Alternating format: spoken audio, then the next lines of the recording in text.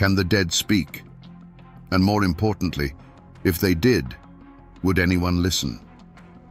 In Greenbrier County, West Virginia, in 1897, this wasn't just a campfire tale. It became the basis for a murder trial. The official report said that a young woman named Zona Heaster had simply died of an everlasting faint. But her mother knew the truth was far darker. She swore that her daughter's spirit returned from beyond the grave to name its own killer. They say a ghost can't testify in court. But in the old mountains of Appalachia, the veil between this world and the next is paper thin.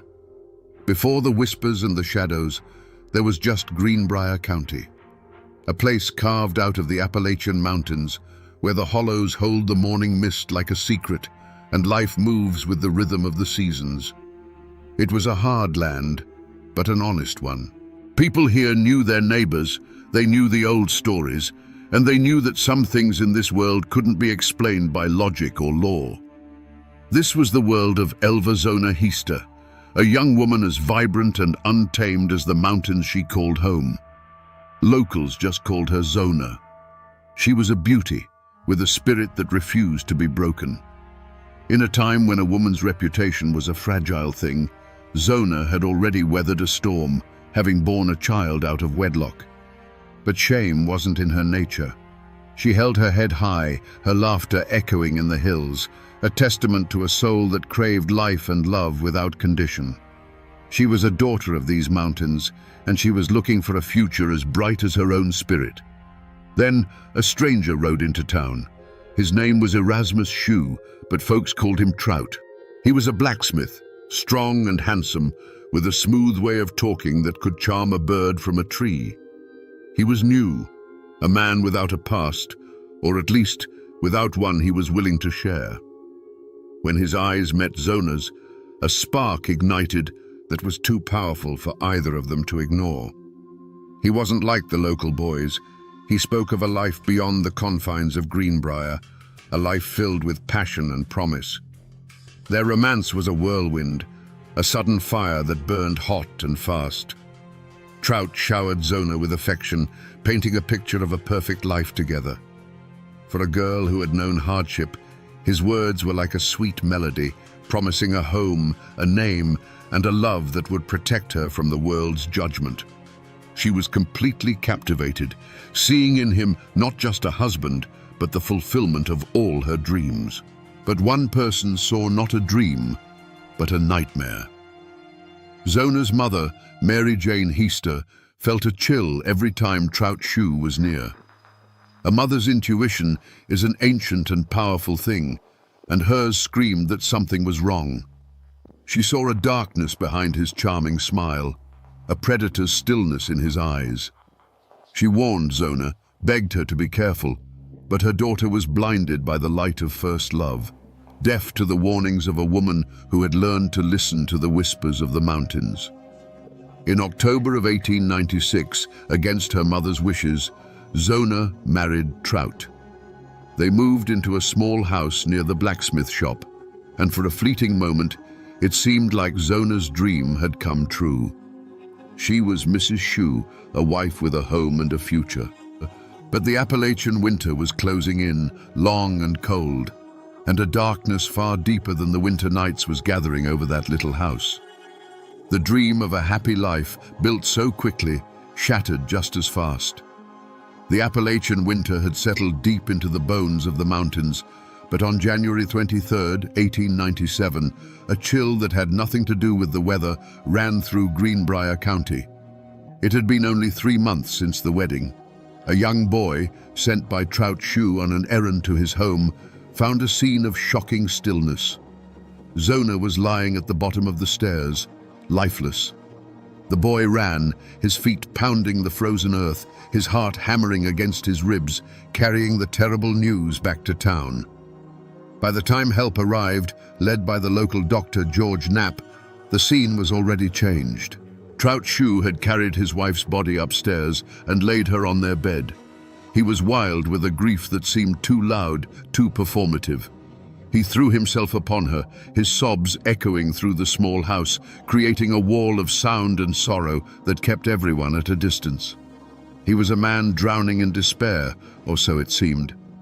The doctor, faced with a hysterical husband and no obvious signs of a struggle, could only do so much. But as the community gathered to prepare for the funeral, Trout's behavior grew stranger, more controlling. Now, in those days, preparing a body for burial was a sacred ritual performed by family and female neighbors. It was a final act of care and respect. But Trout refused to let anyone touch his wife. He insisted on dressing Zona himself, a task he performed alone behind a closed door. When he was done, she was presented in her finest dress, a beautiful garment with one very peculiar feature, a high, stiff collar that reached all the way to her chin. As if the collar weren't enough, Trout then wrapped a large scarf around her neck, explaining tearfully that it had been her favorite. In the coffin, her head seemed oddly loose, and he propped it up with pillows on either side. Any time a mourner came close to pay their respects, to touch her hand or adjust the pillows, Trout would fly into a rage, his grief turning instantly to aggression. He hovered over the head of the coffin, weeping and wailing, physically shielding her neck from view. The whispers started then. People had seen grief before, but this was different. This felt like a man guarding a secret. Knapp, influenced by Trout's frantic behavior and the lack of an autopsy, recorded the official cause of death as an everlasting faint. He later amended it to complications from childbirth, trying to find a medical reason for such a sudden tragedy. With a doctor's signature on the certificate, there were no more questions to be asked, at least not by the law. Zona Shoe was buried in the local cemetery, her high collar and scarf intact. The cold earth covered the coffin, the case was closed, and a terrible secret was seemingly buried forever. For the town of Greenbrier, the story was over. A tragedy, yes, but a closed chapter. For Mary Jane Heaster, however, the real story was just beginning. In the dead quiet of her home, her daughter's absence was a deafening roar. Grief gnawed at her, but beneath it was a cold, hard certainty. Zona had not just died. She had been taken. Mary Jane prayed, not for comfort, but for truth. She begged for a sign, any sign, to prove what her heart already knew. And in the deep, silent nights of that Appalachian winter, her prayers were answered. It started with a cold. Not the kind that seeps in from a drafty window, but a cold that rose from the floorboards, a deathly chill that settled deep in her bones. For 4 nights in a row, the same thing happened. The room would grow frigid, and a faint light would begin to glow in the darkness, coalescing into the form of her daughter, Zona. She wasn't a terrifying specter, but a figure of profound sadness, her form shimmering like moonlight through mist, her eyes pleading. And then she spoke, her voice like the rustle of frozen leaves. The ghost of Zona told a story that made her mother's blood run cold. She spoke of Trout Shoe, not as the charming blacksmith the town knew, but as a man of sudden, violent tempers. On that final evening, his rage had ignited over something as simple as the evening meal. He had come home expecting meat for dinner, and when he found there was none, a storm broke inside their little house. It was an argument, like many couples have, but it was laced with a darkness that Zona had come to fear. Her daughter's spirit recounted the final horrifying moments. The argument escalated, and in a flash of fury, Trout grabbed her. The ghost didn't speak of a struggle, it spoke of a sudden, brutal finality. She told her mother that he had clamped his hands around her neck, his rage giving him an inhuman strength.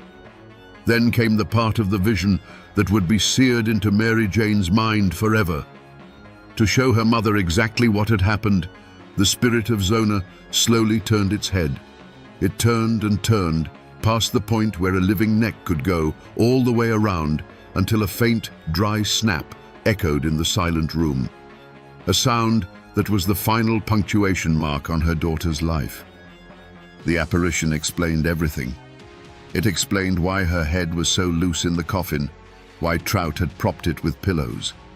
It explained the high, stiff collar and the carefully placed scarf. They were all meant to hide the terrible truth of his hands. For 4 nights, the ghost returned, telling the same story, reinforcing the same horrible details, until Mary Jane was no longer just a grieving mother. She was a witness. She was the keeper of a testimony delivered from the other side of the veil, and she knew she could not stay silent. When the 4th night passed, and the ghost of her daughter did not return, a new kind of silence fell over Mary Jane Heaster's home. It was no longer the silence of grief, but the heavy silence of purpose. The story her daughter's spirit had shared was now a weight in her soul, a truth she had to carry out into the world of the living.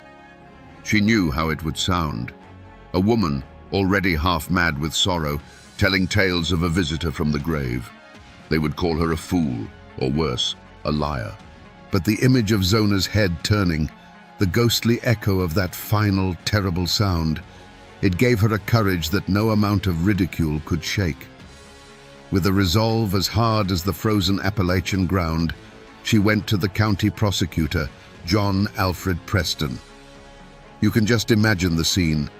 A man of law and logic, sitting behind a desk piled with earthly matters, suddenly confronted by a woman whose chief witness was a ghost. Preston listened, his expression unreadable, as Mary Jane recounted the 4 nights of visitations. She didn't flinch or falter, describing the icy cold, the shimmering light, and the horrifying story that came with it. On its face, the story was unbelievable, the kind of mountain folklore that had no place in a courtroom.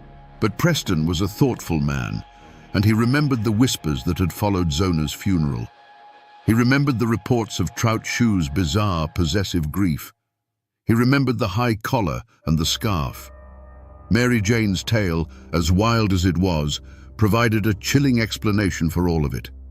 It was a single strange key for a lock no one else could open. Her story wasn't just a vision, it was a theory of the crime that made perfect, terrible sense. Risking his career and his reputation, Preston made a decision. He would listen to the ghost. He went back to Dr. Knapp and, armed with Mary Jane's conviction, persuaded him that something was deeply wrong. An order was given for the exhumation of Zona Heaster Shoe. On February 22, 1897, a small group of men stood in the cold silence of the cemetery. The work was grim, the sound of shovels striking frozen earth a violation of the peace. They raised the coffin, and in a makeshift autopsy room, the truth was finally brought into the light. The high collar and scarf were removed, and there, on Zona's neck, was the proof. Bruises, shaped like fingerprints, were still visible on her skin. Dr. Knapp's examination was thorough this time. He found that her windpipe had been crushed, and then he felt her neck. The first and second vertebrae were dislocated. Her neck had been broken. Every single detail from the ghost's testimony was now cold, undeniable, physical fact. The whispers of a ghost had led them to the evidence. The law, which had been so quick to close the case, now moved with swift and terrible purpose. The charm and the tears of Erasmus Trout Shoe were now meaningless. He was no longer the tragic widower. He was the monster from his dead wife's story. The manhunt was short because the culprit had been hiding in plain sight all along. Trout Shoe was arrested and charged with the murder of his wife. The trial of Trout Shoe became a sensation. Word of the Greenbrier ghost spread through the mountains like wildfire, drawing crowds to the courthouse in Lewisburg.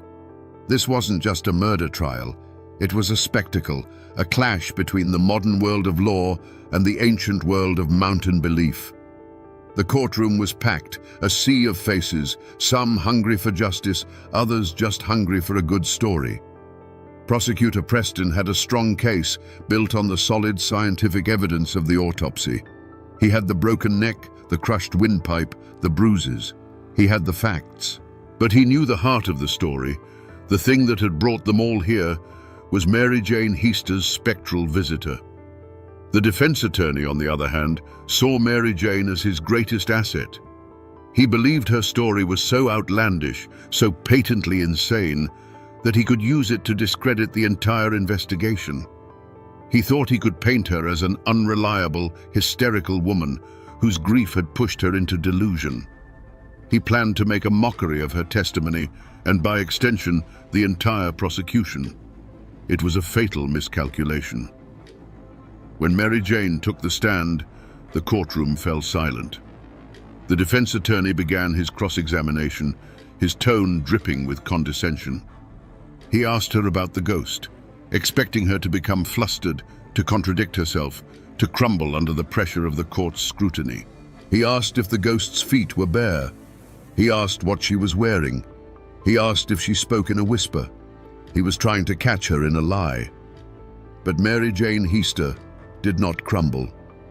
With an unshakable calm and a sincerity that was spellbinding, she answered every question. She looked directly at the jury, 12 men of the mountains who understood a world that wasn't always visible to the naked eye. She told them, under oath, about the 4 nights her daughter came to her. Her testimony was filled with the small, human details that make a story real. Her voice never wavered. She was not a madwoman. She was a mother, delivering a message. The attorney's strategy backfired spectacularly. Instead of making her look foolish, he had given her the stage to tell her incredible story to the jury, who listened, captivated. Her testimony had a profound effect. While the ghost's testimony was not officially entered as evidence, it filled the courtroom with a truth that was more powerful than any legal document. It gave the cold, clinical facts of the autopsy a voice and a motive. It explained why a man would act so strangely at a funeral, why he would cover his wife's neck with such care.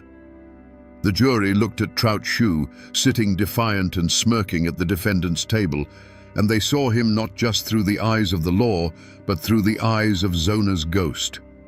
On July 11, 1897, the jury delivered its verdict.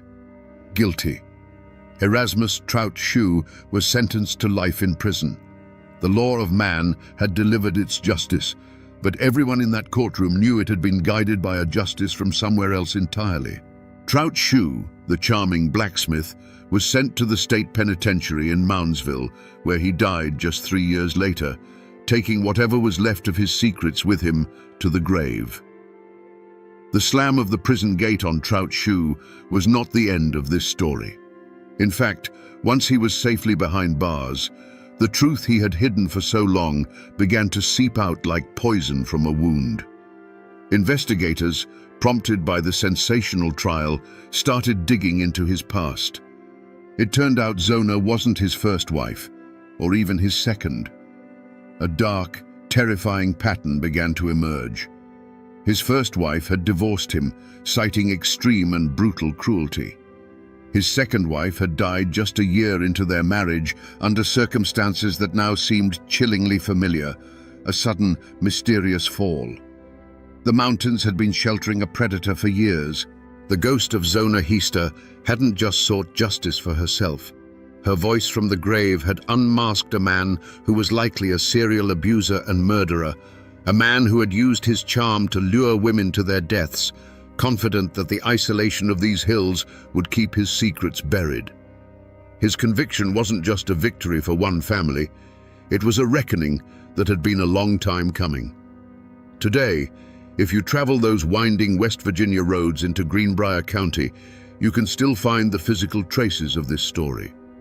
You can visit the Soul Chapel Methodist Cemetery, a quiet, humble place where Zona Heaster Shue is buried. Her tombstone stands as a silent testament to a life cut tragically short. For decades, it has been a pilgrimage site for those who know the story, a place to stand and wonder at the power of a mother's love and the thinness of the veil. But the most incredible piece of this story's legacy stands not in the cemetery, but alongside the road for all to see.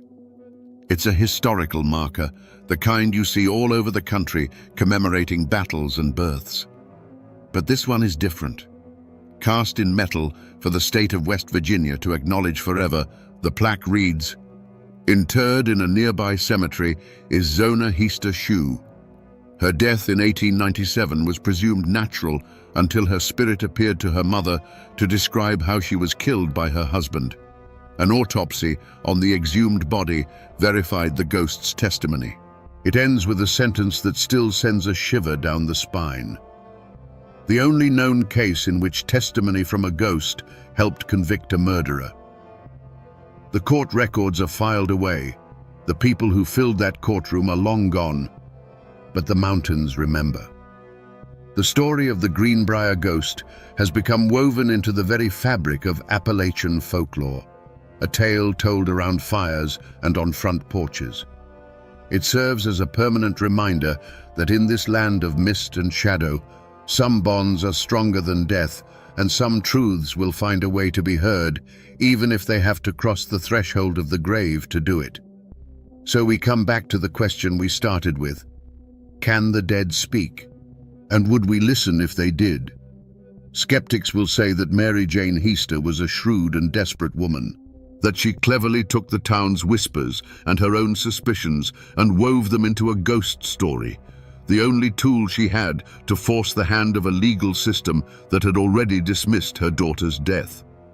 In a world where a woman's word meant little, perhaps the word of a ghost was the only testimony that could not be ignored. But whether you believe it was a spirit returned from the grave or the manifestation of a mother's unbreakable love, the truth that was unearthed is the same. This story isn't just about a ghost. It's about a voice that refused to be silenced. It's about the fierce, primal power of a mother's intuition in a world that often trusts only what it can see and touch. It teaches us that sometimes justice doesn't come from laws written in books, but from a truth that whispers from just beyond our understanding. The story of the Greenbrier ghost has become a permanent part of the American landscape because it speaks to a fundamental hope, that love is stronger than death, that evil will ultimately be exposed, and that even in the deepest silence, a cry for justice will find a way to be heard. It is a chilling, beautiful reminder that in the old mountains, some secrets refuse to stay buried.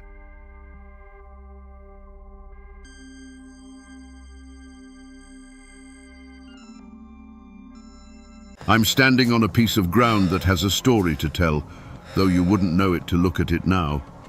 All that's left is a ghost of a chimney, clawing its way out of a tangle of kudzu and briars, and a few foundation stones sweating in the humidity. This was once the heart of the Lincoln family homestead, here in the deep hollows of Lincoln County, West Virginia. The air feels heavy, weighted down by memory. If you listen close, past the wind in the pines, you can almost hear the echoes of a conflict so brutal it was called a war that poisoned this ground and set neighbor against neighbor, kin against kin. Today, we're going to find out why. We're going to listen to these ruins and understand what happened right here that turned a family's dream into this pile of forgotten stone. Let's wind the clock back 150 years. The year is 1870. The chimney we see today isn't a ruin, it's the heart of a home, breathing a steady plume of wood smoke into the crisp morning air. The house it's attached to is a testament to hard work. 2 stories of hand-hewn poplar logs chinked tight against the mountain cold. The porch is wide, and on it sits the patriarch, Colonel Absalom Lincoln, a man as hard and unyielding as the rock-laced soil he commands. His face is a roadmap of hard-won battles, framed by a graying beard, but it's his left sleeve, neatly pinned to his shoulder, that tells the most important story. It's a constant, silent reminder of what he lost at Gettysburg, and a symbol of the cause he still believes in. From this porch, Absalom doesn't see a wilderness. He sees his kingdom. He sees the bottomland, dark and rich, where his sons are already working the fields with a pair of mules. He hears the rhythmic turn of the water wheel at his grist mill down on the creek, the only one for 10 miles in any direction. His world is one of order, built on the unshakable pillars of family, honor, and the sweat of your brow. The Lincolns are not just a family, they are a clan, the closest thing this part of West Virginia has to aristocracy, and Absalom is their unquestioned leader. They believe the old ways are the best ways, and that a man's worth is measured by the land he holds and the word he keeps. Life here is hard, but it's whole. In the house, the women are already at their chores, the smell of baking bread and boiling coffee mingling with the wood smoke. Children's laughter spills out from the yard. This isn't just a farm. It's the center of a community, a place where people come for justice, for advice, or to have their corn ground. For Absalom Lincoln, this homestead is more than property. It is the physical manifestation of his soul, a legacy he intends to pass down through generations. It is a symbol of survival, a piece of the old South rebuilt here in the mountains. But a shadow is beginning to creep up the hollows. Strangers have been seen in the hills, men with tripods and measuring chains, men in city clothes who speak with northern accents. They talk of progress, of timber rights and railroad lines. They speak of the black rock that lies in seams beneath the earth and the fortunes that can be made from it. To some, this is the sound of opportunity. To Colonel Lincoln, it sounds like a second invasion, a new kind of threat to the way of life he sacrificed his arm to defend. And he knows who is welcoming these invaders. The McCoy clan, led by Black Elias McCoy. They are new money, men who didn't fight for a cause but profited from the chaos, selling to both sides and getting rich while their neighbors bled. The Lincolns see them as scavengers, men without honor, who would sell the very ground from under their feet for a stack of Yankee dollars. For now, the conflict is a cold silence in the town square, a stiff nod at the crossroads. But on his porch, Absalom Lincoln watches the sun rise over his land, and he knows a storm is coming. He can feel it in the ache of his missing arm. To understand how a family's pride curdles into a generation of hate, you have to look beyond the soil and stone. You have to follow the paper trail, as thin and fragile as it may be. I've spent weeks doing just that, digging through dusty boxes in the archives, and I found something. This is what I believe is the first drop of poison. It's a page from the Lincoln County Ledger, dated November 6, 1872. The paper is brittle, the color of old tobacco, and it smells of time itself. Most of it is what you'd expect: crop prices, an ad for a liver tonic, a notice about a church social. But tucked away in a small column on the back page is a single dry paragraph that announces the results of the county election. It officially declares that Jedediah McCoy, brother of Black Elias, had been elected sheriff of Lincoln County. On the surface, this is just democracy at work. But you have to understand, in a place like this, the sheriff's badge was the keys to the kingdom. He controlled everything: who got arrested, whose land got seized for back taxes, and whose brand of justice was enforced. For as long as anyone could remember, the man wearing that badge had been a Lincoln, or a man loyal to the Lincolns. This small, forgotten news clipping wasn't just reporting a political upset, it was documenting a coup. This was the moment the McCoys seized the levers of power, and for Colonel Absalom Lincoln, it was an intolerable insult. This piece of paper tells us what happened, but the question that haunts this story, the question that led to all the bloodshed, is how. That small newspaper column was the official record, the final word. But the story of how Jedediah McCoy's name got printed there was written not in ink, but in sweat, whiskey, and the cold glint of northern silver dollars. On Election Day in 1872, the air outside the Hamlin courthouse was thick with a tension you could taste. It wasn't the celebratory mood of a civic duty. It was the quiet, watchful stillness of two armies waiting for the other to blink. The Lincolns and their supporters gathered on one side of the dusty square, the McCoys on the other. It was a division as clear as a property line drawn in blood. Colonel Absalom Lincoln stood on the courthouse steps, his one good hand resting on a hickory cane. He expected his cousin to win. It was a matter of tradition, of respect. The Lincolns had always guided the county, and their people, the families who had been here for generations, understood that. He watched the proceedings with a stern but confident eye, acknowledging the deferential nods of his fellow farmers and veterans. To him, This election was merely a reaffirmation of the natural order of things, a way of telling the world that the values of the Old South were still alive in these hills. But then came the strangers. They arrived in wagons, a rough-looking collection of men Absalom had never seen before. They weren't farmers. Their hands weren't calloused from the plow, but from the pickaxe and the sledgehammer. They were the survey crews and clearing gangs hired by the railroad interests that Black Elias McCoy had been courting.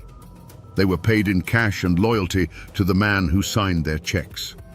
One by one, they cast their ballots, their unfamiliar faces a stark insult to the local men who had bled for this ground. A low murmur rippled through the Lincoln crowd. This wasn't an election, it was an invasion by proxy. When the final tally was read aloud, a moment of stunned silence fell over the square. It was quickly shattered by a triumphant roar from the McCoy side of the crowd. Jedediah McCoy had won by a handful of votes, just about the same number of strangers who had been brought in. Black Elias McCoy stood in the center of the celebration, a thin, knowing smile on his face. He had not won an election, he had purchased an office. Colonel Lincoln descended the steps, his face a mask of cold fury. He walked directly to Elias, the crowd parting before him. Their confrontation was quiet, but more menacing than any shout. "You bought this election," Absalom said, his voice low but carrying like a rifle shot in the winter air. "You bought it with northern money and railroad trash." Elias McCoy didn't flinch. He looked the one-armed colonel square in the eye. "The world is changing, Absalom," he replied, his own voice smooth as oiled steel. "It's a new time. You can either get on the train or get run over by it." In that moment, the lines were drawn. It was no longer about politics. It was about honor, about survival. And both men knew, standing there in the dust, that this conflict would not be settled at the ballot box again. Paper and ink can give you the facts, but they can't give you the feeling. They don't have a soul. To find that, you have to talk to the people who carry the story in their blood. That's what led me here, to a small, neat house perched on a hillside, to sit on a front porch with a woman named Sarah Lincoln Vance. She's 87 years old, the great-granddaughter of Colonel Absalom Lincoln's eldest son. Her hands are gnarled with age, but her eyes are sharp, and her memory is a library of stories that have never been written down. I showed her the newspaper clipping about the election. She looked at it, gave a slow, knowing nod, and handed it back to me. "That was the start of the trouble, all right," she said, her voice a soft mountain drawl. "But it ain't the start of the hate. Politics is one thing, that's about power. The hate started later. It started over a boy defending his father's honor. According to the story Sarah's grandmother told her, a few months after the election, there was a church social. It was one of those rare times when the whole county came together, a fragile truce under the eyes of God. But the McCoy victory had made their young men bold, arrogant. One of Elias McCoy's nephews, a boy barely 20, had too much corn liquor and decided to make a show of his family's new standing. He saw Colonel Lincoln standing by himself and said, loud enough for a dozen people to hear, "Looks like the colonel left his voting arm at Gettysburg along with his sense." The insult hung in the air, a stunning act of disrespect. The colonel, a man of immense pride and control, simply turned his back and walked away. But his youngest son, Daniel, who was only 16, saw it all. His face went white with rage. Sarah told me that her grandmother said Daniel was the apple of the colonel's eye, a boy with his father's fire and his mother's kindness. To see his father, a war hero, humiliated like that by a McCoy pup, it was more than he could bear. That, Sarah explained, is the real story behind the first death. The official record, the one whispered in the courthouse, was that Daniel Lincoln got into a dispute with that same McCoy boy over a property line a few days later. But the Lincoln family has always known the truth. Daniel didn't go to that hollow to argue over a few feet of dirt. He went there to demand an apology for his father. The property line was just the place where a boy's pride finally caught up with him. The election gave the McCoys the power, but it was that cruel joke that provided the spark. And that spark was about to ignite the whole damn county. The insult at the church social was a hot coal in Daniel Lincoln's gut. For days, it smoldered. He was only 16, but he had his father's unbending pride. He saw the way the other men looked at the colonel now with a hint of pity. He heard the whispers, and he saw the shame in his father's eyes, a look that cut the boy deeper than any knife. While the older men of the family spoke in hushed tones of political strategy and legal challenges, Daniel was consumed by a simpler, more primal code. An insult to his father's honor was an insult to the entire Lincoln name, and it had to be answered. He wasn't thinking of war or consequences. He was thinking like a son. He found Caleb McCoy, the boy who'd made the joke, working a stand of timber in a narrow hollow where their property lines blurred. It was a lonely place, the sound of the axe echoing off the steep hillsides, the air thick with the smell of pine sap. Daniel didn't come with a rifle leveled. He came on foot, his hands empty, his heart hammering against his ribs. "I want you to apologize to my father," Daniel said, his voice shaking but firm. Caleb McCoy, flush with the arrogance of his family's recent victory, just laughed. He leaned on his axe handle, a smirk on his face. "Your daddy's a cripple and his time is past," Caleb sneered. "Just like the rest of you Lincolns. Now get off my land before I run you off." He spat a wad of tobacco juice near Daniel's feet. That was the final spark. Daniel lunged, his fists clumsy but flying with all the pent-up rage of a wronged son. Caleb, bigger and a few years older, was taken by surprise but quickly recovered. The two boys tumbled to the ground, trading blows in the dirt and mud, a desperate, graceless fight fueled by generations of growing animosity. It wasn't a duel, it was a brawl. They rolled over roots and rocks, their grunts and curses swallowed by the vast indifference of the woods. The struggle carried them to the edge of a steep, rocky ravine that cut through the hollow. Caleb had Daniel pinned, his knuckles bloodying the boy's face. Daniel, in a surge of desperate strength, bucked and twisted, trying to throw him off. For a split second, their weight shifted. Caleb's boot slipped on a patch of wet moss. His eyes widened, his smirk replaced by a flash of genuine terror. He scrabbled for a handhold, but there was nothing but air. With a cry that was cut short by the sickening crack of a branch, he disappeared over the edge. Silence. A profound, ringing silence broken only by the gurgle of the creek below and Daniel's own ragged breaths. He crawled to the edge and looked down. Caleb McCoy lay twisted on the rocks below, his body unnaturally still. The fight was over. A 16-year-old boy, defending his father's honor, had just committed the first act of war. He scrambled back from the edge, a wave of cold horror washing over him, and he ran.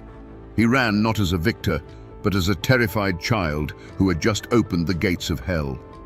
When Caleb's body was found, the McCoys screamed for blood. Sheriff Jedediah McCoy declared it murder and swore to hang the Lincoln boy responsible. But Colonel Absalom Lincoln, seeing the terror in his own son's eyes, made a decision. He would not give his child to a McCoy sheriff and a McCoy mob. He gathered his clan, and at the funeral for the young Lincoln boy, because that is what the official story now became, a tragic hunting fall, he stood over the simple pine coffin and made his vow. "The law of this county is a tool for our enemies," he declared, his voice like iron. "From this day forward, we will be our own law, an eye for an eye, a life for a life." The point of no return had been crossed. The time for words was over. After a death like that, vengeance doesn't wait long in these mountains. It just waits for the right time and the right place. That place is here. I'm standing beside the Guyandotte River at a sharp, angry turn in the road that locals have called Devil's Elbow for as long as anyone can remember. Today, it's peaceful. The water rushes over the rocks and the sun filters down through a thick canopy of leaves. It's a beautiful, forgotten corner of the county. But if you know where to look, the scars are still here. This wide gravel shoulder I'm standing on isn't the original road. The old wagon trace ran closer to the water, right along the base of this sheer rock wall. And up there, about 50 feet above me, is a high wooded ridge that looks down on this entire bend. It's a perfect natural ambush point, a kill box designed by God himself. The sandstone up there is still pockmarked, weathered by a century of rain and ice, but you can still make them out. Dark little circles against the grey rock, each one a silent testament to the chaos that was unleashed right where I'm standing. This is where the Lincolns delivered their answer to the death of young Daniel. It wasn't a back alley knife fight. It was a calculated military-style operation, planned and led by a man who had learned the art of war on the bloodiest battlefields in the nation. You have to imagine it. A slow-moving wagon, heavy with the payroll for a McCoy timber crew, rumbling down that narrow trace. The men inside, feeling safe, probably not even thinking of trouble. They never saw the shadows moving in the laurel up on that ridge. They only heard the sound of Colonel Lincoln's justice speaking all at once. The McCoy payroll wagon creaked its way along the river trace, moving at the slow, steady pace of the mules that pulled it. Inside, 3 McCoy kinsmen were relaxed, their rifles leaning against the wagon bed. The money, a heavy lockbox full of silver dollars, was a comforting weight between them. It was a warm afternoon in 1875. The air was sweet, and the only sounds were the jingle of the harness, the rumble of the wheels, and the endless rush of the Guyandot. As they rounded Devil's Elbow, the high rock wall threw the road into deep shadow, offering a brief respite from the sun. It was the last moment of peace any of them would ever know. The first shot was not a warning. It was a declaration. A single sharp crack echoed from the ridge above, and the lead mule went down as if struck by lightning, its collapse throwing the entire wagon into a groaning, tangled halt. Before the McCoy men could even register what had happened, the ridge exploded in a volley of synchronized fire. It was not the scattered shooting of a brawl. It was the disciplined, concentrated fire of soldiers. The sound was a physical blow, a deafening wall of noise that hammered the wagon from above. The wooden sideboards of the wagon splintered instantly, peppered with a dozen heavy-caliber impacts. The air filled with the smell of gunpowder and hot lead. The man holding the reins was thrown backward from his seat, the leather straps falling from his hands. A second man, who had been scrambling for his rifle, suddenly slumped forward over the lockbox, his own weapon clattering, unfired, to the floorboards. The third and final man managed to raise his pistol and fire a single wild shot toward the trees before he too was silenced, collapsing in a heap beside his comrades. Then, as suddenly as it began, an absolute silence fell over the bend in the road. It was a heavy, profound quiet, broken only by the panicked breathing of the remaining mule and the ceaseless murmur of the river. From the dense laurel on the ridge, a line of figures emerged, moving with quiet purpose down the steep incline. They were led by Colonel Absalom Lincoln. His face was grim, his eyes cold and methodical. He was not a man consumed by rage. He was a commander inspecting a battlefield after a successful engagement. He walked to the wagon and looked upon the scene of instant, overwhelming destruction. His men watched him, waiting for a command. Absalom surveyed the interior of the wagon, his gaze falling upon the untouched lockbox full of silver. He made no move toward it. This was not about money. This was about payment of a different kind. Reaching into his own pocket, he pulled out a single spent rifle cartridge, a 56-56 Spencer, the signature of his old cavalry unit, and placed it deliberately on the driver's seat. It was a message, a signature left in brass and smoke. He turned without another word and led his men back into the woods, vanishing as quickly as they had appeared, leaving behind a monument of splintered wood and terrible silence.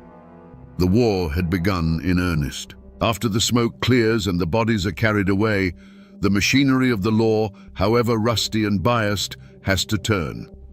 And this is what it produces. This is the official coroner's inquest, filed in the Lincoln County Courthouse just 2 days after the ambush at Devil's Elbow. The handwriting is a spidery, formal script on paper that has gone thin and brown with age, but the words themselves are cold, hard, and clipped. They are the official story, the version of events that was meant to be preserved for history. I'll read you the key passage. It says, "The deceased, identified as Silas McCoy, John R. McCoy, and Peter Vance, did come to their deaths by means of multiple gunshot wounds. Evidence suggests the attack was carried out from the high ridge overlooking the road. The company payroll box, containing approximately $200, was found undisturbed. The perpetrators are, at this time, unknown. Perpetrators unknown. In a county this small, where every family knows every other family's business, that phrase is a lie. A necessary, legal lie, perhaps, but a lie nonetheless. The whole county knew who had the skill to organize an attack like that. The whole county knew who owned Spencer repeating rifles. And the whole county knew who had a fresh grudge and a score to settle. This document, in its sterile official language, scrubs the passion from the event. It doesn't mention the insult at the church social or the death of a 16-year-old boy. It reduces Colonel Lincoln's methodical act of vengeance to a simple, anonymous triple homicide.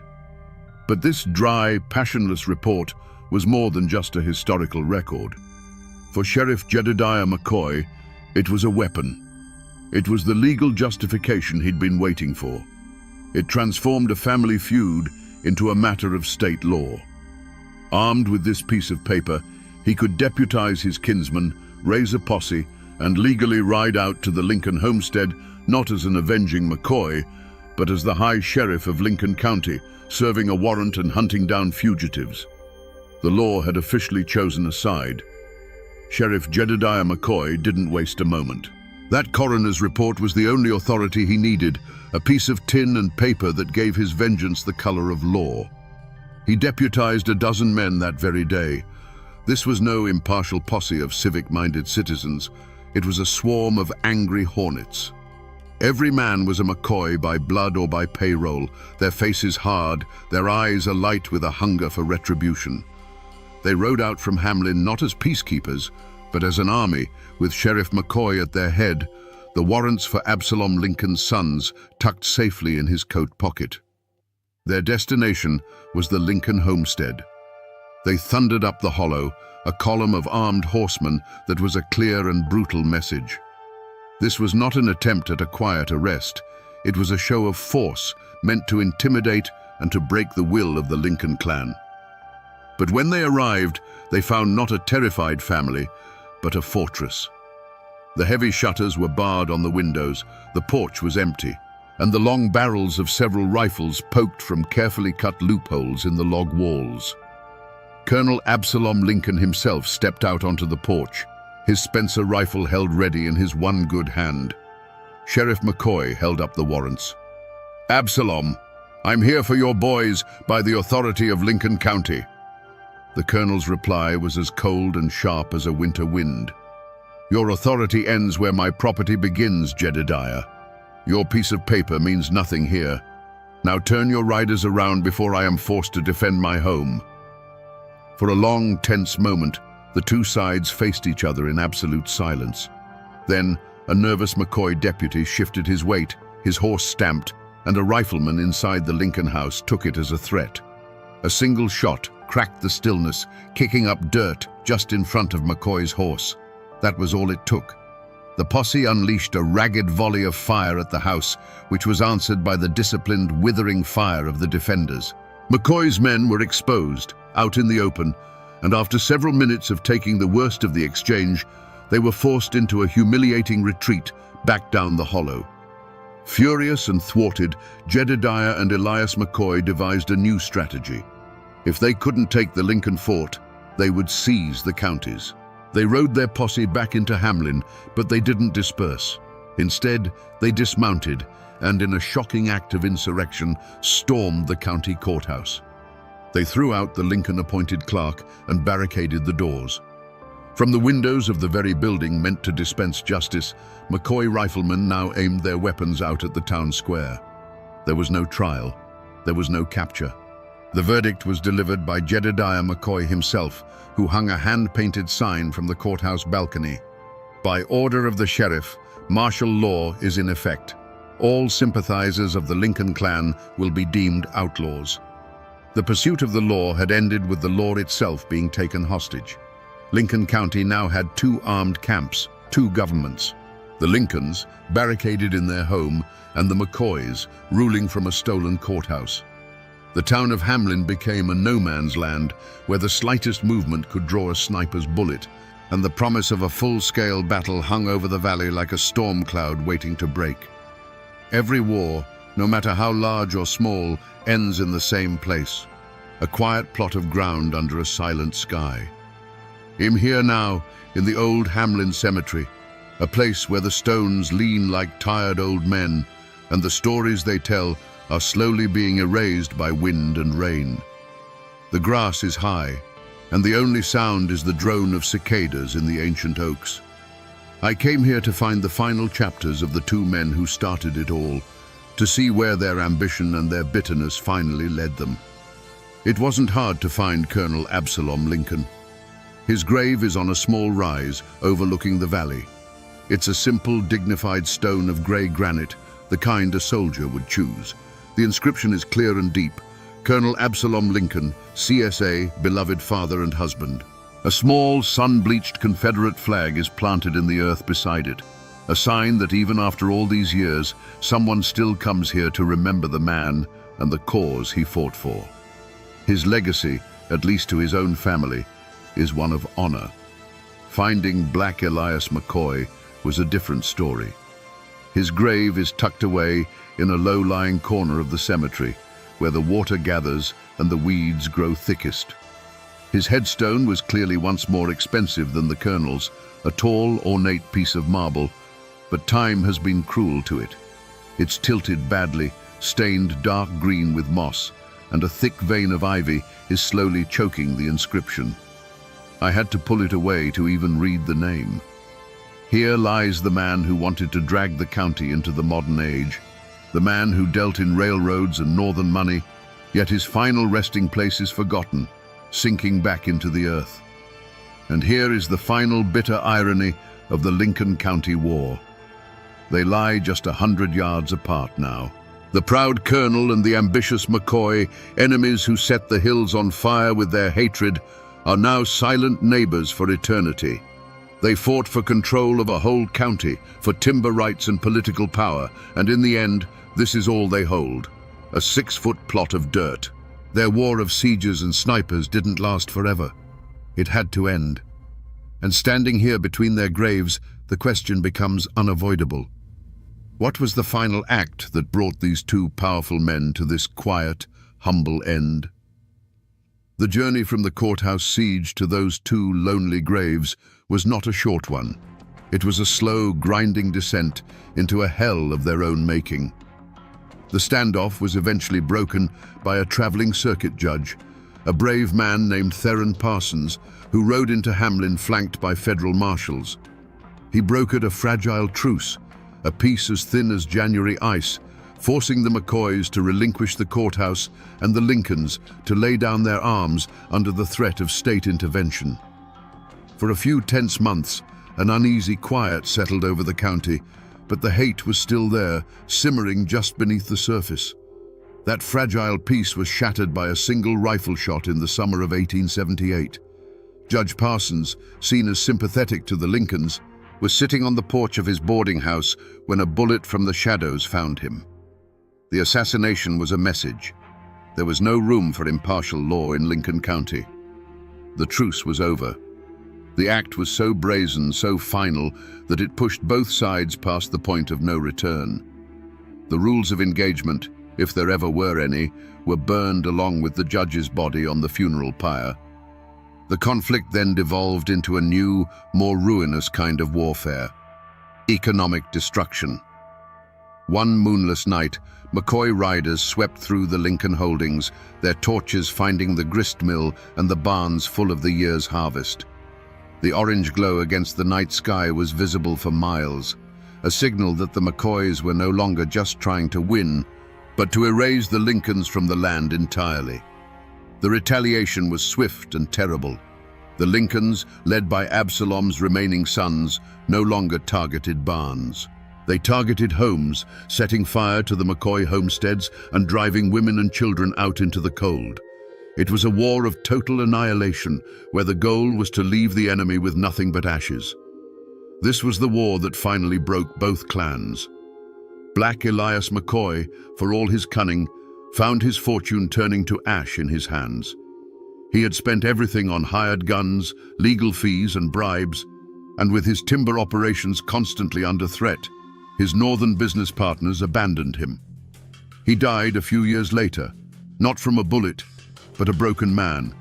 His dreams of a McCoy dynasty ruined, leaving little behind but debts and a legacy of hate. Colonel Absalom Lincoln met a more direct, but no less tragic, end. In the spring of 1880, believing the worst of the fighting was over, he was out plowing his field, trying to bring life back to the soil that had soaked up so much blood. The man who had survived Gettysburg, who had fortified his home against a sheriff's army, was shot in the back by an unknown assassin from the tree line. He died with his hand on the plow. With the patriarchs of both families gone, the war simply ran out of fuel. The long shadow it cast, however, would stretch for generations, a darkness that fell not just on the families who fought, but on the very soul of the county itself. You might think that after 150 years, the dust would have settled, and the story of the Lincoln County War would be just that, a story. But you'd be wrong. The shooting may have stopped in 1880, but the war of words, the war of whispers and memory, never truly ended. It's still being fought today in quiet conversations on front porches and at family reunions. The truth of what happened depends entirely on who you ask, because in Lincoln County, history isn't a single solid thing. It's a fractured mirror, and every family holds a piece. To this day, if you find someone with the last name Lincoln, they will tell you a story of heroes and villains. In their version, Colonel Absalom Lincoln was a tragic patriarch, a man of unshakable honor who was forced to defend his family and his way of life against a tide of corruption. The McCoys were nothing but greedy upstarts, puppets for northern industrialists who stole an election and used a tainted badge to wage a campaign of terror. The ambush at Devil's Elbow wasn't murder, it was justice. Fortifying their home wasn't insurrection, it was a desperate act of self-preservation. Absalom Lincoln, they'll tell you, died a martyr for the old ways. But go down the road a few miles to a hollow where the McCoy name is still common, and you will hear a very different tale. They'll tell you Black Elias McCoy was a visionary, a man of progress who saw a future for Lincoln County beyond subsistence farming and isolation. He was trying to bring jobs, money, and the railroad into these hills, but he was blocked at every turn by the Lincolns, a violent, stubborn clan who couldn't accept that the world had changed. In their story, the Lincolns were the aggressors, murderers who killed a boy over a petty squabble and ambushed honest men on a public road. Jedediah McCoy wasn't a crooked sheriff. He was a brave lawman trying to bring killers to justice in the face of an armed rebellion.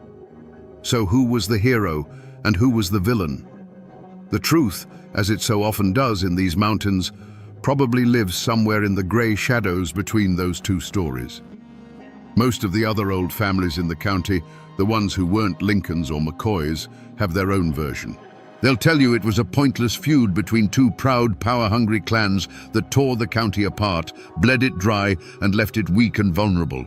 They see both Absalom and Elias not as heroes or villains, but as two stubborn old fools who, in their fight over who would rule the county, ended up destroying it for everyone, paving the way for the real conquerors, the coal and timber companies who bought up the land for pennies on the dollar from the widows and orphans left behind. When a story is carved into a place with this much blood and sorrow, the facts themselves often become too heavy to carry. Over the generations, the sharp, painful edges of history get worn smooth and the story transforms. It stops being a dry account of an election and an ambush, and it becomes something else entirely, a legend. The Lincoln County War didn't just leave scars on the landscape, It left ghosts in the minds of the people, spectres that still walk the high ridges and whisper in the deep hollows. The most enduring of these is the tale of the phantom rider of Heart's Creek. Even now, some old-timers will tell you that if you're out on the ridges at dusk, you might see him, a lone figure on a pale horse silhouetted against the dying light. He never gets close, never makes a sound. He just watches. During the war, men from both sides claim to have seen him right before a killing, a silent omen of the violence to come. Some say he's the ghost of a soldier, eternally watching his home tear itself apart. Others believe he is death himself, drawn to these hills by the sheer volume of hate. The historical fact of the ambushes and killings has been given a supernatural guardian, a way for the people to personify the sense of doom that hung over the county. This is how the community processed the trauma. The raw greed of Black Elias McCoy was too mundane, so it was transformed into a legend of a devil's bargain, a story that he sold the souls of his kinsmen to a dark-suited stranger in exchange for power. The cold-blooded tactics of Colonel Lincoln were easier to understand if you believed he was acting under a curse laid on the land by a crooked surveyor. The facts of the war became the bones, but folklore, ghost stories, and cautionary tales grew over them like flesh. It's the final stage in a story's life, the moment history dissolves and a legend is born to carry the emotional truth of what was lost. And so we find ourselves back where we started, here at the lonely chimney, standing sentinel over the ghost of the Lincoln homestead. When we first stood here, this was just a pile of stones, a forgotten ruin in a tangle of weeds. But it's not just a ruin anymore, is it? Now we see it for what it is. It's a monument. It's a testament to the pride of a one-armed colonel, to the fury of a son defending his father's honor, and to the terrible final silence that fell when the war was over.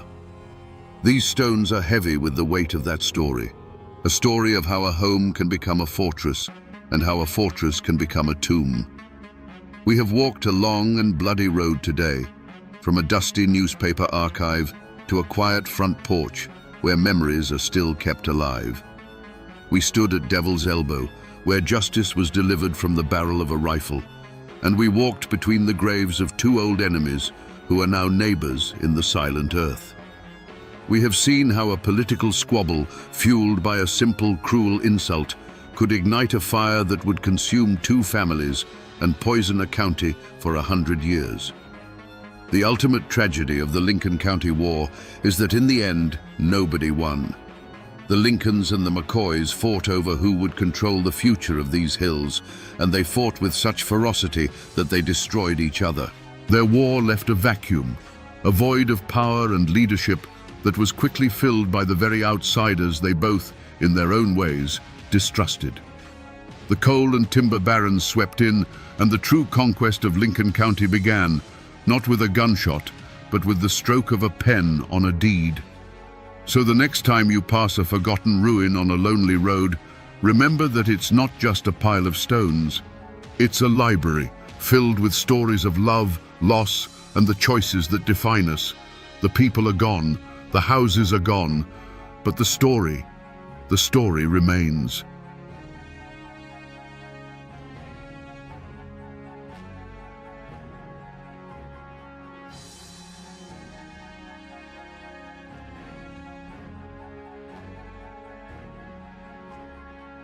Right here, this quiet clearing along the Tug Fork in Pike County, Kentucky.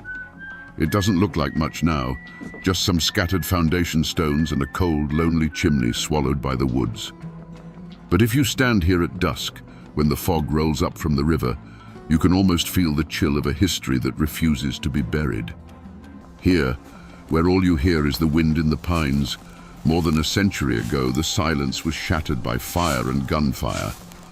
Most folks know the names Hatfield and McCoy, but they don't know the story of Nancy McCoy Phillips, the woman who stood at the heart of the storm. Today, we're going to listen to the whispers from these ruins and piece together the story of a forgotten witness and the terrible price she paid for telling the truth. Let's wind the clock back. Imagine this clearing not as a ruin, but as a living homestead. See the log cabin, smoke curling from that same stone chimney, the scent of wood smoke and baking bread hanging in the air.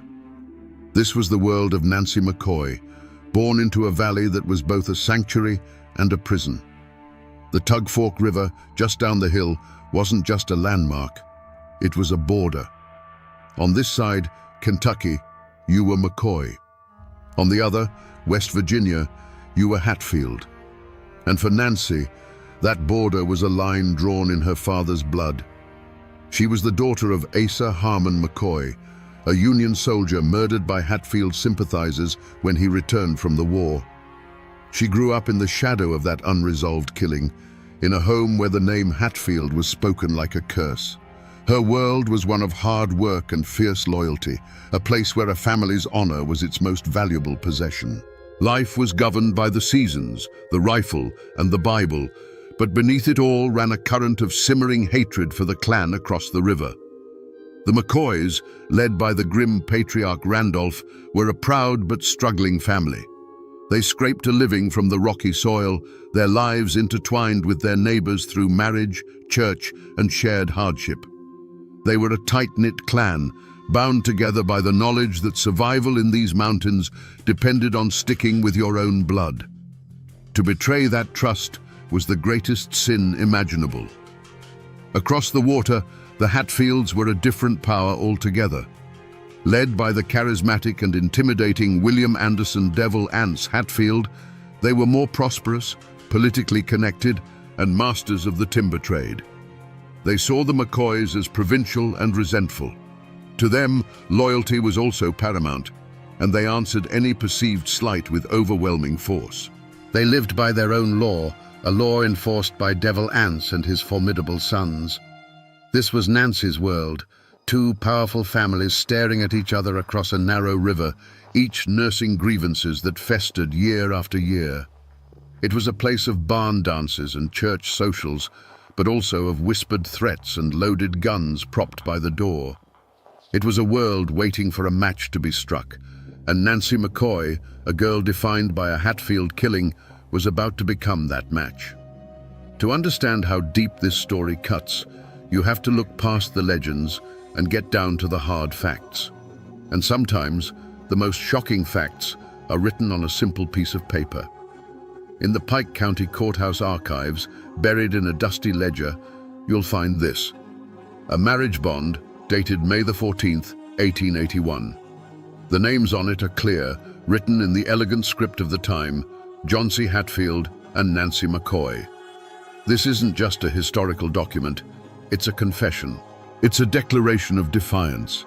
In the world of the Tug Valley, putting those two names together on an official record was like striking a match in a room full of dynamite. This paper marks the exact moment a McCoy daughter willingly crossed the river and gave herself to the son of her family's greatest enemy. And look at the groom's name: John C. Hatfield. This wasn't just any Hatfield. This was Devil Anse's handsome, silver-tongued son, a man already infamous for breaking the heart of Nancy's cousin, Rosanna McCoy, in a tragic affair that left Rosanna an outcast. This piece of paper tells us that Nancy walked into this union with her eyes wide open. It begs the question that still haunts this valley. What could possibly drive a woman whose father was killed by her new husband's kin to sign away her name, her family, and her future? That marriage bond wasn't a peace treaty. It was a declaration of war on Nancy's own family. You have to understand the power John C. Hatfield held. He was handsome, charming, and wild, the prodigal son of the most powerful man in the valley. For a young woman like Nancy, who had known nothing but hardship and the grim shadow of her father's murder, John C. might have looked like an escape. He represented a world with more money, more freedom, and perhaps a life beyond the endless cycle of McCoy grief. Whether it was true love or a desperate gamble, she made her choice. The moment her signature dried on that marriage bond in the Pikeville courthouse, the door to her old life slammed shut forever. To her father, Randolph McCoy, and the rest of the clan, this was the ultimate betrayal. She hadn't just married a Hatfield. She had married the son of Devil Anse, the man who embodied everything they hated. They saw it as a stain on her father's memory. In their eyes, she ceased to be a McCoy. She was a turncoat, a traitor to her own blood. On the West Virginia side of the river, her reception was likely little warmer. To Devil Anse and the Hatfield clan, Johnsy bringing home a McCoy bride was a victory, a symbol of their dominance. But she was still Asa Harmon McCoy's daughter. She was the enemy's blood. They would have watched her every move, listened to her every word, always wondering where her true loyalties lay. She was a trophy, but one they never fully trusted. And so Nancy found herself in a gilded cage. She lived in the Hatfield stronghold, surrounded by the very men her family accused of murder.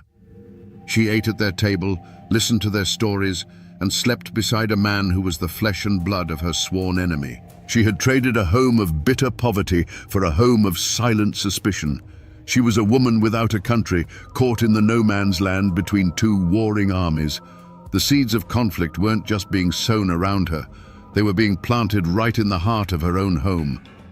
The paper trail of court records and marriage licenses can only tell you what happened. It can't tell you why.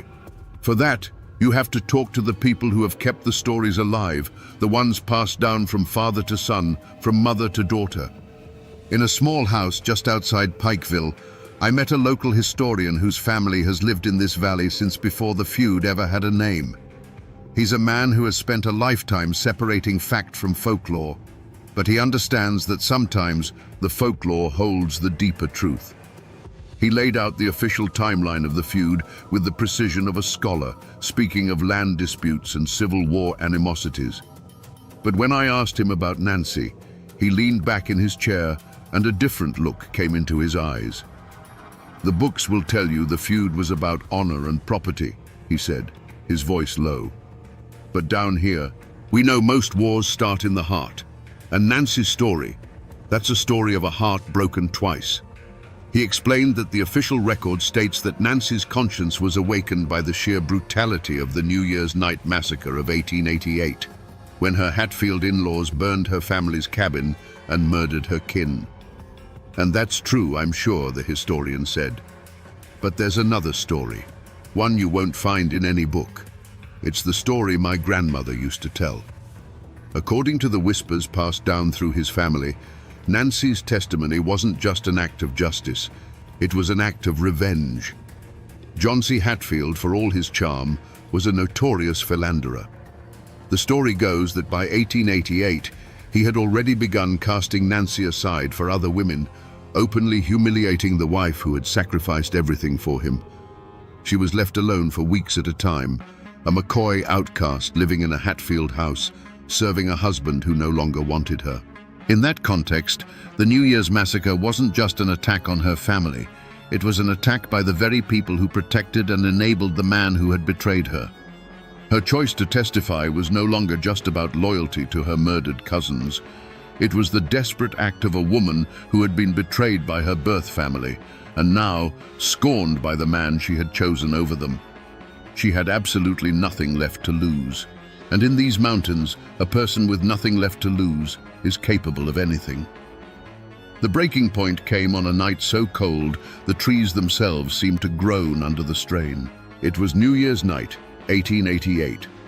A cold that had nothing to do with the weather had settled over the Tug Valley. Warrants were out for Devil Anse and his sons for the execution of the 3 McCoy boys years earlier. The law was closing in, and the Hatfields decided on a final, terrible solution. Wipe out Randolph McCoy and his family, and cut the head off the snake for good.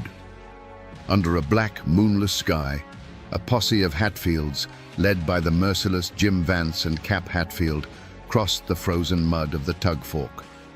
They moved like ghosts through the Kentucky woods, their faces grim, their intent absolute. They weren't there for a fight. They were there for an extermination.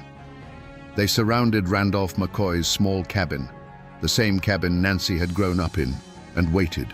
The family was inside, asleep, unaware that their world was about to end. The first sign of trouble wasn't a gunshot, but a flicker of orange against a window pane. The Hatfields had set the home ablaze. The family awoke to a nightmare of smoke and heat, the crackle of burning timbers their death knell. Randolph knew what was happening. He grabbed his rifle. The choice was stark: burn to death or face the guns waiting outside. He yelled for his family to run for their lives. As the cabin door burst open, the night erupted. Alifair McCoy, one of Nancy's cousins, ran from the inferno, her hands raised, pleading for her life. A shot cracked in the frozen air, and she fell silent on the frozen ground. Her brother Calvin, trying to provide cover fire, was cut down in a hail of bullets. Their mother, Sarah, rushed to her daughter's side and was met not with a bullet, but with something worse. She was beaten mercilessly with a rifle butt, the sound of the blows echoing in the night, a brutal punctuation to the slaughter. Old Randolph himself, by some miracle, slipped away into the darkness, a hunted animal, leaving behind the ruins of his home and the bodies of his children. Back in West Virginia, in a lonely cabin, Nancy McCoy Hatfield waited. Perhaps her husband Johnsy was out with the raiders, or perhaps he was simply gone, chasing another woman, as the family story suggests. Either way, she heard them when they returned. She would have seen the feverish excitement in their eyes, smelled the acrid scent of gunpowder and wood smoke that clung to their clothes. She would have heard the boasts, the grim accounting of the night's work. In that moment, everything broke inside her. The slow poison of Johnsy's infidelity fused with the fresh, raw agony of her family's murder. The men who had just butchered her kin were her husband's family, the clan she had sacrificed her own blood for. The betrayal was absolute, coming from both the man she had married and the family she had joined. The love, the hope, the desperation that had driven her across the river, it all burned away, leaving behind only a cold, hard core of resolve. There was no going back now. The war was no longer between Hatfield and McCoy. It was inside Nancy herself, and she had just chosen a side. This is the old Pike County Courthouse in Pikeville. It's still here, a stoic brick building that has watched over this town for more than a century. Tourists walk past it every day, maybe admiring the old architecture, but few understand the sheer weight of the history soaked into these walls. This building isn't just a landmark, it's a monument to the day the law finally tried to tame the feud. It was a battlefield, but the fighting wasn't done in the hollows with rifles. It was done in a courtroom with testimony. You have to picture it.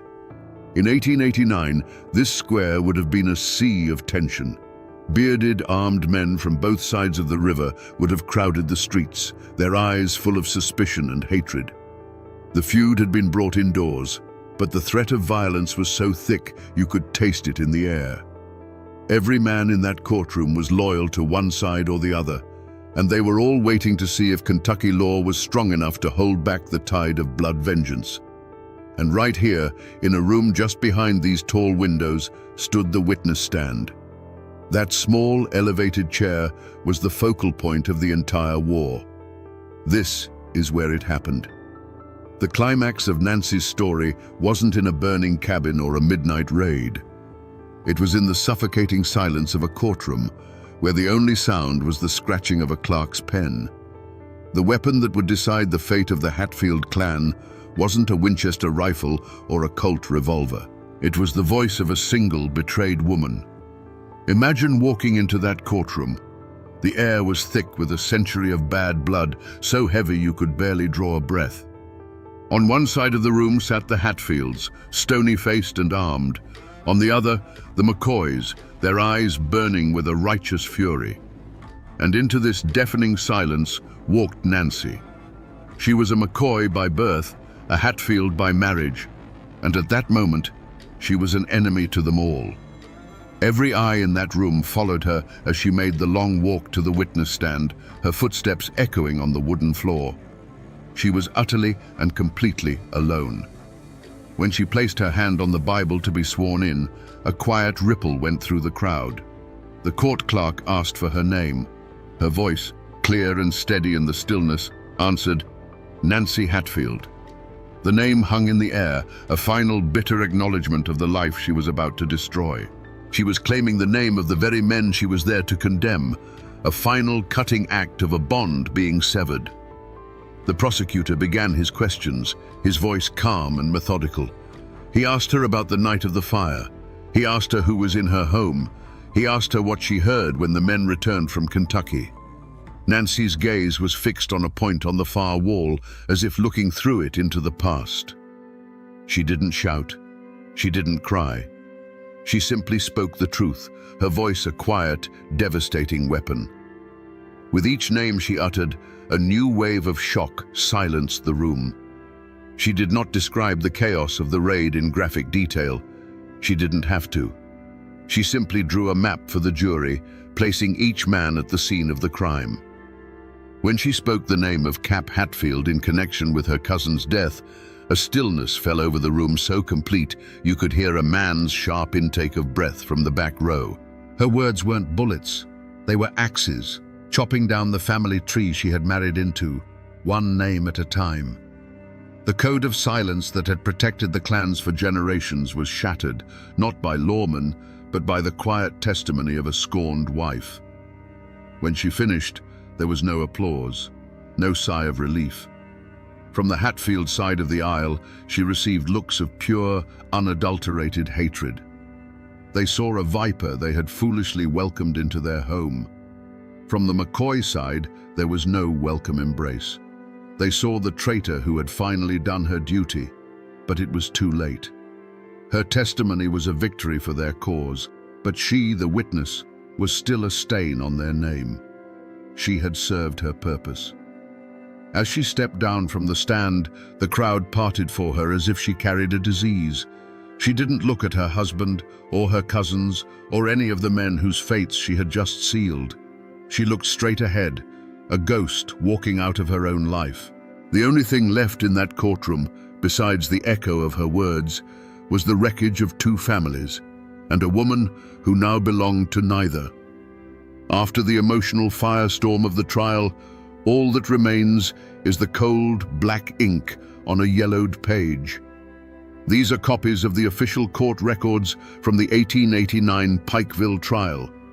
This is history flattened, pressed between pages, and stripped of all its blood and tears. The testimony that tore a family apart is reduced to a dry, passionless transcript of questions and answers. The language is sterile, designed to be precise, but in its precision, it loses the entire truth of the matter. Here, for example, is the coroner's inquest for Nancy's cousin, Alifair. It clinically states the cause of death as a wound inflicted by a projectile from a firearm. A projectile. It doesn't say it was a bullet fired in the cold dark by a man she knew. It doesn't mention the fact that she was running from her burning home, that her last breaths were filled with smoke and terror. The report captures the mechanics of her death, but misses the horror of it entirely. And here, under the section for witness testimony, is Nancy. Her words, which had the power to hang a man, are recorded with the same detached tone. Question: can you name the parties you saw returning on the night of January 1st? Answer: I saw Cap Hatfield. I saw Tom Wallace. The transcript doesn't record the dawning look of hatred on the faces of her in-laws. It doesn't convey the earth-shattering courage or the vengeful fury it took for her to speak those names. The paper records what was said, but it tells you nothing of what it cost her to say it. These documents are the official story, the one that history accepts as fact. But reading them is like looking at a photograph of a bonfire and trying to feel its heat. The real story isn't in the neat lines of ink. It's in the spaces between them, in the humanity that the official record is designed to ignore. And yet, these cold, sterile words had the power of life and death. They were the legal instrument that would bring the law's terrible justice down upon the Hatfields. Nancy's words were no longer just testimony, they were hunting dogs let loose in the West Virginia hills. Armed with her insider account, the law, which for so long had been a distant rumor in these mountains, arrived with iron shackles and Kentucky warrants.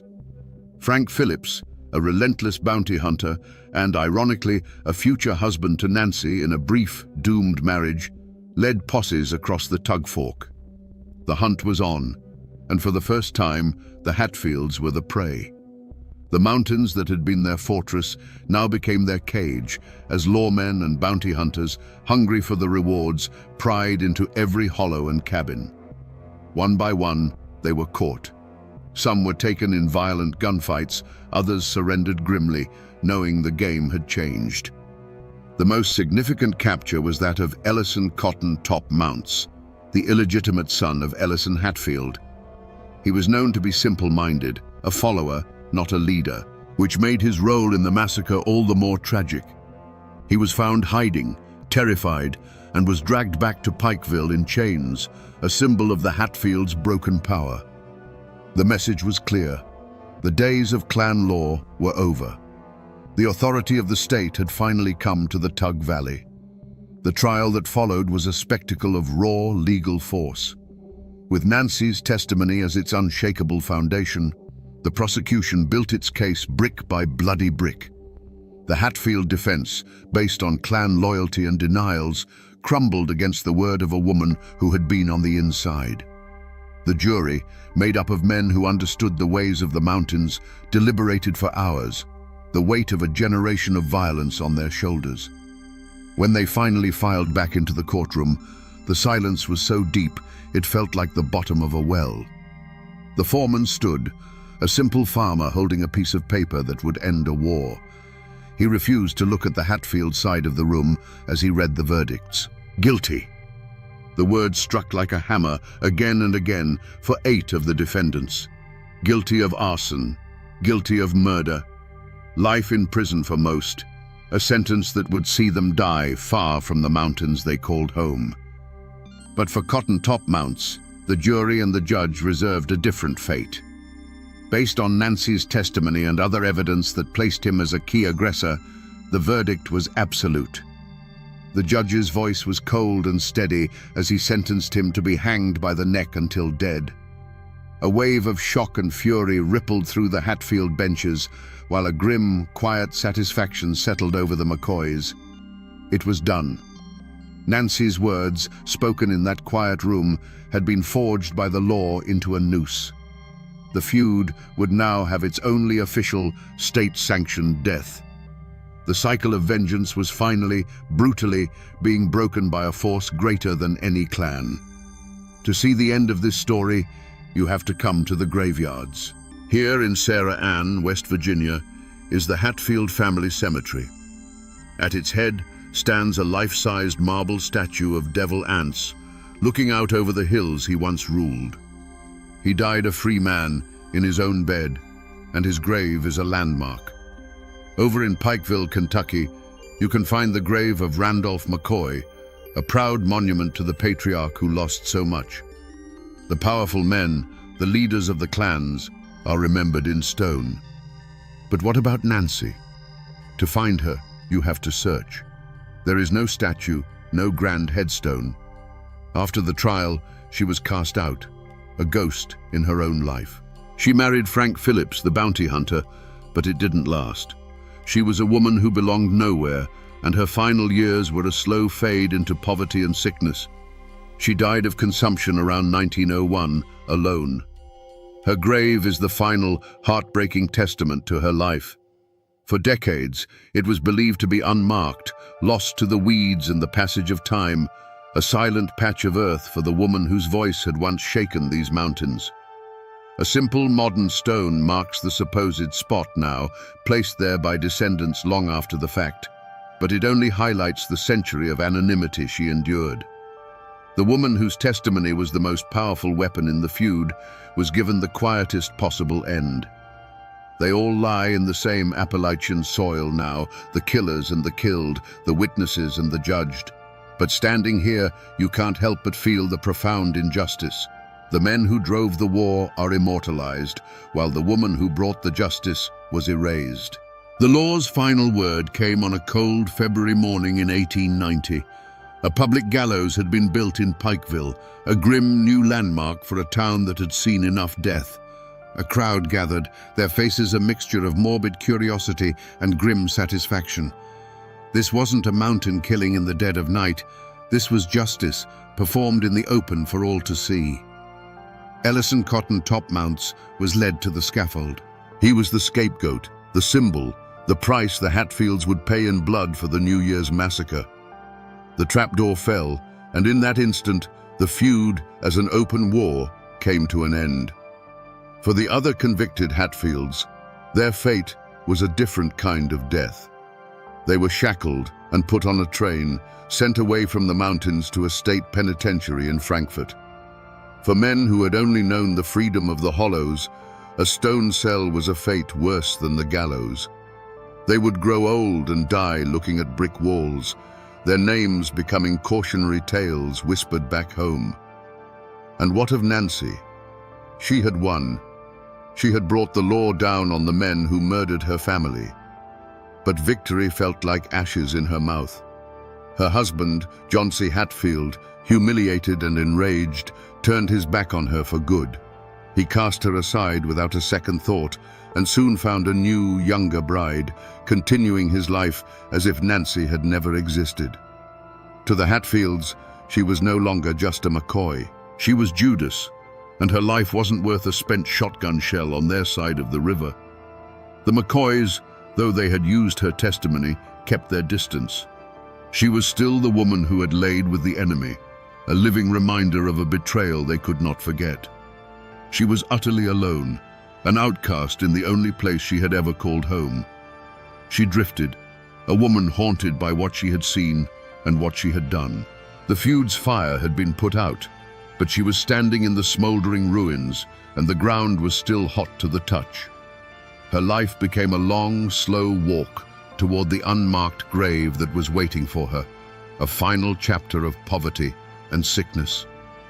The long shadow of the feud had fallen, and for Nancy, there was no place left to find the sun.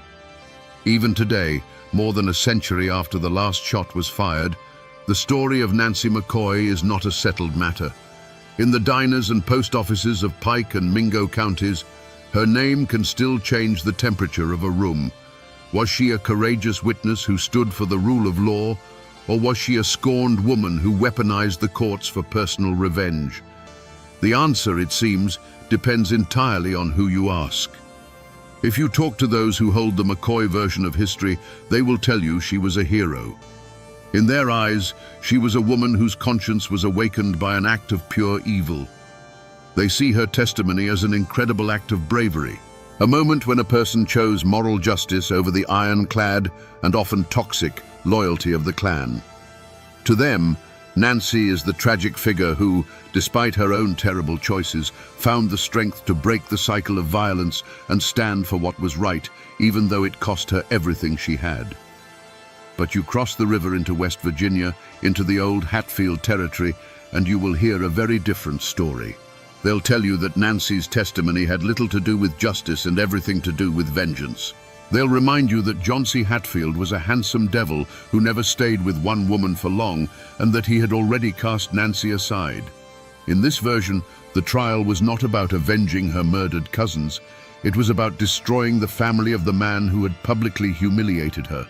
She was a woman scorned, and her fury reshaped the course of the feud. So, what is the real truth?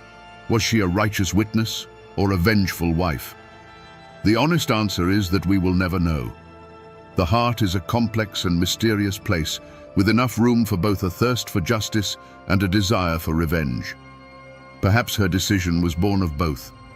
Her outrage at the murder of her kin could have been the spark, and the cold reality of her husband's betrayal the fuel that turned it into an inferno. The only thing that is certain is that Nancy's legacy remains as divided as the land she once lived on, a testament to the fact that in these mountains, the truth is often just a story told from one side of the river. In these old mountains, the hard edges of history get worn smooth by time until a person's life becomes a story, and a story becomes a legend. Nancy McCoy Phillips, the historical woman, is gone, but her ghost, in more ways than one, still haunts this valley. The official records in the courthouse tell one version of her life, but the real story, the one that lives on, is the one whispered around firesides and on dark porches. It's a haint tale, a cautionary story about the price of crossing lines that were never meant to be crossed. They say that on cold nights, when the mist rises off the tug fork so thick you can't see the other side, you can sometimes see a figure wandering the Kentucky bank near the spot where Randolph McCoy's cabin burned to the ground. It's the spirit of a woman, they say, not angry or vengeful, but filled with a sorrow so deep it chills the air around her. She is forever searching, looking for the family that disowned her and the home that cast her out. They say it's the ghost of Nancy, a woman who belonged nowhere in life, and so belongs nowhere in death, forever trapped between the two worlds she tried to straddle. This is how the mountains remember. The community took the unbearable facts of her life, betrayed by her husband, ostracized by her own blood, dead of sickness and poverty, and wove them into something timeless. Her story was merged with her cousin Rosanna's, creating a powerful local myth, the curse of the tug fork. It became a warning, a piece of folklore passed down to young women for generations. The river itself, they say, demands blood loyalty. To cross it for love of an enemy is to invite a broken heart, a lonely death, and a restless spirit. The woman named Nancy is gone, but her legend became a part of the landscape itself, a permanent shadow on the water's edge. So, here we are again, back at this cold chimney and these scattered stones along the tug fork. But it's different now, isn't it? When we started, this was just a quiet, forgotten place. Now, we can almost see the ghosts. These aren't just ruins anymore. They are a witness stand. This silent clearing is the courtroom where an entire way of life was judged and condemned, all because one woman decided to speak. The story of Nancy McCoy Phillips is a brutal lesson in the cost of truth. She was a woman who made a choice for love, and then another for justice, and was ultimately destroyed by both. Her life is a chilling reminder that in a war of families, the deepest wounds aren't always from bullets. They come from betrayal, and the loneliest place in the world is to be caught in the no man's land between two sides who both see you as the enemy. So the next time you drive down a lonely country road and see a single chimney standing sentinel in a field where a house used to be, stop for a moment. Remember that it's not just a pile of stones. It's a library filled with stories of love and loss and the impossible choices that define a human life. We just have to be willing to listen to the whispers they leave behind. The people are gone. The houses are gone. But the story remains. 2 days shy of her 41st birthday, shotgun blasts ripped through the quiet hills of the Indian Territory. She was shot in the back, a coward's ambush. The woman they called the Bandit Queen lay dead in the dirt, just feet from her own gate. The dime novels painted her as a female Jesse James, a ruthless outlaw. But that's the legend. How does a girl who mastered Greek and the piano, born to a respectable family, end her days this way? Today, we separate the truth from the lies to find the real Myra Maybelle Shirley and to ask the question that still haunts these hills. Who wanted her dead? Before the legend, there was a girl named Myra Maybelle Shirley. She wasn't born in a dusty outlaw camp, but into a life of relative comfort in Carthage, Missouri. Her father, John Shirley, was a respected farmer, innkeeper, and judge, a man of property and standing. Their home sat on the very edge of civilization, where the rolling prairies gave way to the rugged ancient Ozark Hills. It was a land with a soul much like Appalachia's, a place of tight-knit clans, fierce independence, and memories as long and deep as the valleys themselves. The roots of that spirit ran deep in Myra's blood. Her mother, Elizabeth Hatfield Shirley, came from the same line as the notorious Hatfields of the West Virginia-Kentucky border. This wasn't just a distant relation, it was a heritage. It meant that Myra was born into a world where honor was defended with fists and firearms, where loyalty to family was the highest law, and where an insult was a debt that would one day be paid in full. This was the unwritten code of the mountains, a code she understood long before she ever read a law book. On the surface, however, Myra was being molded into a proper southern lady. Her father sent her to the Carthage Female Academy, a place of refinement and learning. She studied the classics, mastered Greek and Latin, and could fill the Shirley home with the beautiful, complex notes of a piano sonata. She was intelligent, articulate, and poised, everything a daughter of a prominent family was expected to be. She was destined for a life of quiet dignity, of ball gowns and polite conversation. But beneath the corset and silk beat the heart of a rebel. The same girl who could quote Greek philosophers was more at home in the saddle, racing her horse through the woods with a freedom most women of her time could only dream of. She preferred the company of her older brother, Bud, and his friends, learning from them the ways of the wilderness. She could handle a shotgun with a skill that shamed grown men and knew the hidden trails of the Ozarks as if they were lines on the palm of her hand. Two worlds were at war inside this young woman: the polished, respectable world her father was building for her, and the wild, untamed world of the hills that flowed in her Hatfield blood. For a time, she could walk in both.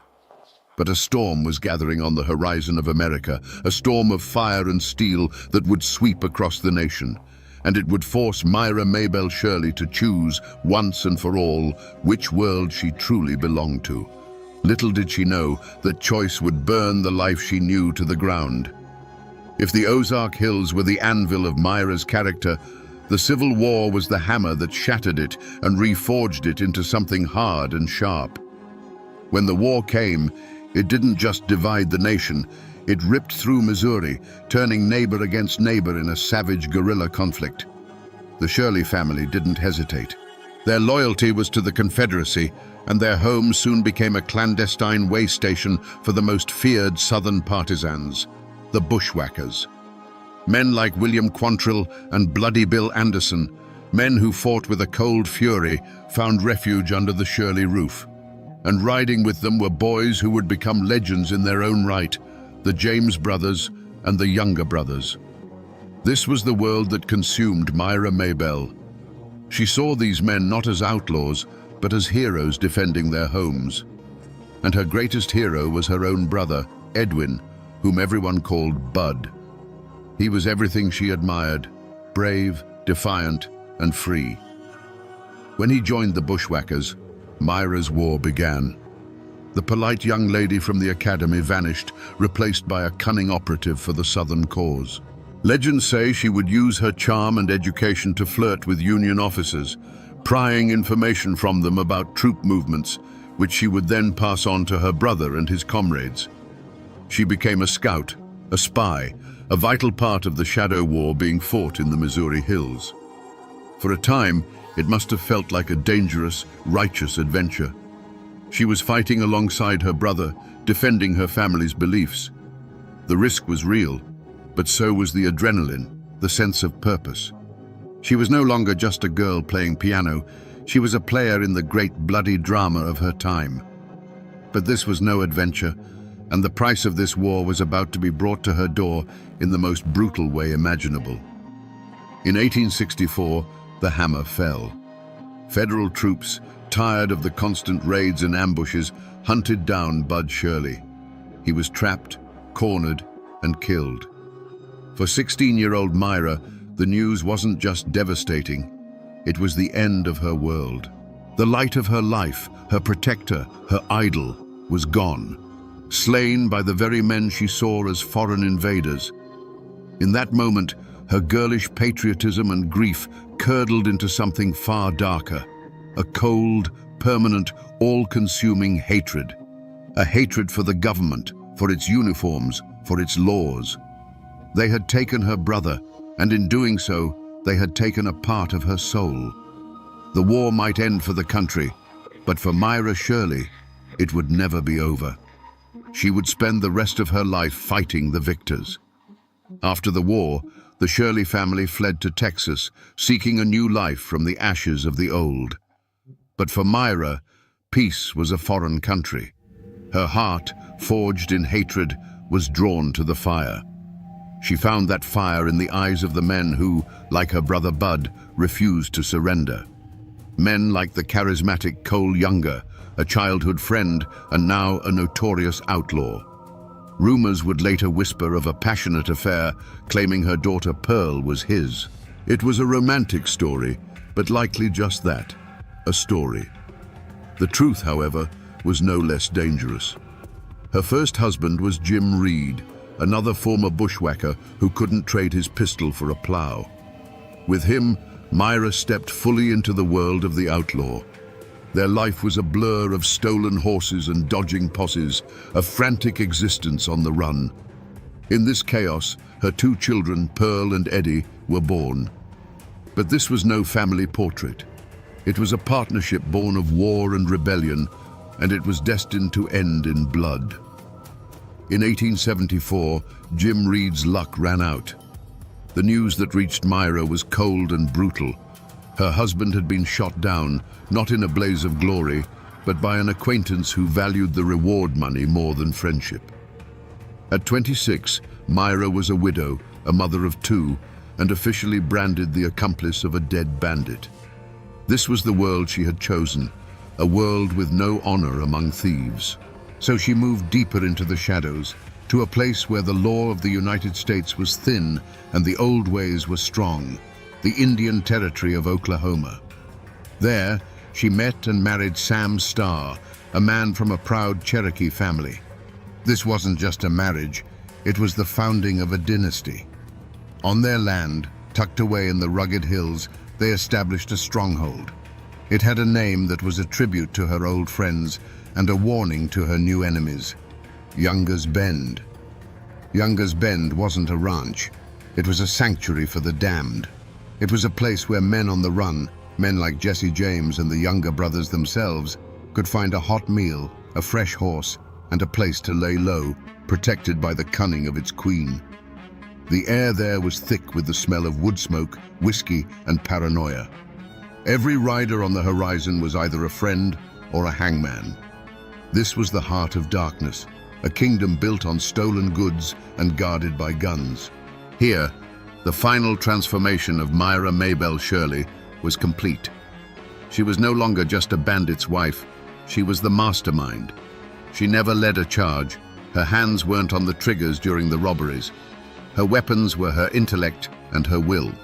She planned the heists, fenced the stolen property, bribed officials, and used her deep knowledge of the law to tangle up prosecutors in court. And she crafted an image that became a legend. She would ride into town on a fine horse, sitting side-saddle in a velvet dress like a proper lady, but on her hips, for all the world to see, rested two Colt revolvers. She could quote classical poetry one moment and arrange the sale of a stolen herd the next. This walking contradiction, the refined lady and the criminal queen, was her armor and her declaration of war. She had created a monster, and her name was Belle Starr. The two shotgun blasts echoed through the hills and then faded into an unnerving quiet. Belle Starr's horse, spooked and riderless, galloped the rest of the way to the ranch house, its panicked whinny the first alarm. Her daughter Pearl, hearing the sound, ran out to see what was wrong. The discovery she made in the mud of the road, just outside their own gate, would become the final bloody chapter of her mother's legend. The bandit queen was dead, her velvet riding habit stained with the earth and her own blood, her back riddled with buckshot. News of a murder like that travels fast, even in the isolated Indian Territory. It moved from ranch to ranch on the lips of breathless riders, then crackled across the telegraph wires to the newspapers in Fort Smith and beyond. The death of Belle Starr was an event. For the lawmen, it was the closing of a long and frustrating case file. For the dime novelists, it was a dramatic ending they couldn't have written better themselves. For the locals, it was a source of fear and feverish gossip. The queen was dead, but who had dared to kill her? Soon enough, deputy U.S. Marshals rode down the trail to Younger's Bend. For years, this place had been a no-go zone, a sanctuary for fugitives where the law entered at its own peril. Now, they were in charge, picking through the life of the woman who had so often made fools of them. The investigation began, and the web of suspects was tangled and dark, spun from the threads of Belle's own life. Every person in her orbit had a potential motive. The first and most obvious suspect was a man named Edgar Watson. He was a tenant on Belle's land, a man with a shadowy past from Florida, rumored to be wanted for murder himself. They had argued bitterly. Belle wanted him gone, and Watson wasn't a man who liked being told what to do. It was a simple, logical motive, a dispute over land and money that ended in violence. But the simple answer isn't always the true one. Then there was her own husband, a Cherokee man named Jim July Starr. He was younger than Belle and was, at the time of her murder, facing his own trial for horse theft. Did they have a falling out? Was he driven by jealousy? Or, as some whispered, did he arrange the murder to silence her before she could testify in some secret deal with the law? He had an alibi, but in the murky world of Younger's Bend, an alibi was just another story. The silence that fell over the hills wasn't one of peace. It was a silence of fear. Belle's network of outlaws scattered, not knowing who among them might be next or who might sell them out for a pardon. A reward was posted for information, but few dared to speak. The killer was still out there, and no one knew how far their reach extended. The hunt was on, not just for a murderer, but for the truth behind the final bloody act of the bandit queen's life. The wheels of justice turned slowly, but in the case of Belle Starr's murder, they seemed to grind through mud. The primary suspect, Edgar Watson, was finally brought to trial. You can just imagine the scene in the Fort Smith courtroom. It wasn't just a legal proceeding, it was a spectacle. The room was packed with a tense mix of lawmen, curious townsfolk, and shadowed figures in the back rows, friends and enemies of the dead woman, all there to see how this final chapter would play out. The air itself felt heavy, thick with whispered theories and cold stares. Everyone had an opinion, and everyone was waiting for a conviction. The prosecution laid out its case. They painted a picture of a bitter dispute between a landlord and her troublesome tenant. They spoke of threats exchanged, of Watson's notorious temper, and of his presence near the scene of the crime. They presented him as a man with a motive, the means, and the opportunity. But their case was like a house built on sand. There was no murder weapon. There were no direct eyewitnesses to the shooting. The entire argument rested on bad blood and circumstantial evidence, a foundation that began to crumble under the slightest pressure. Watson, for his part, sat there with a cold confidence. He was no frightened farmer caught in the gears of the law. This was a man who understood the violence of the world. His defense lawyers didn't just deny his guilt. They threw the courtroom doors wide open to the chaos of Belle's life. They argued that putting only Edgar Watson on trial was absurd. Why not her husband, Jim July, who had his own legal troubles?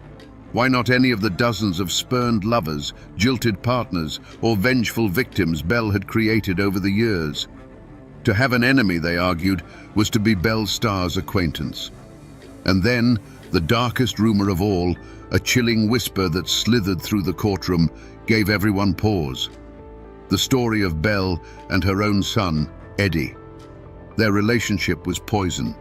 He was a disappointment, and she was a harsh mother.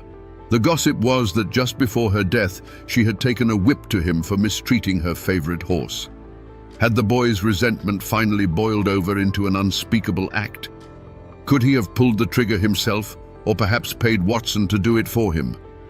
It was a monstrous thought, but in the world Belle had built, it wasn't an impossible one. Faced with a weak case and a sea of reasonable doubt, the jury was trapped. They could condemn a man on suspicion, or they could let a potential killer walk free. They deliberated, and when they returned, the foreman's voice cut through the silence. "Not guilty," A shockwave went through the room. Edgar Watson, the man everyone was so sure had done it, stood up and walked out of the courtroom a free man. And so the law of men had spoken. But was it justice? Or was it just a failure of a system that couldn't comprehend the complex, violent world of Younger's Bend? The court case was closed, but the murder remained unsolved. The killer had vanished back into the hills, becoming just another ghost in the bloody history of the territory. The truth, it seemed, was buried with the Bandit Queen. The murder of Belle Starr wasn't the end of the story. It was the explosion that scattered the pieces. Her kingdom, Younger's Bend, crumbled without its queen. The outlaws who had found sanctuary there drifted away, seeking new shadows to hide in.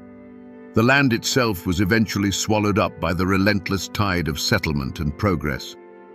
Today, what was once the most notorious hideout in the Indian Territory lies quiet and still, submerged beneath the placid waters of Lake Eufaula. A concrete historical marker stands on a nearby hill, a lone sentinel pointing toward the drowned land, the only official sign that this infamous chapter of the West ever happened here. The fates of those in her orbit were as tangled and often as tragic as her own. Edgar Watson, the acquitted suspect, moved on, but his reputation followed him. He eventually met a violent end himself, gunned down by a vigilante mob in Florida. Her last husband, Jim July Starr, died in a gunfight with lawmen not long after Belle's murder. Her son, Eddie Reed, who some whispered was the true killer, lived a troubled life, eventually becoming a deputy sheriff himself before being killed in a saloon brawl. It seems the violence that Belle had courted her whole life clung to those she left behind, an inescapable inheritance. But there is one final strange twist. Her daughter, Pearl, the one rumored to be Cole Younger's child, chose a different path of rebellion. She turned her back on the world of guns and stolen horses and moved to Fort Smith, where she opened a high-class brothel. In a way, she too became a queen, presiding over her own illicit kingdom, a world with its own codes and dangers, just a stone's throw from the courthouse where her mother's killer had been set free. The strongest echo of Belle Starr, however, is not in the ground, but in the story itself. After her death, the legend took on a life of its own. A journalist named Richard Fox penned a lurid book called Belle Starr, the Bandit Queen, or the Female Jesse James. It was a work of pure fiction, filled with sensational tales of her leading bank robberies and stagecoach heists, things she never actually did. This book, and the countless dime novels that followed, created the image we think of today, the pistol-packing outlaw in a feathered hat. The myth completely consumed the woman. You can still visit her grave, tucked away in the woods not far from where Younger's Bend once stood. The original headstone, carved with a bell, a star, and a poignant poem, was chipped away to nothing by souvenir hunters over the decades. A new, protected monument stands in its place. And as you stand there, in the quiet of those Oklahoma hills, you realize the mountains do remember. They remember the real Myra Maybelle Shirley, the educated girl, the grieving sister, the cunning organizer, and the woman who gambled her life on a defiant dream of freedom and lost. So we return to the question that has hung in the air since those shotgun blasts first rang out. Who killed Belle Starr? The law of men never gave us a name. Was it the vengeful tenant, Edgar Watson? Was it one of her own family, a final, terrible betrayal? We will never know for sure. But maybe the real answer isn't a name. Maybe what killed Belle Starr was the violent, lawless world she had so carefully constructed around herself. In the end, the snake she had nurtured in the heart of Younger's Bend finally turned and bit its queen. Her story is a powerful reminder that the Civil War didn't truly end at Appomattox. It continued to rage in the hearts of people like Myra Shirley, leaving scars that festered into a deep and abiding hatred for the authority that had won. She was not a hero. She was not the cartoon villain of the penny press. She was a casualty, a woman whose fierce mountain pride, when poisoned by grief, became a force of self-destruction. She waged a 25-year war against a world she felt had wronged her, and in that war, there could only be one victor.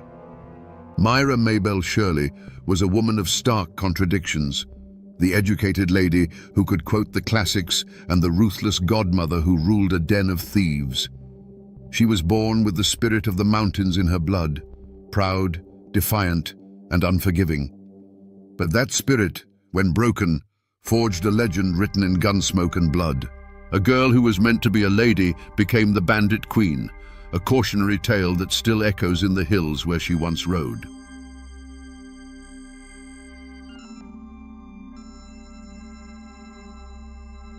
The streets of Morehead, Kentucky, were a slaughterhouse. For 2 terrifying hours, the town echoed with the roar of Winchesters as over 100 armed men laid siege to a hotel. When the gun smoke finally cleared, the most powerful man in the county, Craig Tolliver, lay dead in the dirt, his body riddled with bullets. The newspapers called it the end of a brutal feud. But what if it wasn't a feud at all? What if it was the final bloody battle of a war fought over politics, power, and the very soul of a county? Today, we separate the folklore from the facts and uncover the story of the Rowan County War. Before the gunfire and the blood, Rowan County was a world of 2 halves, held together by a fragile peace. Out in the hollows and on the ridges, life moved to the rhythm of the seasons. Men like Floyd Martin woke with the sun and knew their land not by deeds and property lines, but by the feel of the soil in their hands. They were farmers, patriarchs of large families, their wealth measured in livestock, healthy children, and the respect of their neighbors. Their world was one of hard work, self-reliance, and a fierce independence born from the isolation of the mountains. To them, the law wasn't written in a book down at the courthouse. It was a code of honor passed down through generations. Then there was the town of Morehead. It was the county's beating heart, and its pulse was controlled by one man, Craig Tolliver. His kingdom wasn't made of dirt and timber, but of influence and fear.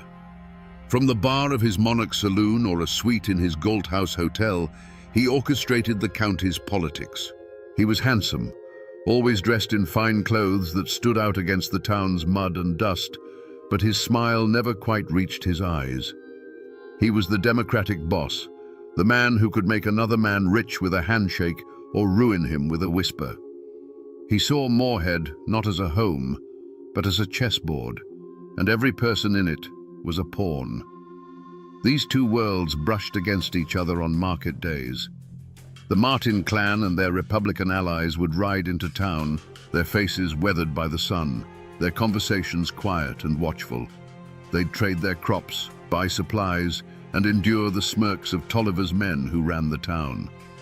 In the saloons, Democrats and Republicans drank at separate tables, the air thick with an unspoken history. Everyone knew who had worn the blue and who had worn the gray, or whose father had. It was a peace, but it was the kind of quiet you get in the woods just before a storm breaks. Every handshake was a calculation. Every glance held a question. The people of Rowan County were living on a fault line, a deep crack in the earth left by the Civil War, and everyone could feel the ground trembling beneath their feet. They were proud people, both in the town and in the hills, and pride in Appalachia is a dangerous thing. It can build a home, but it can also burn one to the ground with everyone still inside it. And on the horizon, an election was coming. It was August of 1884. To the rest of America, it was just another local vote. But in Rowan County, it wasn't about choosing a representative. It was a referendum on power itself. It was the spark falling toward a powder keg that had been filling for 20 years. Little did they know, this day of voting would not be settled with ballots, but with blood, and the world they knew was about to be lost forever in a haze of gun smoke. The hatred that fueled the Rowan County War wasn't born in a saloon brawl in 1884. Its seeds were sown 20 years earlier in the blood and fire of the Civil War. Kentucky was a state torn in half, a borderland where loyalties were not to a flag, but to family and to the ground beneath one's feet.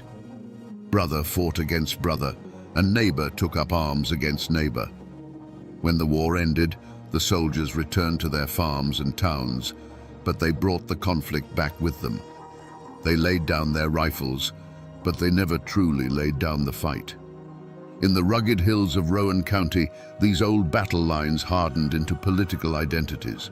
To be a Republican, like the Martins, was to align with the Union, with the federal government that had preserved the nation. It was the party of Lincoln, a symbol of victory and order to some, but of occupation and overreach to others. To be a Democrat, like Craig Tolliver and his faction, was to carry the banner of the old Confederacy, of states' rights and resistance to that same federal power. It was a politics of pride and grievance, a burning resentment that the world had been turned upside down. This wasn't about policy debates, it was about memory. It was about which side your father fought on at Perryville or Shiloh. It was about remembering the Union patrols or the Confederate raiders who had passed through these very hollows. The land itself held these memories. For the Martins and their allies, their farms were a testament to their own hard work and independence, a legacy carved from the wilderness. For Tolliver, the town of Moorhead was a different kind of territory, a center of power to be controlled, its commerce and law to be bent to the will of his party, his faction, his cause. In these mountains, a family name is a heavy thing. It's a coat of arms and a burden, all at once. The name Martin became a rallying cry for every Republican farmer who felt choked by the town's political machine. It stood for the country, for the hills, for the men who answered to no one but God. And the name Tolliver became the symbol of absolute democratic control, of the saloons, the courthouse, and the money that made the town run. It was a feud of ideas long before it was a feud of men. The blood of the Civil War had never truly dried. It had just soaked into the soil, waiting for a single spark to turn the ground red once more. The conflict in Rowan County didn't live in grand declarations, but in the quiet, poisonous whispers that spread from house to house.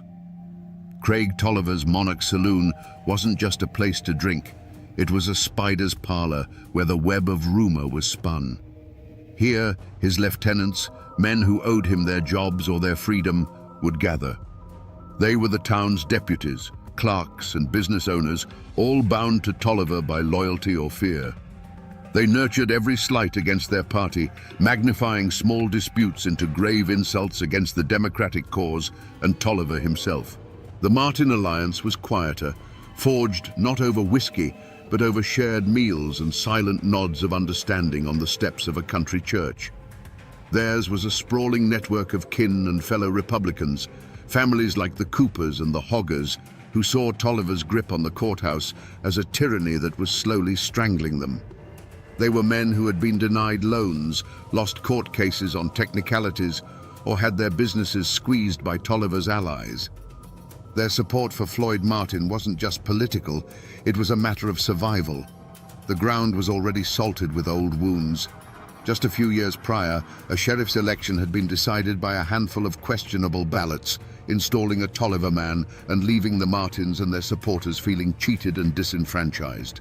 There was the bitter memory of a land dispute between a Tolliver ally and a Republican farmer, a case settled in a court controlled by Tolliver's friends. These weren't isolated incidents, they were a pattern. Each one was a fresh layer of resentment, a reminder that the law in Rowan County bent to the will of the town boss. Gossip became a weapon, as dangerous as any pistol.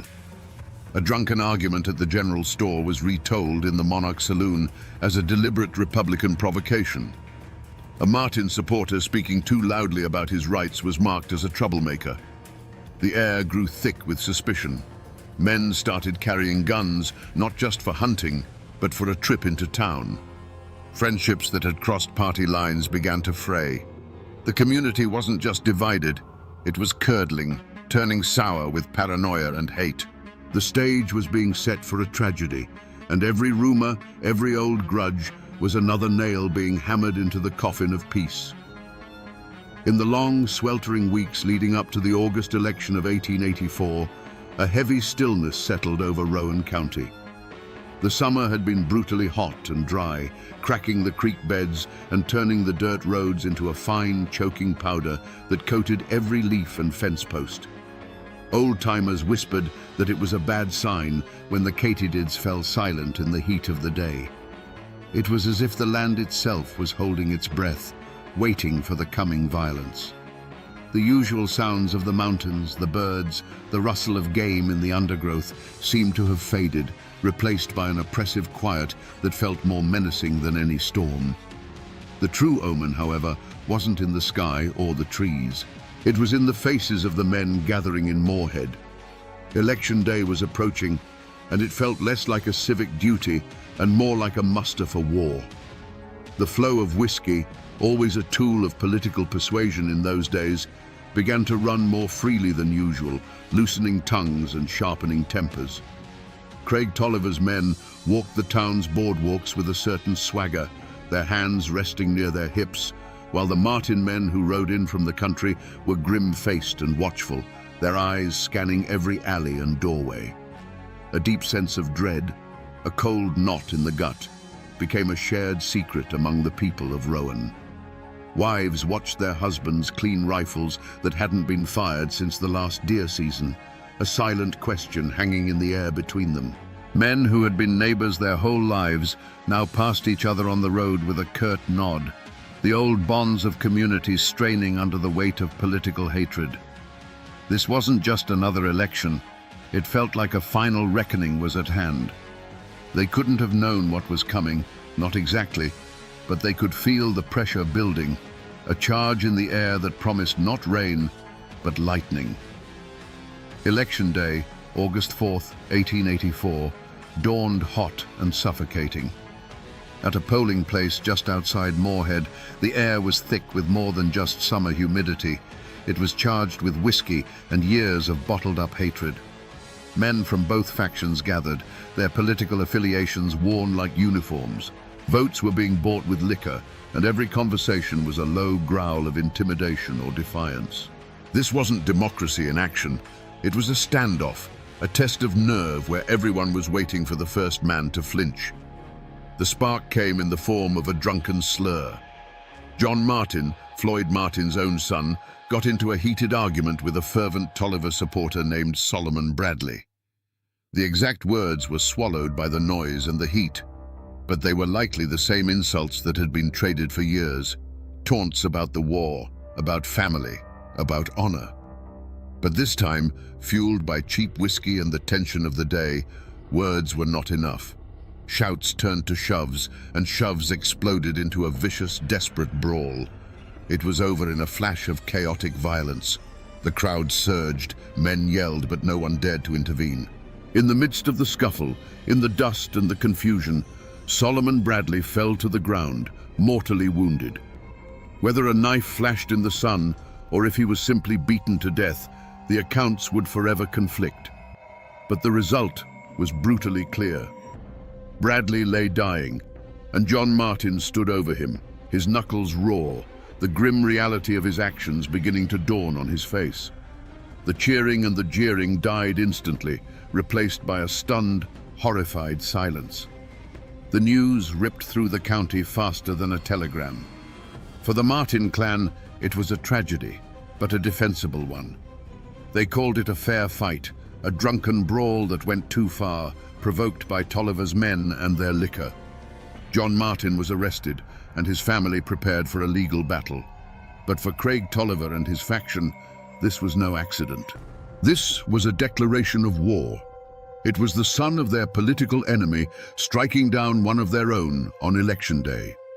They saw it as a calculated act of aggression, an assassination meant to send a message. The law might have had John Martin in a cell, but the code of the mountains now demanded a different kind of justice. The political quarrel had been baptized in blood. It was no longer about who would control the courthouse, It was about vengeance. The first drop of blood had hit the dry Kentucky dirt, and a war was about to bloom from it. There was no going back now. What followed was not an open war, but a slow, creeping plague of violence that lasted for 3 years.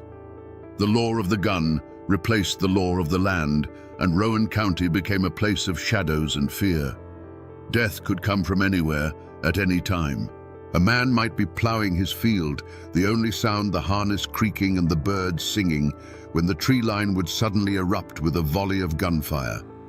He would simply fall, another life erased without a word.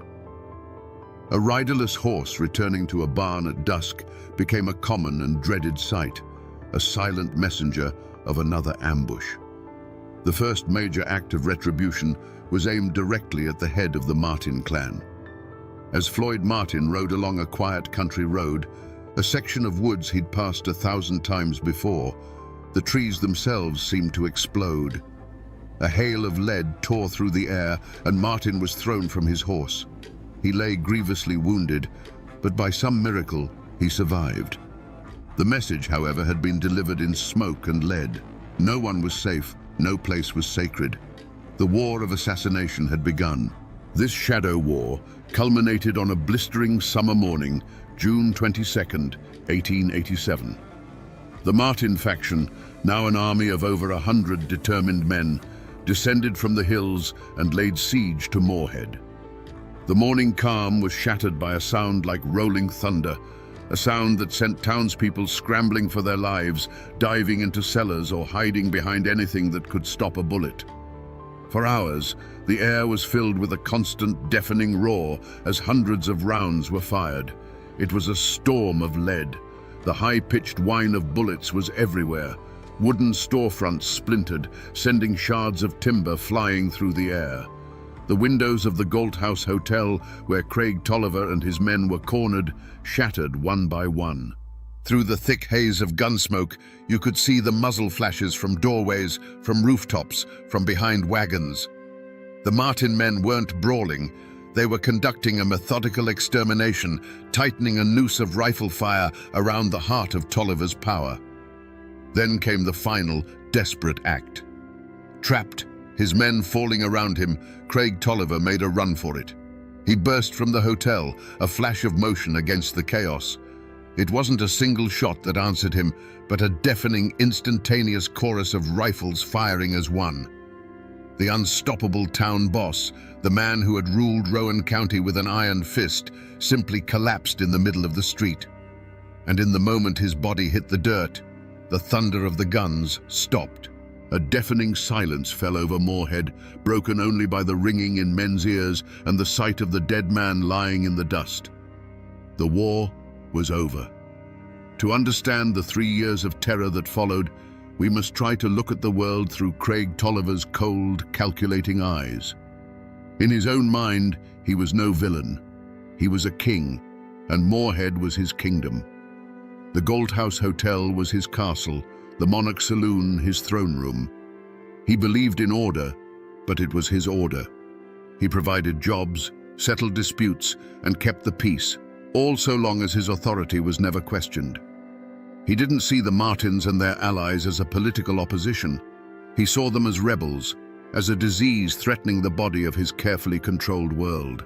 When Solomon Bradley was killed on Election Day, Craig Tolliver didn't see a drunken brawl gone wrong. He saw an assassination. He saw the son of his chief rival striking down one of his loyalists in a blatant act of defiance. To him, this was an insurrection, a declaration of war against his rule. A king cannot allow such a challenge to go unanswered, or the throne itself will crumble. The moment he heard the news, a switch didn't flip from anger to rage. It flipped from political maneuvering to calculated extermination. The Martins had chosen the weapon, and he would simply prove he was a master of it. The decision to ambush Floyd Martin wasn't made in a fit of passion.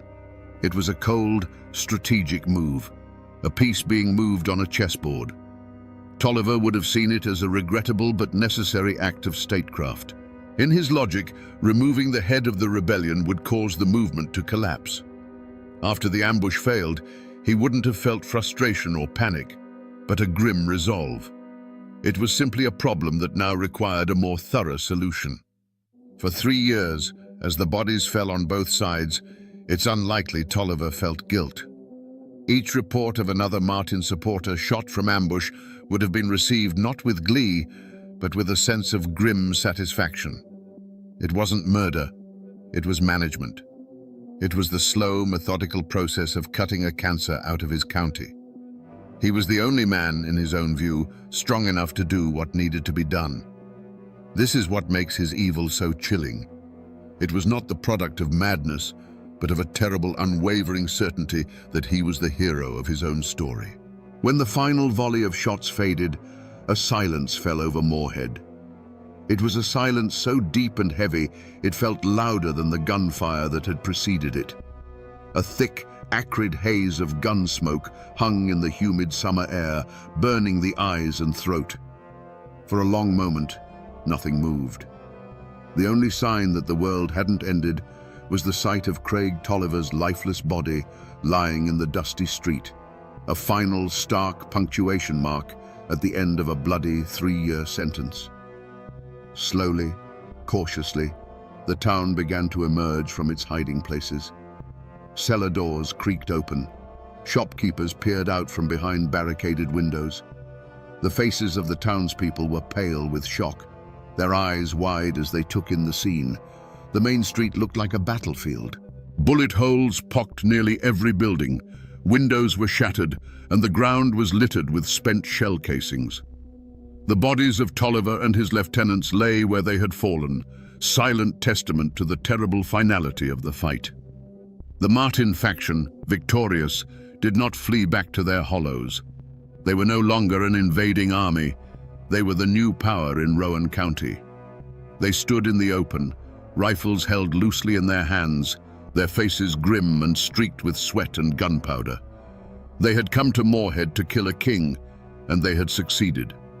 With Tolliver and his closest men dead, their political machine, built on years of intimidation and control, had vanished in the space of a single morning. The reign was over, but news of a private war travels fast. When word reached the state capital of Frankfurt that a county seat had been seized by an armed force and its leadership exterminated in the streets, the reaction was one of pure shock. This wasn't a feud, this was an insurrection. Governor J. Proctor Knott didn't send a sheriff, he sent the army. For the first time in Kentucky's history, the state militia was called out to quell a local war. Days later, uniformed soldiers marched down the main street of Moorhead, their polished boots kicking up the same dust that had soaked up Craig Tolliver's blood. They came with bayonets fixed, under orders to restore order by force if necessary.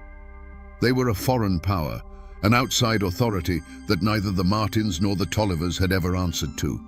Their arrival marked the true end of the war. The law of the mountains had finally been silenced by the law of the state. The arrival of the state militia did not bring peace to Rowan County. It simply put a lid on a boiling pot. The gunfire was replaced by a tense, suffocating quiet, enforced by the cold steel of soldiers' bayonets. But beneath this forced calm, the community was more fractured than ever. The war wasn't over. It had just moved indoors, into the whispers in the general store and the fearful glances exchanged over church pews. The town of Moorhead and the surrounding hollows broke into 2 camps, with a terrified majority caught in the middle. For the Republicans and the families of the Martin faction, it was a moment of liberation. They saw themselves not as killers, but as patriots who had overthrown a tyrant. They had stood up to Craig Tolliver's machine and won, restoring what they believed was true justice to the county. They were the heroes of their own story, and they expected to be treated as such. But for the friends, allies, and business partners of the dead Democrats, the Martin clan was a mob of savage murderers from the hills. They saw the great gunfight not as a battle, but as a massacre, and they now lived in mortal fear of the men who had perpetrated it. This fear gave birth to a powerful conspiracy of silence. When the state authorities began their investigation, They were met with a wall of sealed lips and downcast eyes. Men who had witnessed the entire 2-hour battle from their shop windows suddenly claimed they had been hiding in their cellars and had seen nothing. Others, who surely knew the names of every man who marched on the town, would only shrug and say they couldn't recognize anyone through the smoke. To speak the truth was to choose a side, and in the shadow of such violence, choosing a side was a potential death sentence. Fear of Martin retribution was a more immediate threat than a distant state court. Yet, in this atmosphere of terror, small acts of courage and cowardice defined the true character of the people. A former Tolliver deputy who once walked with a confident swagger would now cross the street to avoid meeting the gaze of a Martin man. But a doctor who had been a friend of Tolliver's would still ride out to a Martin farm to tend to a sick child, his oath as a healer overriding the politics of hate.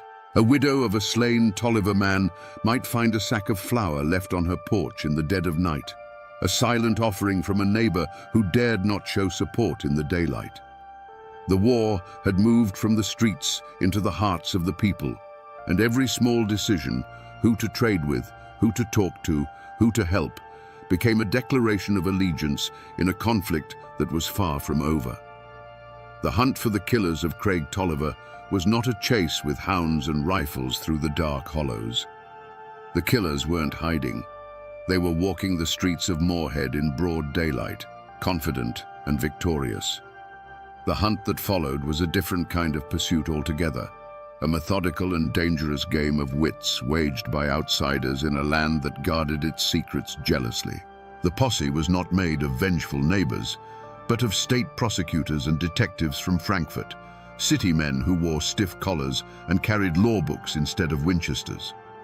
Their prey was an entire faction, over 100 men bound by blood, politics, and the shared secret of the final gunfight. The mountains that had once hidden Tolliver's ambushes now served a new purpose. They hid the truth.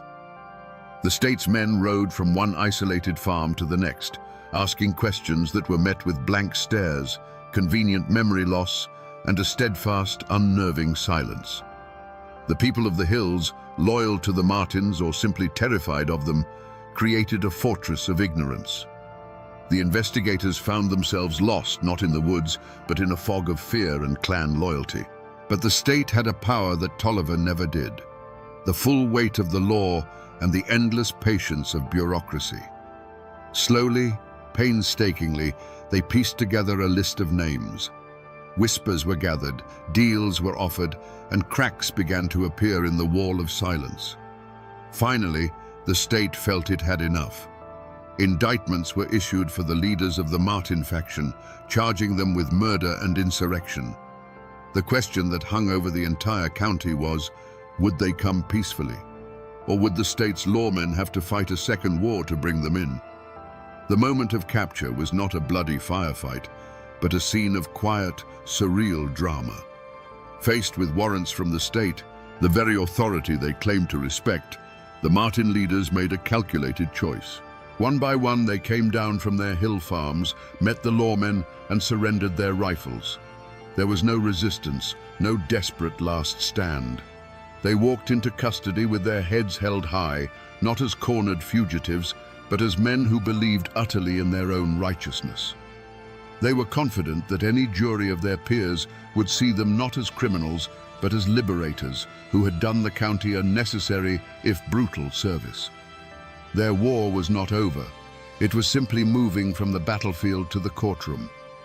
The courthouse in Moorhead was not a hall of justice, it was a fortress. State militia, with bayonets fixed, stood guard at every entrance and lined the courtroom walls.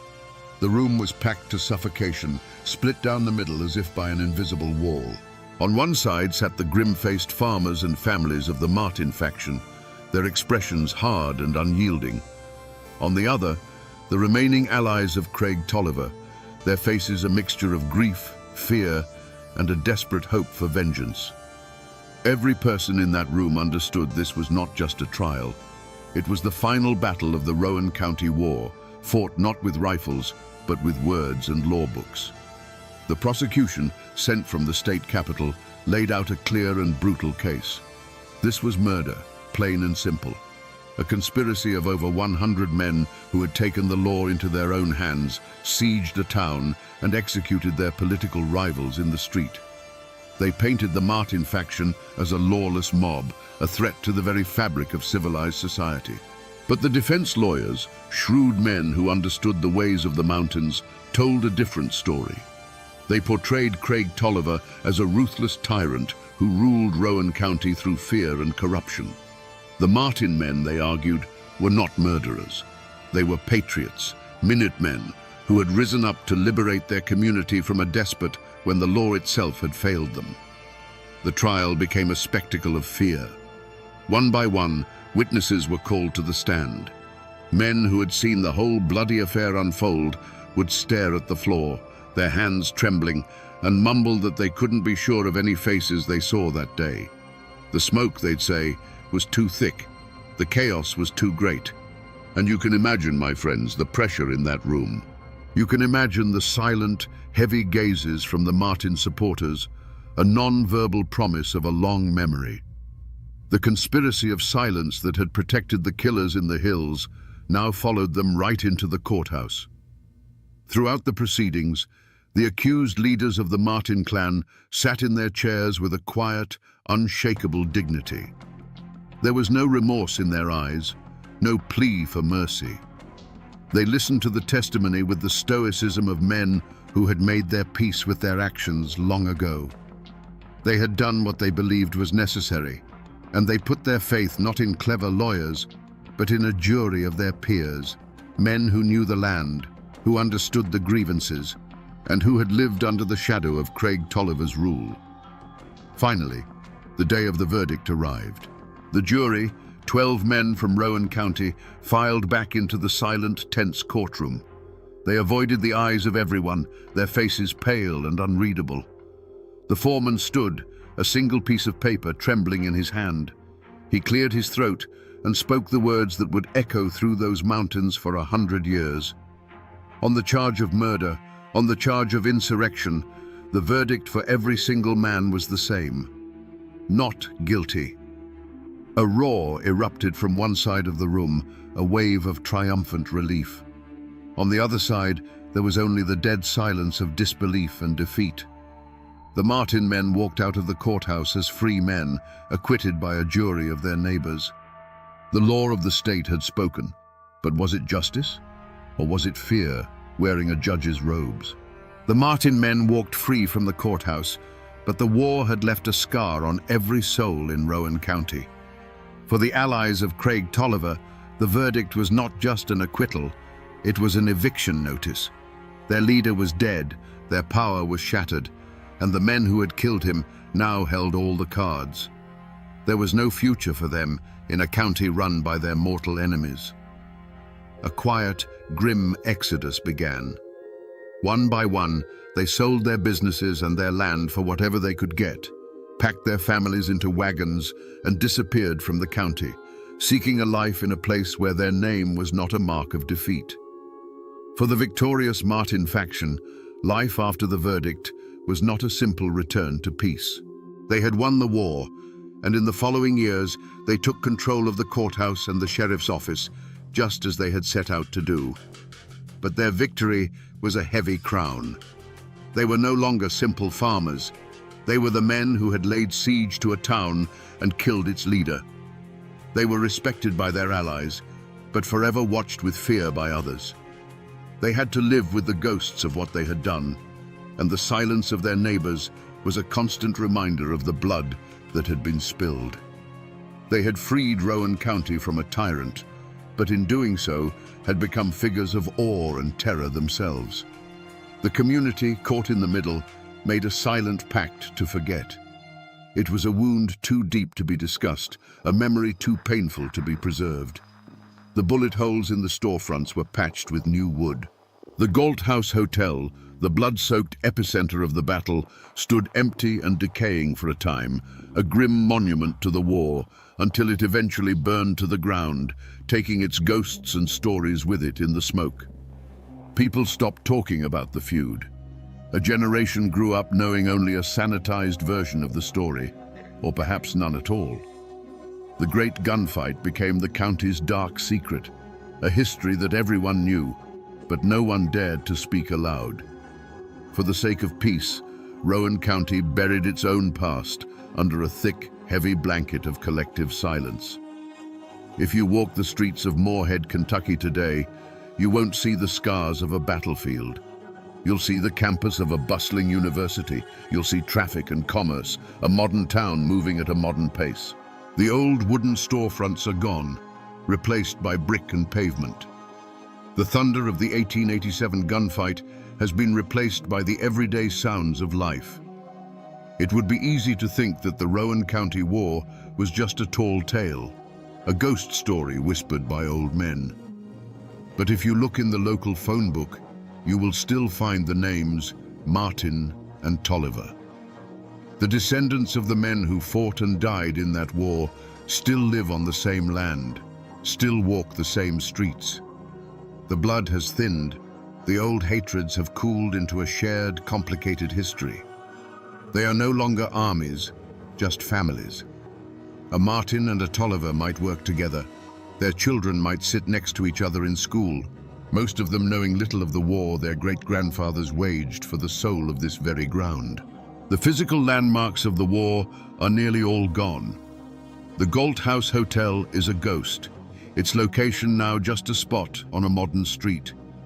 But if you know where to look, you can find the final chapter. In the Old Town Cemetery, you can find the grave of Craig Tolliver. There is no grand monument to mark the resting place of the man who was once the untouchable king of Rowan County. There is only a stone, weathered by more than a century of Kentucky rain and sun, his name slowly being erased by time. It's a quiet, humble end for a man whose life was so loud and violent. People have tried to forget.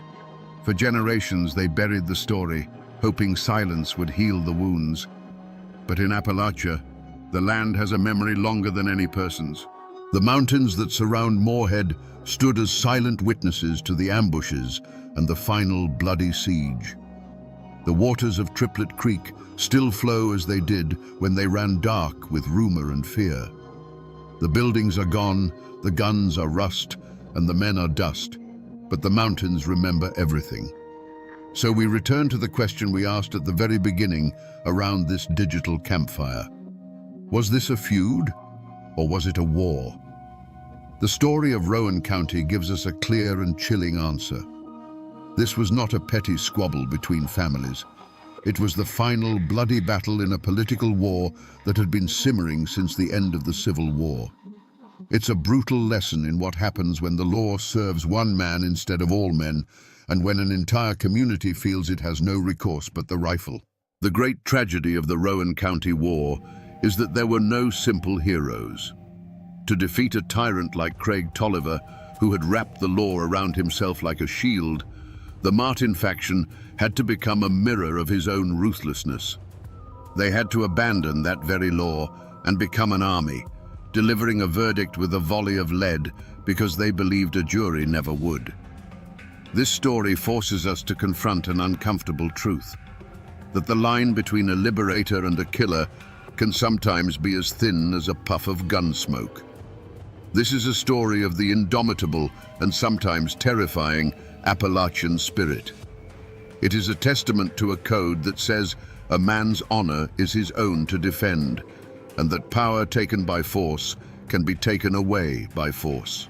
It is a dark and violent chapter in our history, but one we must remember, for it reminds us that beneath the quiet surface of our towns and our histories, there are sometimes wars that have never truly ended. And now, my friends, you know the rest of the story.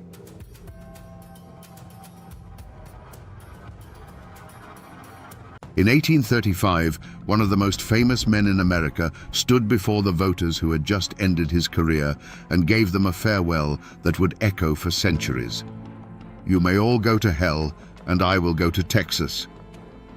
This wasn't just the sour parting shot of a defeated politician. This was a living legend, the bear-hunting congressman from Tennessee, turning his back on everything he knew. It was a self-imposed exile that would lead him, just a few months later, to his death in a dusty Texas mission. The question that chills the bone isn't how he died at the Alamo, but why he went there in the first place. How does a man at the absolute peak of his fame find himself so utterly alone, cast out by his own party, his own president, and his own people? The answer lies not in a battle with rifles, but in a brutal war of conscience fought on the floor of the US Congress, an act of political suicide that sealed his fate long before he ever crossed the Sabine River. Today, we will answer that question. We will find the real Davy Crockett. To understand the man who would defy a president, you have to understand the world that forged him. David Crockett was born in 1786 on the banks of the Nolichucky River in what is now East Tennessee. This was not yet America as we know it. It was a raw, unforgiving frontier, a world of misty mountains, deep forests, and a people as tough and unyielding as the landscape itself. Appalachia was a crucible, and it burned away everything that was not essential, leaving behind only grit, self-reliance, and a fierce independence. The people who settled these hills, largely Scots-Irish immigrants, brought with them a deep cultural memory. They remembered kings and landlords from across the sea, and they carried a profound distrust for any distant, centralized authority. Their laws were simpler, etched into their hearts rather than written in books. A man's word was his bond. Your loyalty was to your family, your clan, and your neighbor. Justice was swift and personal. This was the code Crockett grew up with, a worldview that saw the world in stark, clear terms of right and wrong, honor and shame. Crockett was the living embodiment of this spirit. He had almost no formal schooling, learning his letters, as he said, from the trees. His real education came from the wilderness. He wasn't just a hunter, he was a provider, a protector. His almost mythical reputation for hunting bears wasn't just a story for entertainment, it was a resume. Killing over 100 bears in a single season meant providing security and sustenance for the entire community. In a world where survival was a daily struggle, a man with those skills was a natural-born leader. His charisma was just as wild and untamed. He didn't speak in the polished tones of the Virginia aristocracy. He spoke the language of the common man, full of homespun humor, sharp wit, and captivating stories of his adventures. He could hold a crowd spellbound with a tale of tracking a bear through a blizzard or facing down a panther in the dark. He was one of them, a man who understood their struggles because he lived them every single day. But this very world, the source of all his strength, also contained a fatal vulnerability. Crockett's character was like Appalachian oak, strong, solid, and completely inflexible. He was governed by that simple frontier code of honor. He believed a promise was a promise, whether made to a white settler or a Cherokee chief. He believed that a man's integrity was his most valuable possession, worth more than land, title, or political power. This man, this living piece of the American frontier, was about to be transplanted into the serpentine world of Washington, D.C. He was taking his mountain code of honor into an arena of backroom deals, party loyalties, and brutal political calculus. He didn't know it yet, but the very principles that made him a hero in Tennessee would make him a target in the nation's capital. His own unshakable sense of right and wrong was the shadow that was beginning to gather, unseen and unspoken, over his entire future. When Davy Crockett arrived in Washington, D.C., he entered a wilderness far more dangerous than any he had known in Tennessee.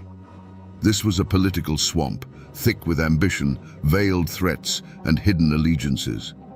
And at the center of this swamp, a storm was gathering around one single, explosive piece of legislation: President Andrew Jackson's Indian Removal Act of 1830. On paper, it was a proposal to relocate the 5 civilized tribes, the Cherokee, Creek, Choctaw, Chickasaw, and Seminole, from their ancestral lands in the southeast to new territory west of the Mississippi. The scene itself was charged with a heavy, ominous energy. The first and most powerful clue was the president himself. Andrew Jackson, was not a man to be trifled with. His will was iron, and his temper was legendary. This bill was not just policy to him. It was a personal crusade, the culmination of a lifetime spent fighting Native American tribes. His entire political machine, the most powerful in the nation, was mobilized behind it. To the casual observer, the outcome was a foregone conclusion. But as investigators of the past, we must look closer at the clues. In the taverns and boarding houses where congressmen gathered, the whispers were not of national security or manifest destiny. The whispers were of land. Fertile, black soil in Georgia and Alabama, perfect for cotton. Land that was legally owned by the Cherokee and Creek, but desperately coveted by white settlers and wealthy speculators. The air was thick with the scent of greed, a motive far older and more powerful than any political ideology. The initial findings pointed to an open and shut case. The president wanted the land, the party wanted to please the president, and a powerful coalition of land-hungry states demanded action. The political mathematics were simple and brutal. There was no room for dissent. The scene spoke of an unstoppable force, a political juggernaut that would crush anything in its path. And yet, this is where the mystery truly begins. The wilderness of Washington offered no easy answers, only a multitude of unsettling questions. Chief among them, who in their right mind, and especially who from Jackson's own party, would be foolish enough to stand in the way? As the battle lines were drawn over the Indian Removal Act, all eyes in Washington turned to the most obvious source of opposition: the president's sworn political enemies. This was the anti-Jackson coalition, a formidable group of political titans like Henry Clay of Kentucky and Daniel Webster of Massachusetts. They were the established Eastern elite, men who viewed Andrew Jackson not as a hero of the common man, but as a dangerous backwoods tyrant trampling on the Constitution. Their motive for opposing the bill was clear, public, and deeply personal. The feud between Jackson and men like Clay was the central drama of the age. It was a vicious political war fought over the national bank, tariffs, and the very soul of the American Republic. For them, the Indian Removal Act was just another battlefield. Opposing it was not just a matter of policy. It was a chance to land another blow against a president they despised. Everyone in Washington knew about the bad blood between these men. It was a political feud that had burned hot for years and showed no signs of cooling. The initial evidence seemed to confirm their role as the sole antagonists. The first powerful speeches against the bill thundered from their corner of the Senate. The most eloquent constitutional arguments, the most dire warnings of national dishonor, were crafted by them. Whispers quickly spread from their closed-door meetings, and friendly newspapers began printing editorials that painted the president's plan as a moral abomination. To any observer, the story was simple. This was Andrew Jackson versus his political rivals. It was a straightforward, predictable fight. No one, least of all the president, was looking for an enemy within his own ranks. While President Jackson focused his fury on his political rivals, the real threat to his agenda was not in the Senate chambers of Henry Clay, but in the rough-hewn form of one of his own men.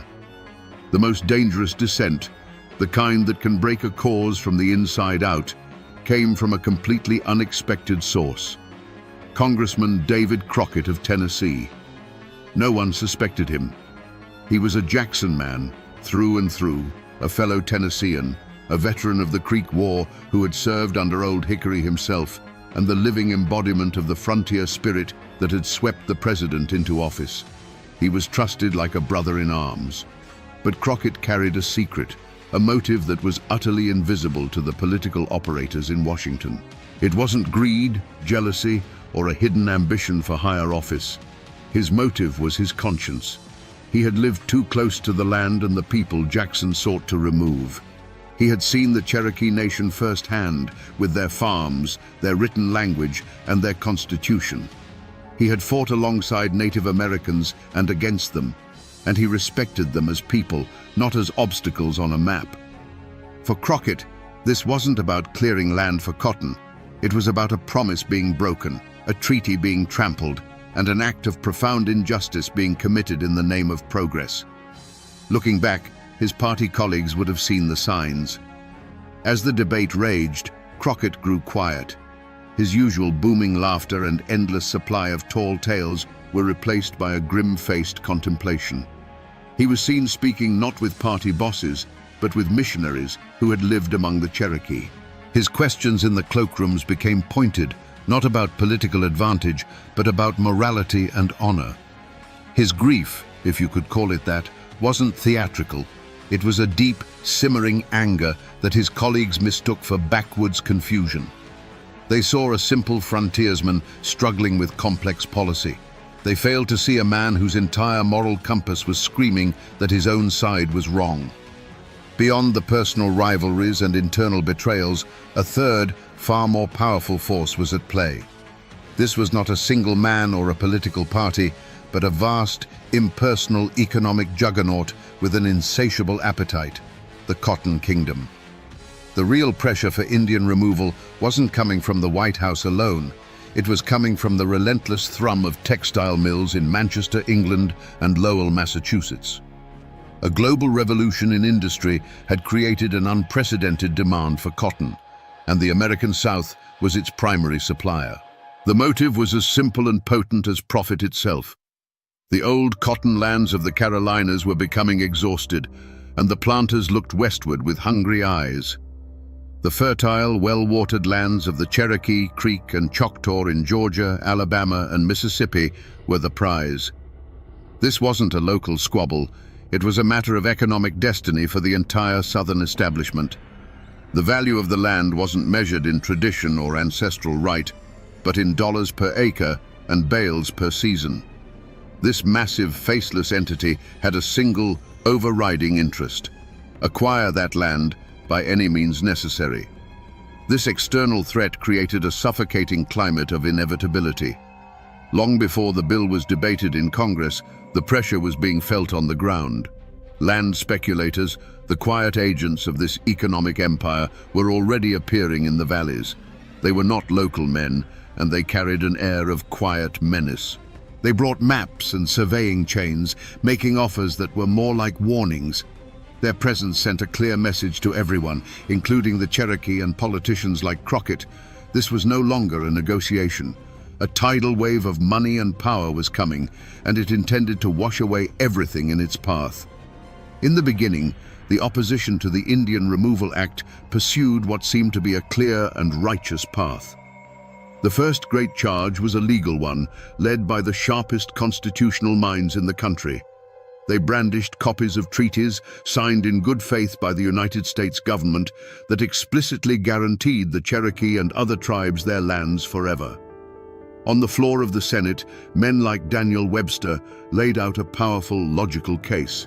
A treaty was the supreme law of the land, and to break it was to break the nation's honor. This seemed like the most promising lead, a direct trail to defeating the bill. But they were tracking a ghost through a legal wilderness.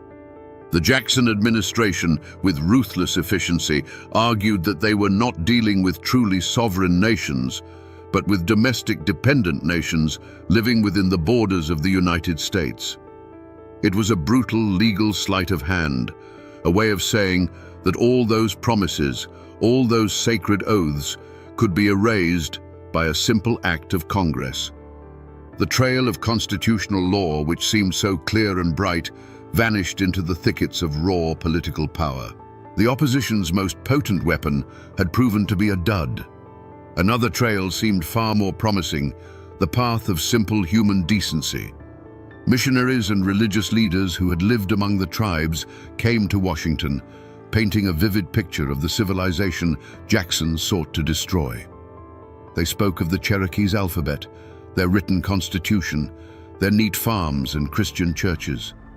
Surely, they argued, a moral nation could not uproot a people who had done everything asked of them to assimilate. This appeal to conscience was aimed directly at the heart of the American people. But this lead, too, evaporated like morning mist on a hot summer day. Against the deafening roar of progress and the siren song of free land for white settlers, The quiet voices of conscience were drowned out. The narrative of the savage Indian, holding back the tide of civilization, was a far more powerful story for many Americans. The moral high ground turned out to be a swamp of public indifference and racial prejudice. With every failed argument and every evaporating lead, a deep frustration set in among the bill's opponents. For a man like Crockett, watching his own party orchestrate this assault on reason and honor, the feeling must have been one of growing desperation. They were firing paper bullets at a stone wall. The fear in the Cherokee Nation grew into outright terror as they watched their powerful allies in Washington fail one by one. The air in the capital grew heavy and cold. The investigation was going nowhere, and the monster was getting closer. As the vote on the Indian Removal Act drew near, a suffocating silence fell over President Jackson's Democratic Party. This wasn't the quiet of contemplation, it was the chilling silence of a political omerta. Within the party ranks, a brutal and unspoken code was enforced. You were either with the president or you were against him. There was no middle ground, no room for debate, no space for a troubled conscience. Congressmen who had private doubts saw nothing wrong with the bill. Those who questioned its morality heard nothing of injustice, and those who knew it was a betrayal knew nothing but the importance of party loyalty. The primary reason for this silence was fear, pure and simple. The fear of one man, Andrew Jackson. His reputation for political vengeance was as legendary as his military victories. To cross Old Hickory was to be marked for destruction. It was said that upon hearing of Crockett's wavering, the president flew into a white-hot rage, vowing to see the Tennessean politically buried in a graveyard of his own making. This was no idle threat. The Jackson machine was a weapon, and it was aimed directly at anyone who broke ranks. Party leaders, acting as enforcers, would quietly remind a wavering congressman of the patronage jobs, the committee appointments, and the campaign funds that could vanish overnight. But it wasn't just fear. For many, it was a deep-seated loyalty to their own kind and a profound suspicion of the opposition. The men arguing against the bill were the Eastern elites, Henry Clay, Daniel Webster, the very establishment figures Jackson had been elected to fight. For a Western Democrat to side with them against their own president felt like a betrayal of the entire frontier movement. It was seen as siding with the bankers against the farmers, with the city lawyers against the common man. They believed their form of justice was to secure a future for white settlers, and the Indian Removal Act was the necessary tool. In this atmosphere, Davy Crockett became a pariah. The psychological toll was immense. Former friends and allies, men who had swapped stories and shared drinks with him just weeks before, now averted their eyes in the hallways of the Capitol. He was shunned like a man carrying a plague. Private messages were sent, begging him to reconsider, warning him that he was throwing away a brilliant career for a lost cause. Every handshake he was denied, every conversation that stopped when he entered a room was a reminder of his isolation. Like old Martha in the mountains whose barn was burned for speaking the truth, Crockett was about to have his entire political life burned to the ground. And still, he refused to be silent. The political battle had been fought to a standstill. Arguments had been made, threats had been whispered, and loyalties had been tested. The Jackson machine, confident in its power, believed it had crushed all meaningful dissent. They assumed that in the final moment, party discipline would prevail. They had overlooked the most critical clue of all, a detail hidden in plain sight: Davy Crockett's unbending Appalachian character. It wasn't a piece of paper or a hidden object. It was the man's soul, and it was about to be laid bare for the entire nation to see. The turning point came not in a secret meeting, but in the full public glare of the House of Representatives.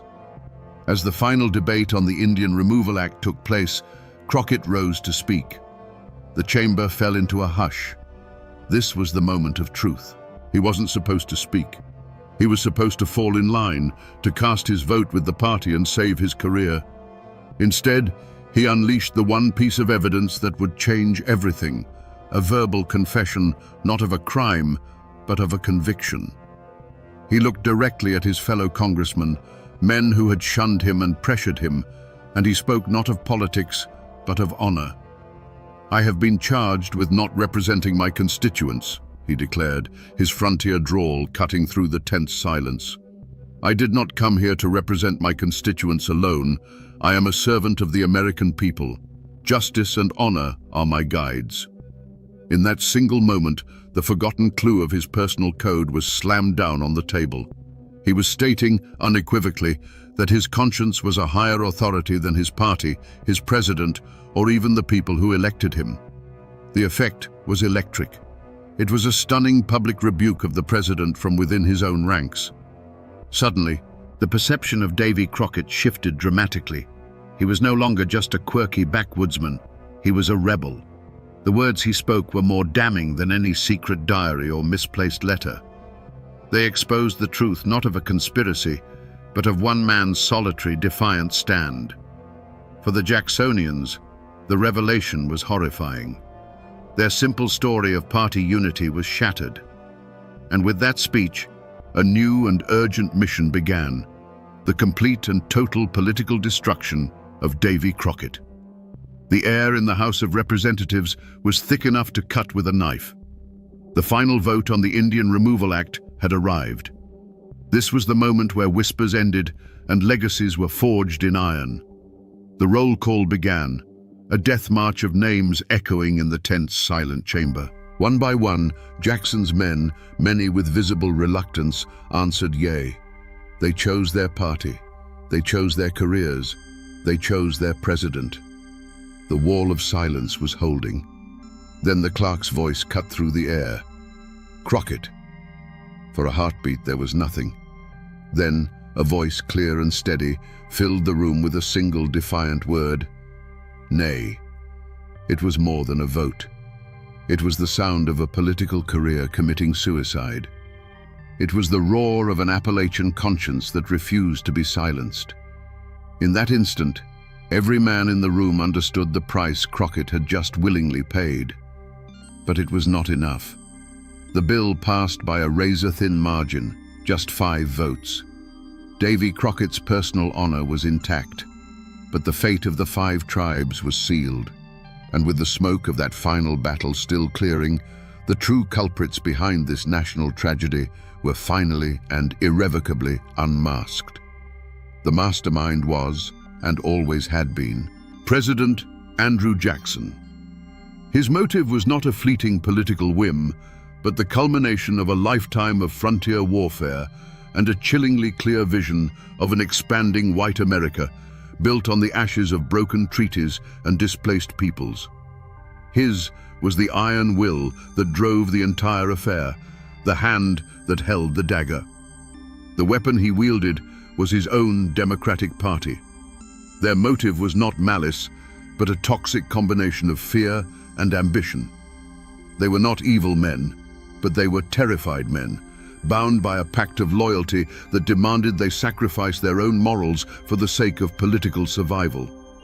They were the ones who held the victim down, their silence the most damning testimony of all. But the true dark heart of the matter, the motive that fueled both the president's vision and the party's fear, was the vast, impersonal hunger of the Cotton Kingdom. It was not a feud, not a personal vendetta, but the cold, relentless logic of profit. The land was valuable, and the people living on it were in the way. That was the simple, horrifying truth that had been unmasked. In defying all 3, Davy Crockett had not just lost a vote. He had made an enemy of the most powerful forces in America, and they would now see him destroyed. The passage of the Indian Removal Act was not a sudden explosion. It was the slow, deliberate turning of a key in a lock, sealing tens of thousands of people inside a tomb. The ink on the law was barely dry when its poison began to seep into the red clay soil of Georgia, Alabama, and Tennessee. The America that Davy Crockett had fought for, a land he believed was founded on honor, was about to commit a crime in slow motion, a crime whose consequences would stain the pages of history forever. To understand what was lost, you must first see what was there. The Cherokee Nation was not a collection of primitive huts in a dark wilderness.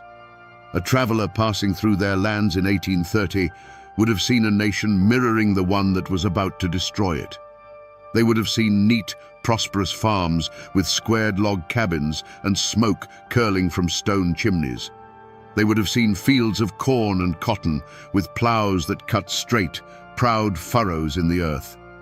They had their own schools, their own churches, a written alphabet, and a constitution modeled on that of the United States. This was the world that was declared illegal. Then the soldiers came. They came not as liberators, but as jailers. The first sign was not a gunshot, but the unnatural sound of marching boots on a quiet country road, the jingle of military harnesses where there should have been the lowing of cattle. A dread, cold and heavy, settled over the valleys. The world of the Cherokee began to shrink, compressed into small, guarded stockades, a prelude to the long journey ahead. The roundup itself was a scene of quiet, systematic heartbreak. Imagine a family sitting down to dinner, the smell of cornbread in the air. Then, the sound of a heavy boot on the porch, a door kicked open without a word. There was no battle, only the chilling finality of an order given.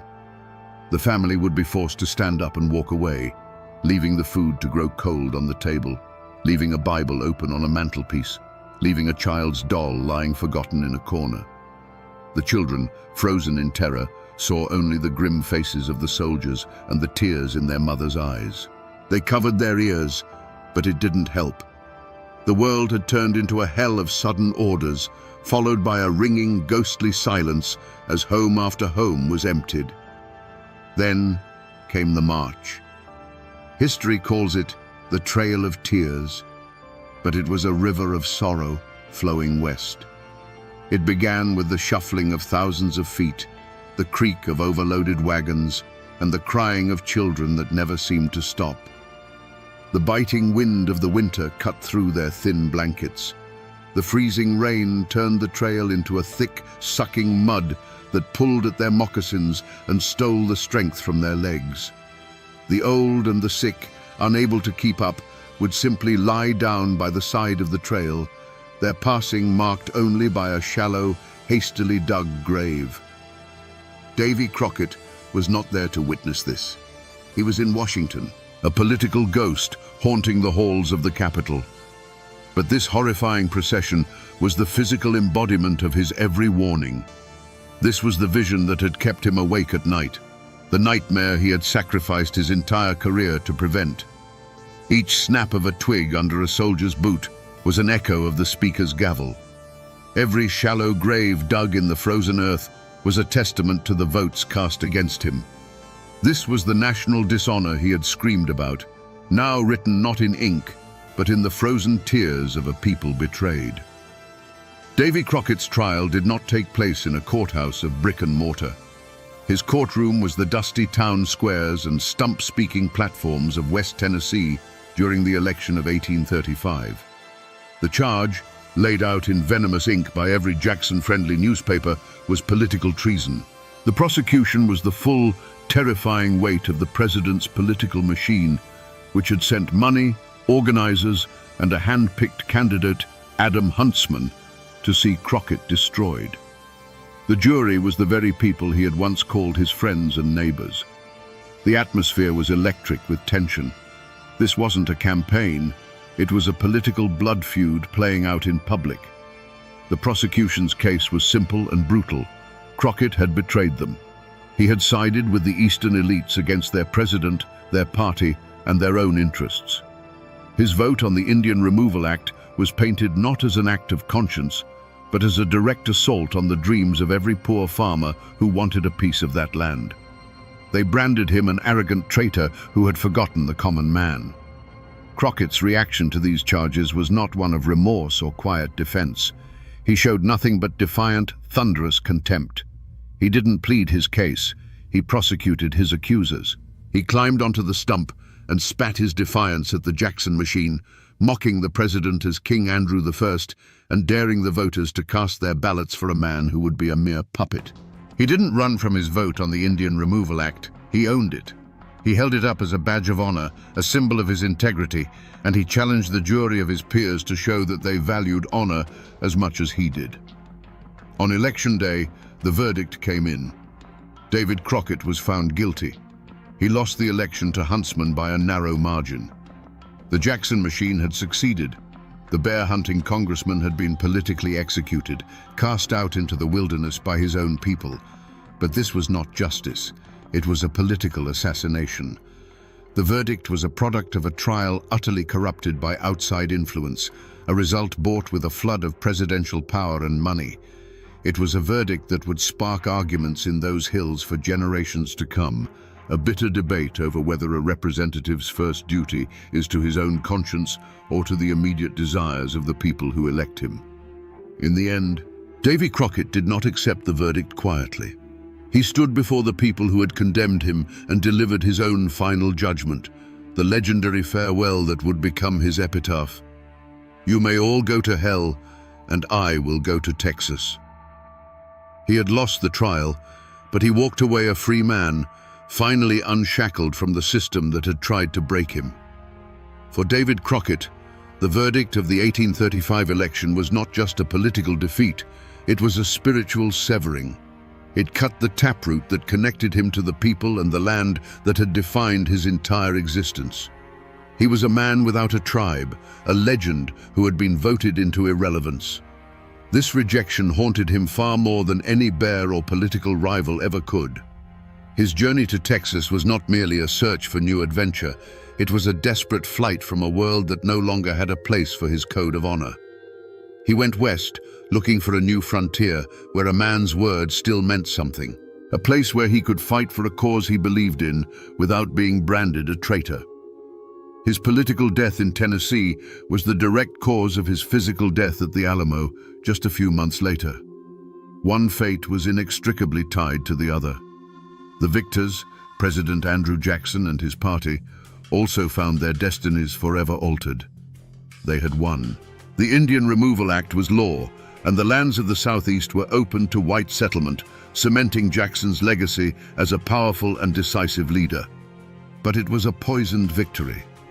The horrific reality of the Trail of Tears, the deaths of thousands on that forced march, became an indelible stain on his presidency. History would forever bind his name not just to the victory at New Orleans, but to this act of calculated cruelty. His life was changed from that of a simple American hero to a figure of immense and troubling complexity.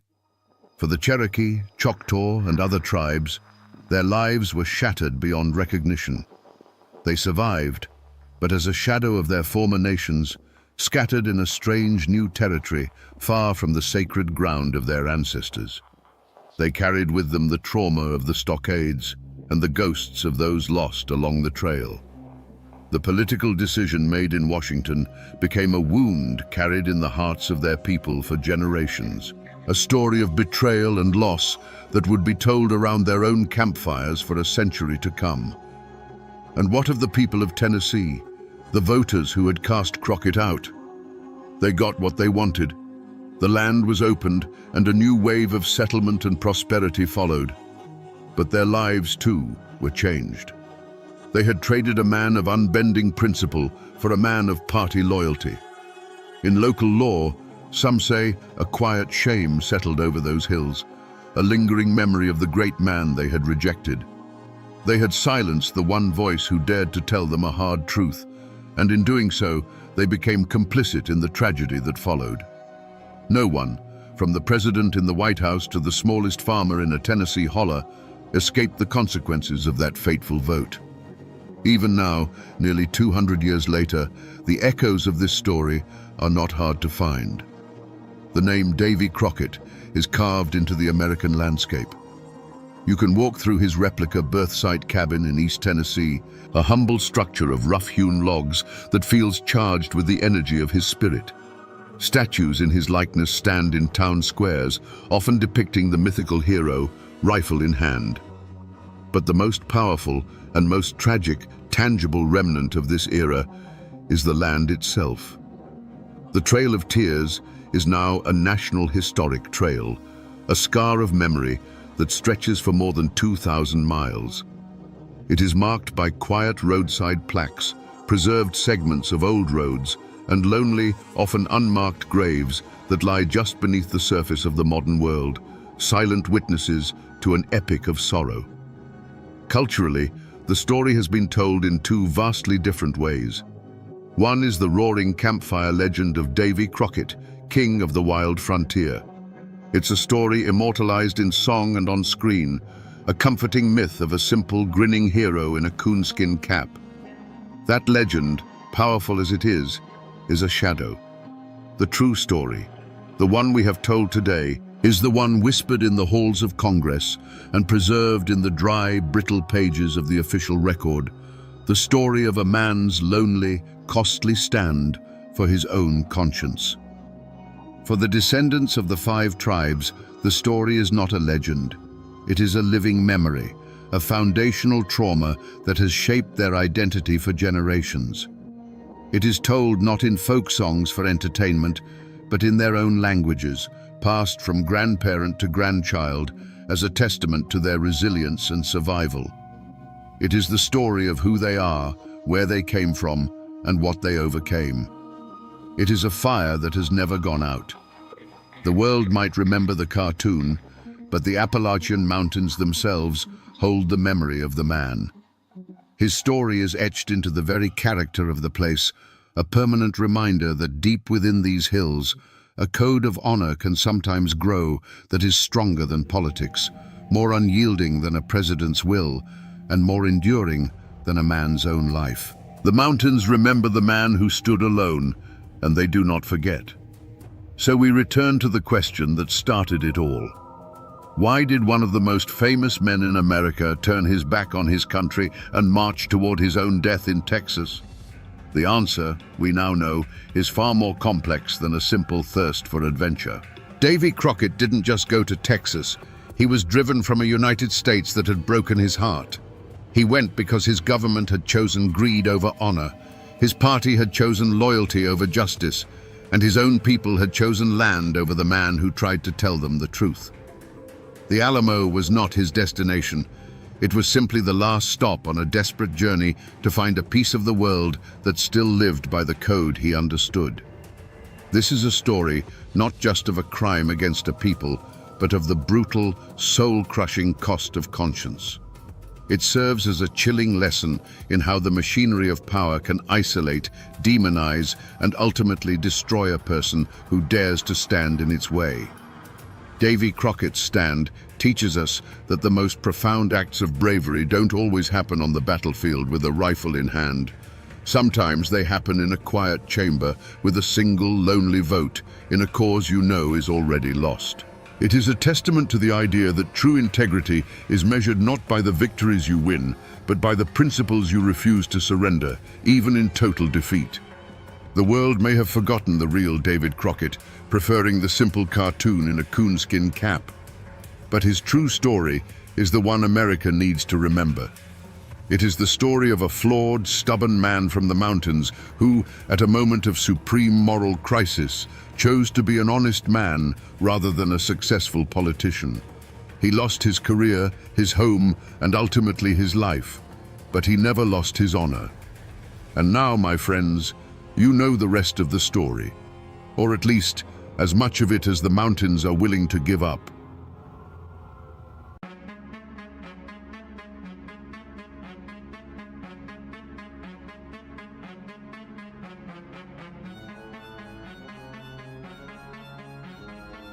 Imagine this.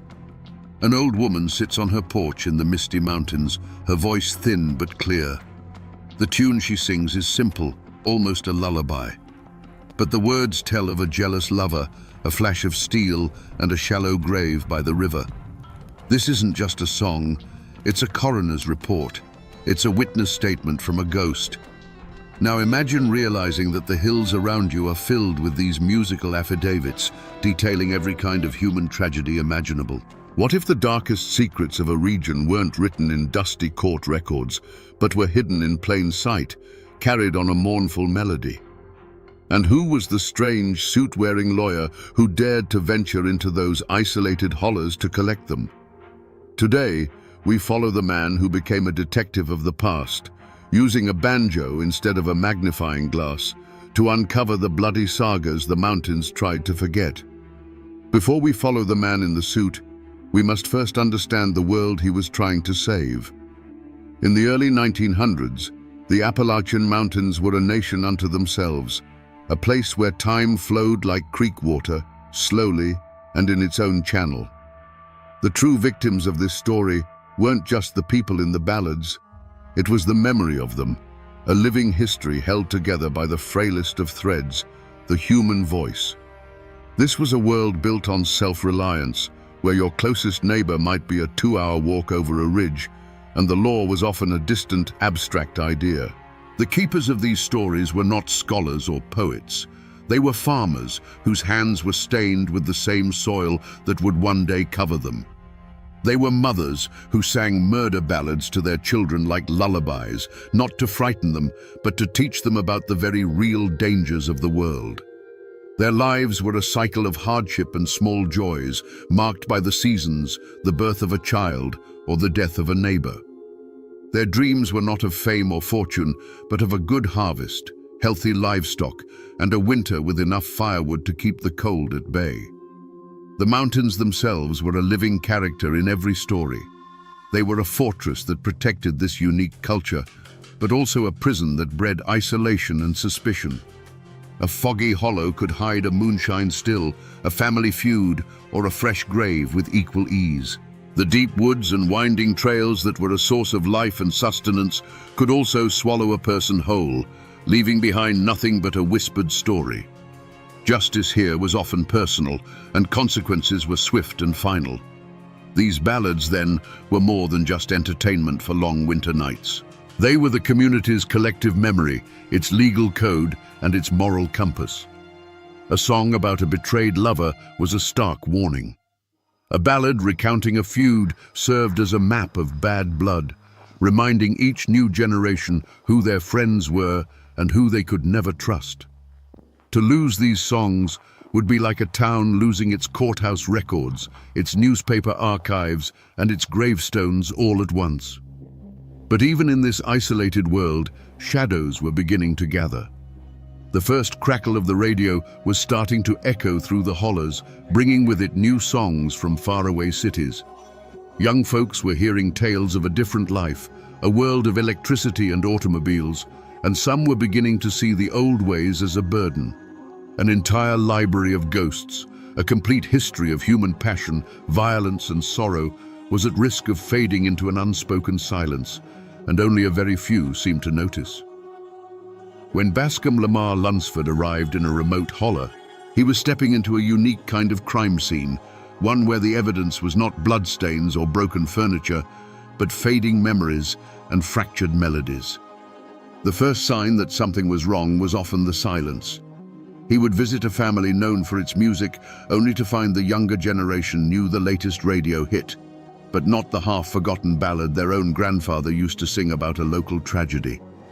The air was thick with an unnatural quiet, the sound of a culture slowly losing its voice. The clues he found were scattered and cryptic.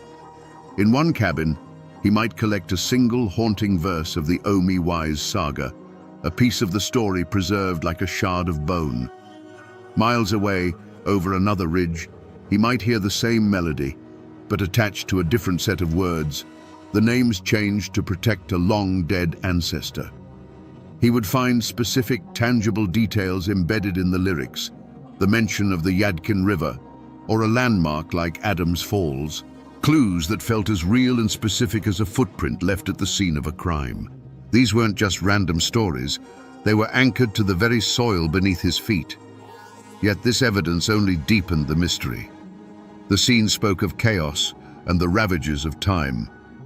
For every fact a song seemed to preserve, it offered 10 contradictions.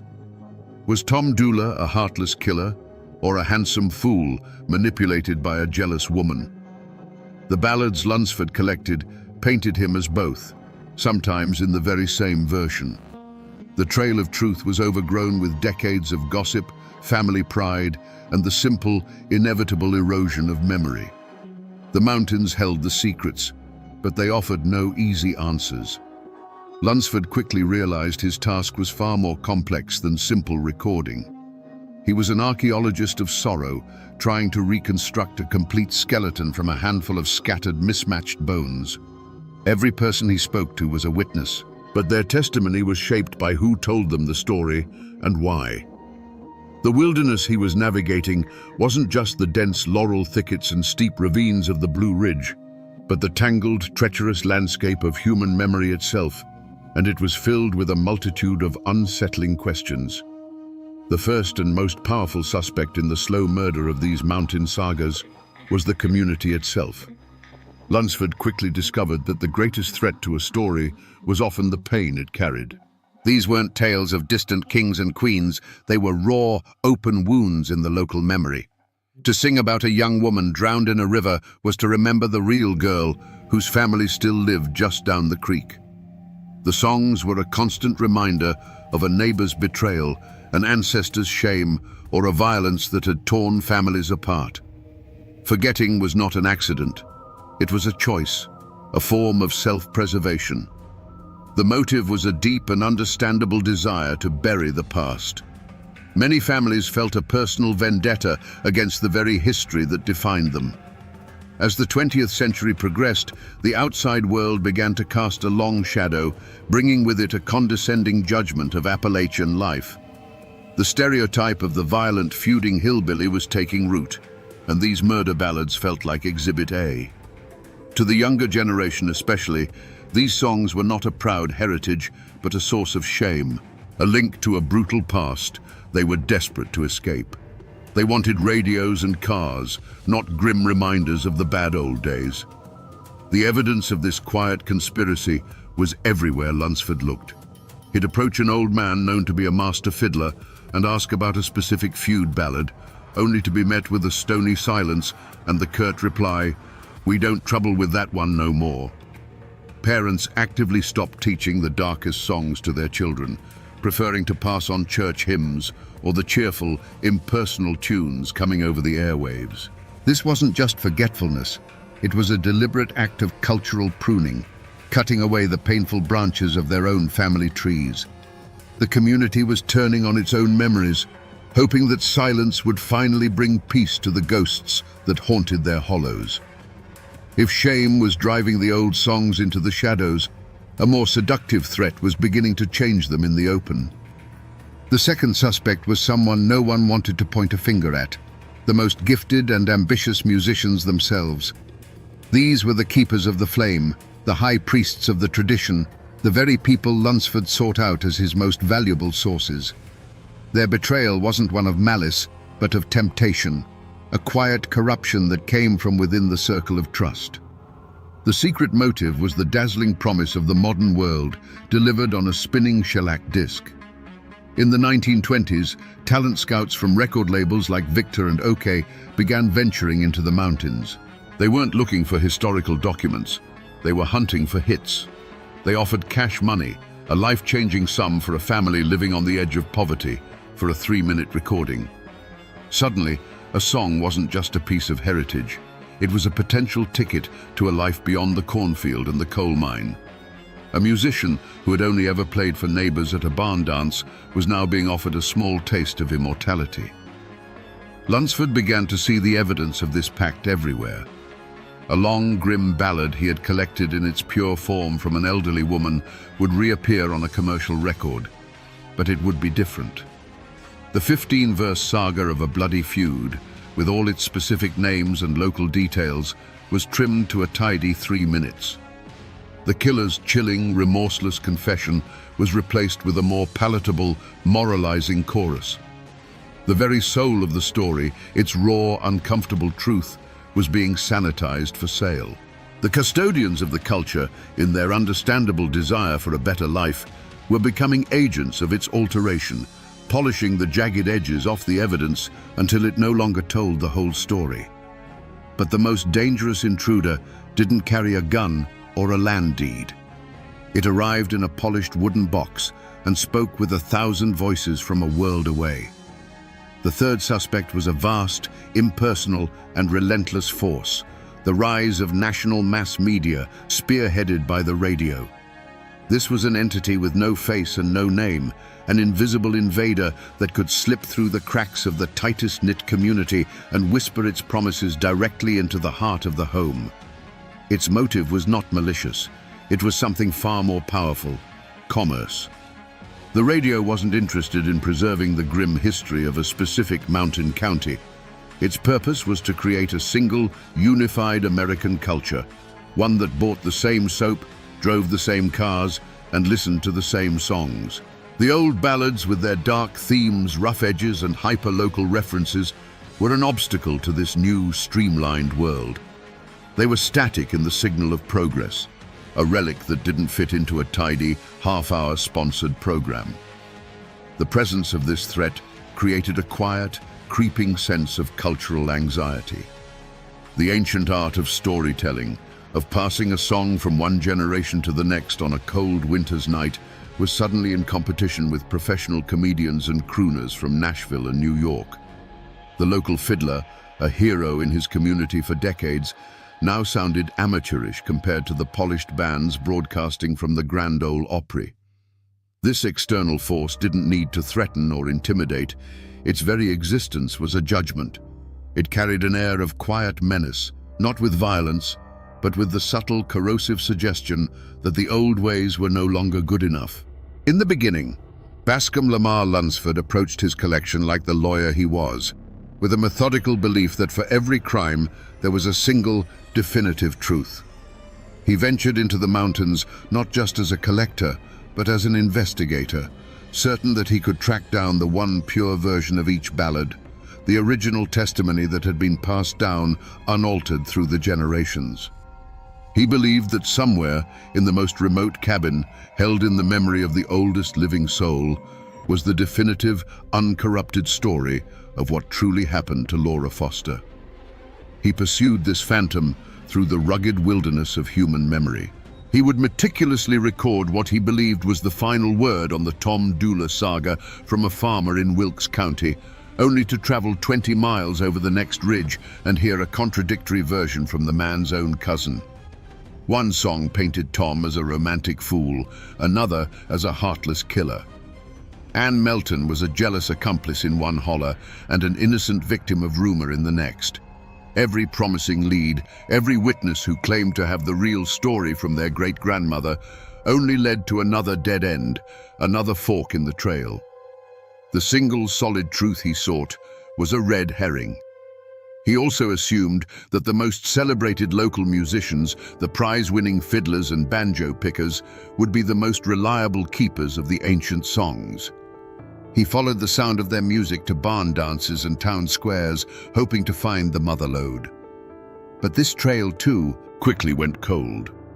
He discovered that these were often the very people who had already been compromised. They were the first to be tempted by the record companies, the quickest to alter a 15-verse ballad into a catchy 3-minute tune. Their brilliant playing was often a cover for a story that had been stripped of its soul. The frustration for Lunsford must have been immense. The logical, orderly processes that worked in a courtroom were useless here. The evidence was alive, constantly changing with every telling. His investigation was yielding not clarity, but a growing, maddening fog. In the communities, his relentless, probing questions began to stir a quiet unease. The fear was growing that perhaps these stories were not meant to be solved. Perhaps in trying to untangle the truth, this man from the outside world was simply pulling apart the last fragile threads holding their entire history together. As Bascom Lamar Lunsford pushed deeper into the mountains, the friendly smiles and offered dippers of water remained, but a new barrier rose to meet him, one as real as a stone wall, yet completely invisible. He was running into the unspoken law of the hills, a code of silence as old as the feuds themselves. The moment he moved beyond pleasantries and asked for a specific bloody ballad by name, the air on the porch would grow still. Eyes would drop. The answer was almost always the same: a slow shake of the head and a quiet mumble of "don't rightly recall that one," or the even more final, "we let that story die with the old folks." The reasons for this omerta were buried deep in the soil of the community. These songs were not abstract folklore, they were active social documents. To sing the ballad of the Allen-Griffin feud in front of an Allen was more than rude. It was a hostile act, a dredging up of bad blood that generations had worked to bury. The names in the verses were not characters in a fable. They were the names on the weathered tombstones in the churchyard just up the hill. Lunsford quickly learned he wasn't just asking for a song. He was asking a man to testify against his neighbor's great-grandfather, and that was a line no one was willing to cross for a stranger. There was also a deep and abiding suspicion of any outsider asking too many questions. Who was this man in a starched collar, writing down their tragedies in his little notebook? The mountains had a long memory of being exploited by timber companies, by coal barons, and by condescending writers who came to caricature their way of life. Was Lunsford any different? Was he a cultural undertaker, come to put their most painful memories on display for a gawking world that already saw them as little more than violent savages? The silence was a shield, a way of protecting what little they had left that was truly their own. The psychological toll on the few who considered breaking this code was immense. One old woman, who knew a version of a local murder ballad that Lunsford had been searching for years, would only agree to sing it for him in her spring house, with the door bolted and the sound of the running water masking her voice. She was terrified, not of physical harm, but of something worse: the judgment of her neighbors, the quiet shunning that would follow if they knew she had given away their ghosts.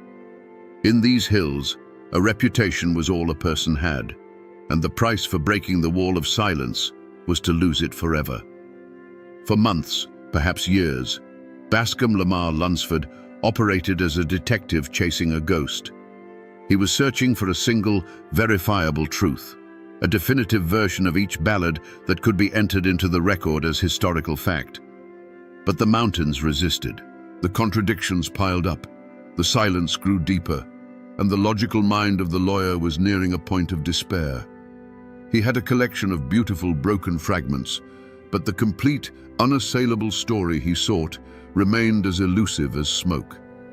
The trail, it seemed, had finally gone cold. The turning point came not with a dramatic deathbed confession, but in a moment of quiet frustration. He was sitting on a porch with an elderly woman, trying once again to coax from her the full version of a local feud ballad. She would sing the beginning, her voice strong and sure, but when it came to the verses describing the killing, she would stop, shake her head, and hum a different tune, a simple, mournful church hymn. Lunsford, seeing another day's work dissolving into another dead end, was about to pack his things. But then he stopped, and he listened. He truly listened, not to the words, but to the feeling behind them. In the sorrowful cadence of that hymn, he suddenly heard the echo of the murder ballad. The forgotten clue wasn't a hidden lyric or a secret name. It was the realization that the emotion was the one thing that had survived intact. The community might change the names, forget the details, or refuse to speak the violence, but they never forgot the grief. The hymn was their way of telling the story when the story itself became too terrible to tell. It was the emotional core, the untainted piece of evidence he had been overlooking this whole time. This moment changed everything. It was as if a key had turned in a lock he didn't even know was there. He realized his entire approach had been wrong. He was not a detective hunting for a single culprit or a single truth. He was an archivist of human heartbreak. The contradictions and variations weren't flaws in the evidence. They were the evidence. They showed how a community grappled with, processed, and tried to heal from a trauma over generations. A renewed urgency surged through him. He had to collect it all, every fractured verse, every sanitized radio version, every mournful hymn that carried the ghost of the original tragedy. The real story wasn't in any single song, it was in the sum of all of them. With this new understanding, Bascom Lamar Lunsford stood like a prosecutor ready to deliver his closing argument. But in the spectral courtroom of his mind, the witness stand was empty. and the jury box was filled with ghosts. He had spent years searching for a single villain responsible for the slow death of the mountain sagas. He had cross-examined shame, ambition, and the relentless march of progress. And now, as he pieced together the fragments of evidence, the half-remembered verses, the sanitized records, the telling silences, the horrifying truth finally took shape. There was no single culprit. It was a conspiracy. He finally saw the first conspirator for what it was, the community's own shame. This was the inside man, the accomplice who unlocked the door and let the other forces in. The raw, bloody memories of the ballads had become a burden, a mark of otherness in a world that was rapidly modernizing.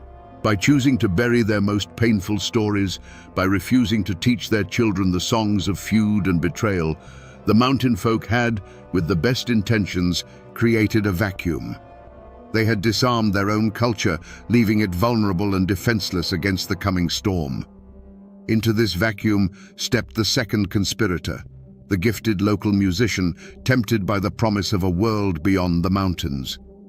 These were not villains, but tragic figures caught between two worlds. Driven by the understandable human desire for a few dollars and a little recognition, they became the unwitting agents of the crime. They took the raw, unvarnished testimony of the old songs and polished it for public consumption. They cut out the darkest verses, smoothed over the rough language, and sold a palatable, commercialized ghost of the real thing. They were the ones who put the forged signature on a false confession. And finally, Lunsford saw the mastermind, the cold, impersonal force that had orchestrated the entire affair, the radio and the rise of a national commercial culture. This was the entity that provided the motive, the means, and the opportunity. It offered a shiny, new, and effortless form of entertainment that made the old ways seem obsolete. It whispered the promise of a unified America where everyone listened to the same songs and shared the same simple stories. It created the very shame that had weakened the community's resolve and offered the very temptation that had turned its own guardians against it. In the end, Lunsford's discovery was far more chilling than a single, identifiable villain. The true culprit was an unholy trinity, a perfect and terrible collaboration between the past, the present, and the future. The motive wasn't malice, but something far more powerful, the inevitable crushing weight of change. The ancient, isolated world of the mountains, with its dark memories and bloody sagas, had been put on trial by the 20th century. And in this trial, there could only be one verdict. The old world was found guilty of being old, and the sentence was death by forgetting. Now that we have identified the culprits, we can finally reconstruct the crime. This was not a murder committed in a dark alley with a single sudden blow. It was a slow poisoning carried out in the warm, fire-lit cabins of the mountains themselves, with the victims' own families as unknowing accomplices. The truth, my friends, is that the ballads were not killed. They were allowed to die. Imagine an old man, a patriarch, sitting on his porch with his grandson as the evening shadows stretch across the hollow. He clears his throat to sing the old ballad, the one about the land dispute that cost his own great-uncle his life. He begins the first verse, his voice a familiar, comforting rasp. But then he looks at the boy, who is wearing a store-bought shirt and whose mind is full of things like automobiles and the world beyond the ridge. And the old man's voice falters. The next words, the ones about the gunshot and the bitter feud, freeze in his throat. In that moment of silence, a story that had survived for a century suffers a mortal wound. It doesn't end with a scream, but with a quiet, heartbreaking stillness. Now picture a different scene, a few years later. A talented young fiddler, the pride of his county, sits stiffly in front of a strange, cone-shaped microphone in a makeshift studio in a Bristol hotel room. A man in a suit tells him he has 3 minutes. He begins to sing the saga of Omi Wise, but when he gets to the part where the villain pleads with her, he softens the words. He changes a raw, brutal line into a more poetic, romantic one. The man in the suit nods in approval, and with that single, simple change, the soul of the song begins to bleed out, replaced by something cleaner, safer, and no longer entirely true. The final blow came not from a person, but from a piece of furniture. See it in your mind's eye, a family gathered in their cabin after supper. For generations, this was the time for stories, for the banjo to be taken down from its peg. But now, in the corner, sits a handsome wooden box with a glowing dial, a single cyclops eye staring into the room. They turn a knob, and a clear voice from Nashville fills the cabin with a song about a love they've never known and a city they've never seen. They are captivated. And over in the shadows, the banjo hangs on the wall, untouched. Its strings are not broken, they are simply silent. This is how the great bloody sagas of the mountains met their end. There was no single gunshot, no grand battle. It was 1,000 tiny, quiet surrenders. A forgotten verse here, a changed lyric there, an evening spent listening to the radio instead of a grandfather's voice.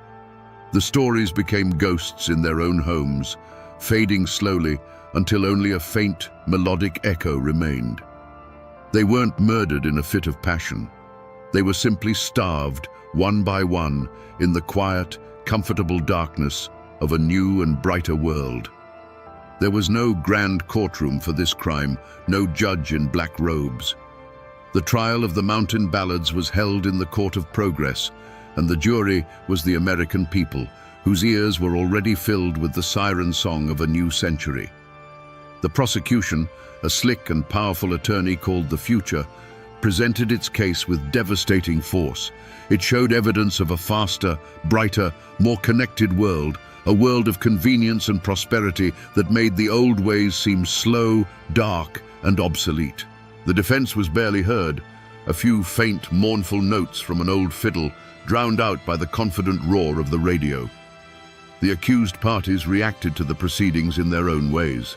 The commercial media, the mastermind, showed no remorse. A force of nature doesn't apologize for the storm.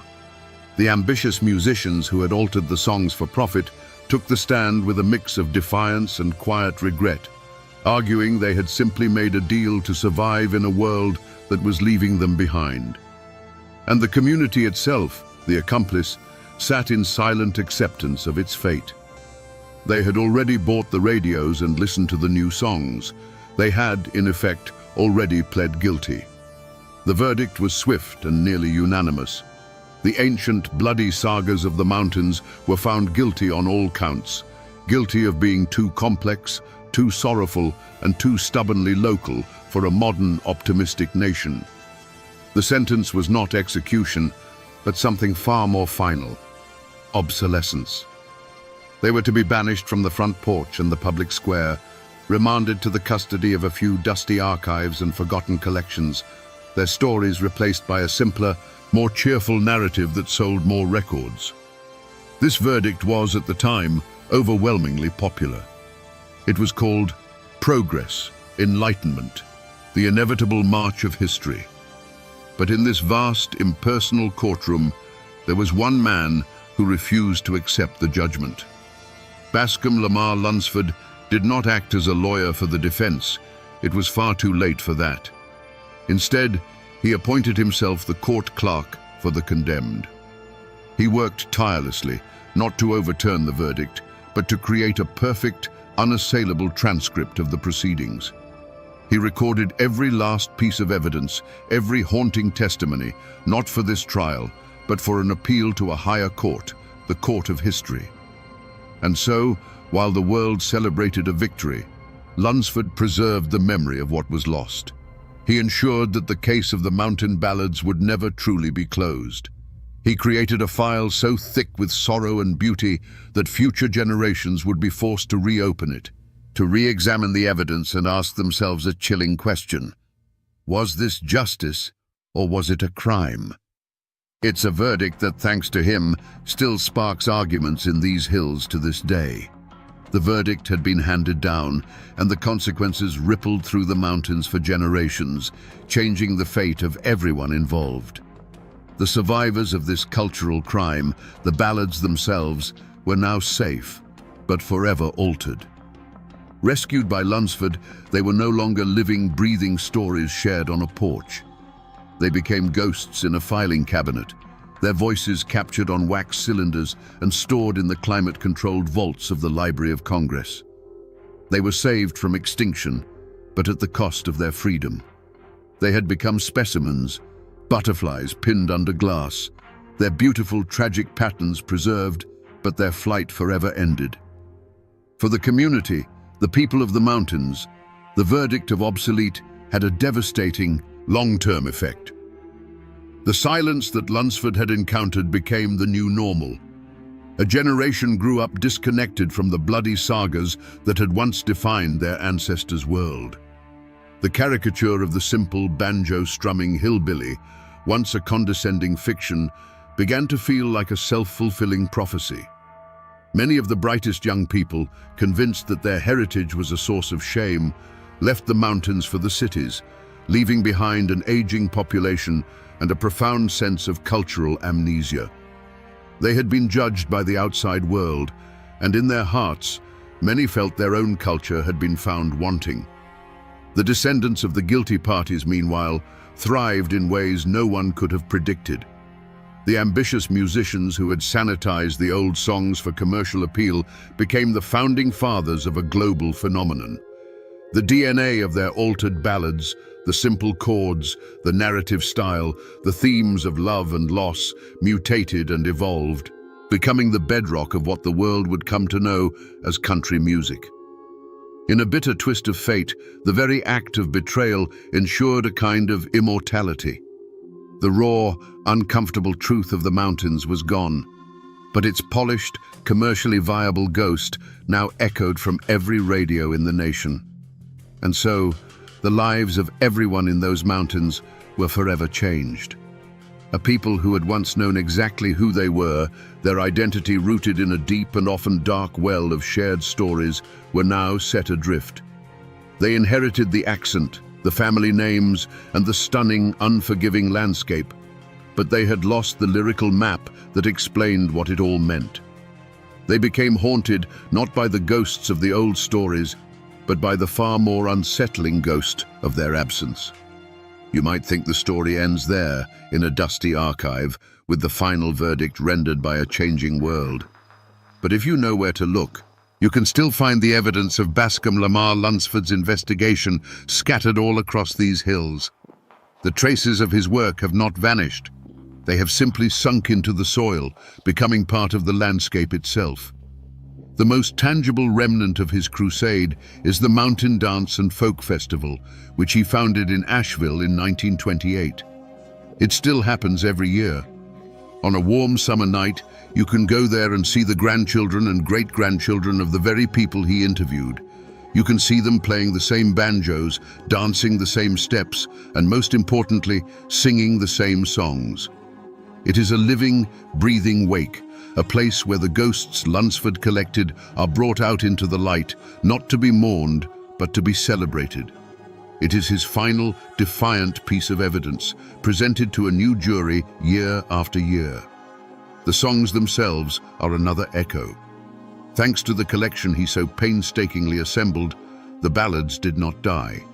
They were rediscovered. The raw, haunting melodies he saved from oblivion became a wellspring for the American folk revival of the 1950s and 60s. When a modern artist stands on a stage in New York or London and sings the chilling tale of Tom Dooley, they are, whether they know it or not, calling on one of Lunsford's ghosts. His work ensured that these hyper-local tragedies became part of a universal human story. And the story of Lunsford himself has become a piece of Appalachian folklore. The whispers about the minstrel lawyer still linger. He is remembered not just as a collector, but as a mythical figure, a man who walked between worlds and knew the mountain's darkest secrets. The legend of the man who knew where the bodies were buried has outlived almost everyone who told it. a testament to the power of a man who listened so intently that he became part of the story he was trying to save. But the most powerful echo is in the land itself. The rivers where lovers were betrayed still flow. The sharp ridges that once divided warring families still cut across the sky. These places hold the memory of what happened there, etched into the very rock and soil.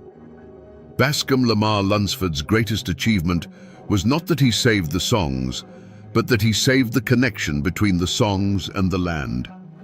And now, when you hear one of those old ballads, it feels as if the mountain itself is singing, telling you its own dark and beautiful secrets.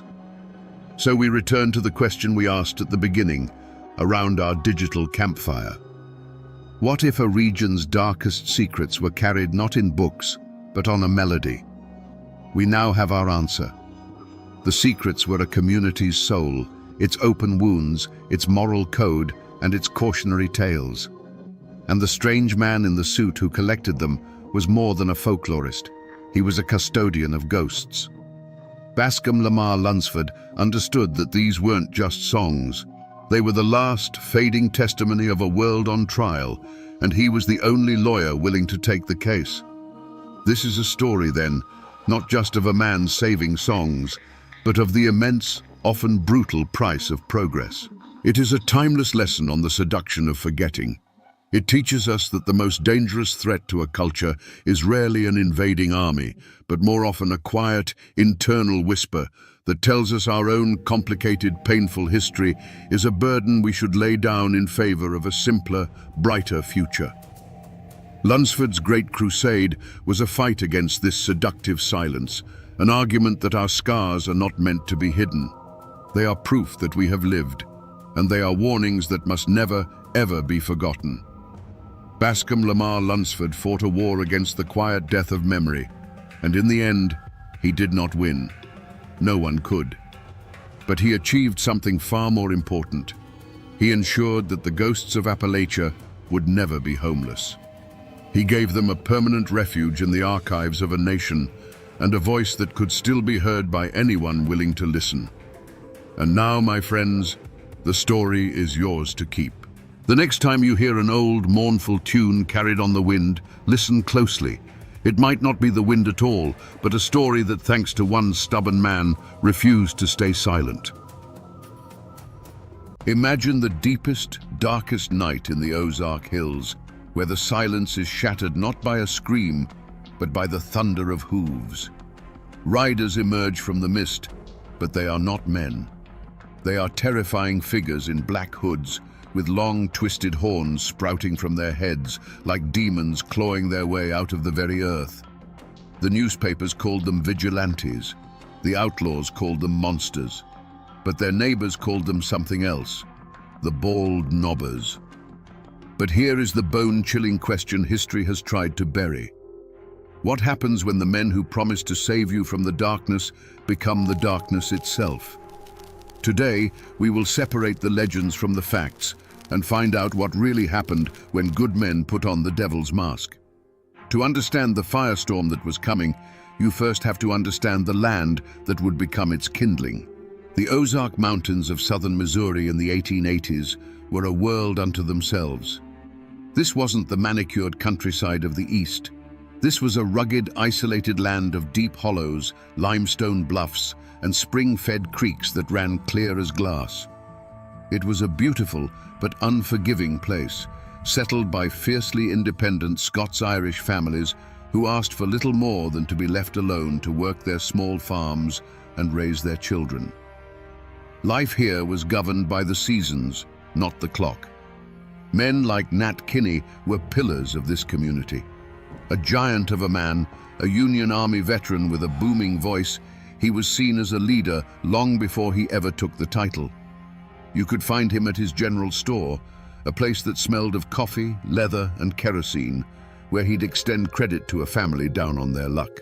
You had decent, church-going folk, families who believed in hard work and the word of God, whose greatest dream was simply a good harvest and a peaceful night's sleep. But peace was a forgotten luxury. The Civil War had not been a distant conflict here. It was a brutal, intimate butchery that pitted neighbor against neighbor. The official surrender in 1865 meant nothing to the hills. The old hatreds didn't die. They just festered, waiting for a new excuse to bleed. The law was a ghost, a corrupt sheriff a full day's ride away who couldn't or wouldn't do a thing to help. In this vacuum, a new power had risen. A loose confederation of outlaws, horse thieves and murderers, led by the notorious Taylor and Matthews clans, ran Taney County as their personal kingdom. They mockingly called themselves the Anti-Law and Order League. For the ordinary farmer, life became a waking nightmare. Livestock vanished in the night, stores were robbed in broad daylight, and families were terrorized into silence. Every sunset brought a fresh wave of fear. Every knock on the door could be a gang of thugs demanding food or whiskey. The people were pushed to the absolute edge, praying for a savior. But they were about to learn a hard lesson. In the Ozark Hills, when you pray for a savior, you have to be careful what kind of angel answers your call. The roots of this conflict ran deeper than any single crime. They were anchored in the very bedrock of the Ozarks. The families who settled these hills, the Scots-Irish, didn't come here seeking gold. They came seeking freedom from kings, landlords, and any government that tried to put a bridle on them. They carved their lives out of the wilderness with an axe and a rifle, and the land they claimed wasn't just property, it was a declaration of independence. This patch of earth, this creek bottom, this ridge, it was a legacy paid for in sweat, heartbreak, and blood. To threaten a man's land was to threaten his soul. But the most poisonous memory, the wound that never healed, was the Civil War. Here, it wasn't a war of uniforms and battlefields. It was a war of ambush and arson, fought between neighbors. Pro-Confederate bushwhackers and pro-Union jayhawkers turned the Ozarks into a slaughterhouse. A man might see the neighbor he'd helped raise a barn with the year before, riding toward his home with a torch in his hand. The official surrender at Appomattox was just a whisper from a world away. In these hills, the war never truly ended. It just went quiet. The hatreds were passed down from father to son like a family Bible. The Anti-Law and Order League wasn't born in a vacuum. It was the direct descendant of the bushwhacker gangs. Families like the Taylors and the Matthews had ridden for the Confederacy, and they saw the post-war government as a hostile, occupying force. For them, robbing and terrorizing their old Unionist neighbors wasn't just crime, it was a continuation of the war. They were settling old scores that the history books said were already settled. In this land, a family name was a heavy thing.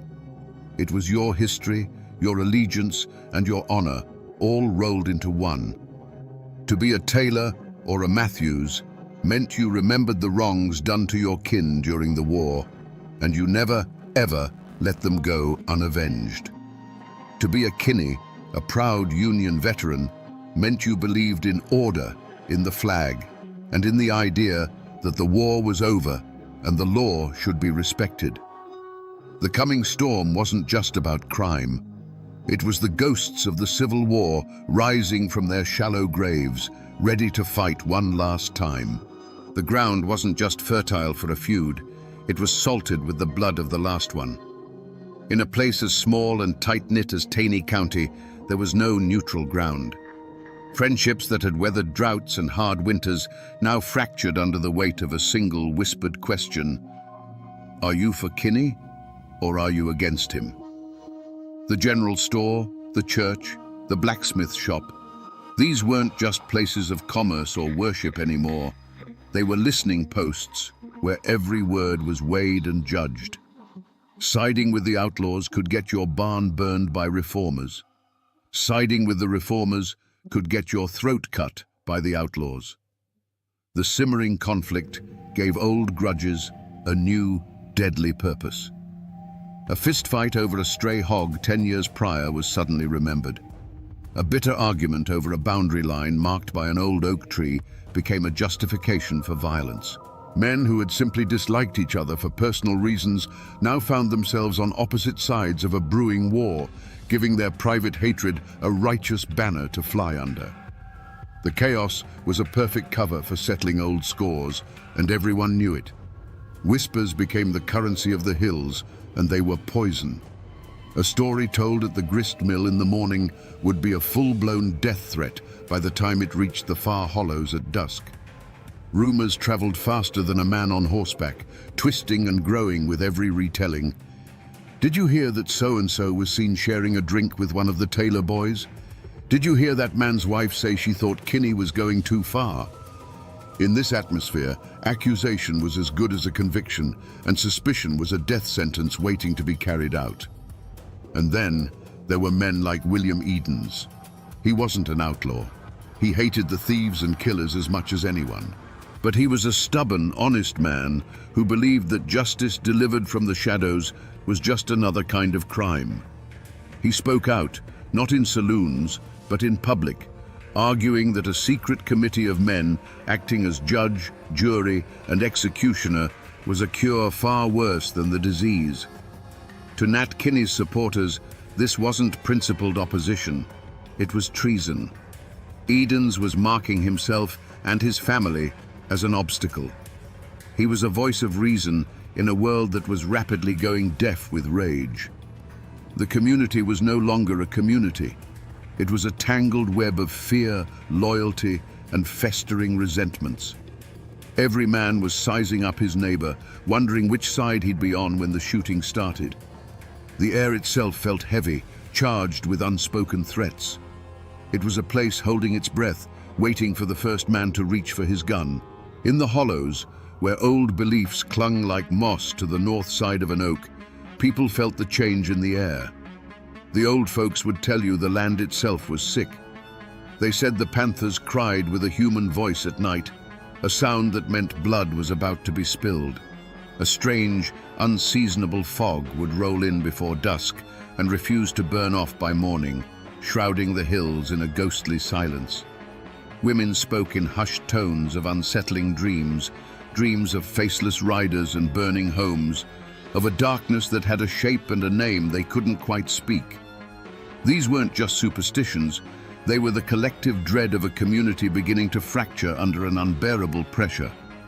The true omen, however, wasn't in the sky or the woods. It was in the eyes of Nat Kinney. The man who once offered easy credit and a kind word was gone. In his place was a figure of pure, righteous fury. His voice, once used for friendly greetings, now boomed with the fire of an Old Testament prophet calling down damnation. He was the human catalyst, the gathering storm cloud. When he sent word, man by man, for a secret meeting at the schoolhouse on that treeless hill, that bald knob, it wasn't an invitation. It was a summons. It was the moment the vague, simmering anger of the people began to sharpen into a weapon. On that cold night in 1885, as a dozen men slipped away from their cabins, their wives felt a knot of dread tighten in their stomachs. They saw their husbands clean their rifles, not with the calm focus of a man going hunting, but with the grim determination of a man going to war. They didn't know the specifics of the meeting, but they understood its nature. This wasn't about building a new fence or organizing a church social. This was about blood.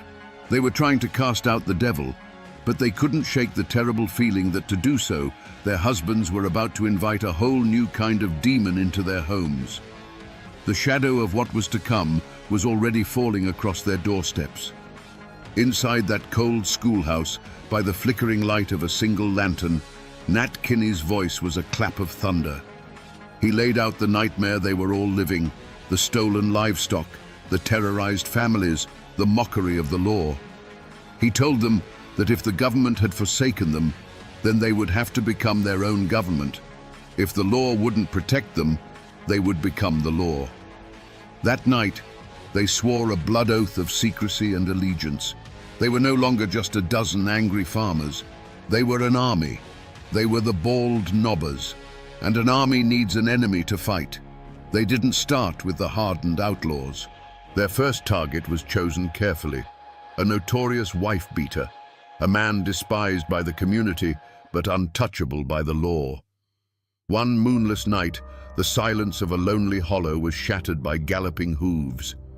The man was dragged from his bed, not by his neighbors, but by a circle of horned, silent demons. They tied him to a tree and whipped him raw with a hickory switch. They didn't speak a single word. When they were done, they melted back into the darkness, leaving him bleeding and terrified. It was a message, brutal and clear. There was a new power in the hills, a power that saw everything. The reaction was immediate. Decent folk, who had lived in fear for so long, breathed a collective sigh of relief. The whispers were no longer of fear, but of gratitude. Justice had been done. This success was like a drug to the bald nobbers. It emboldened them, swelling their ranks and hardening their resolve. They moved from punishing social outcasts to targeting the outlaws themselves. They burned down the corrupt saloons and gambling dens that served as the gang's headquarters, a direct assault on their power. The true point of no return came a few weeks later. A crude notice was nailed to the door of a known horse thief's cabin. It didn't have a signature, only a crude drawing of a horned mask. It gave the man and his associates 24 hours to leave Taney County. There was no negotiation, no trial. It was an ultimatum: leave or be found hanging from an oak tree. This was no longer about punishing a single sin. This was a declaration of war. The bald nobbers had taken it upon themselves to cleanse the entire county by force. The first drops of blood, drawn by a hickory switch, had been a test. Now, having found their power, they were promising a flood. The outlaws, for the first time, were scared. And a scared man with a gun is the most dangerous thing in the Ozark Hills. The war had begun. Power born from rage is a fire that eventually consumes the hand that wields it. The bald nobbers, once hailed as saviors, had begun to believe their own legend.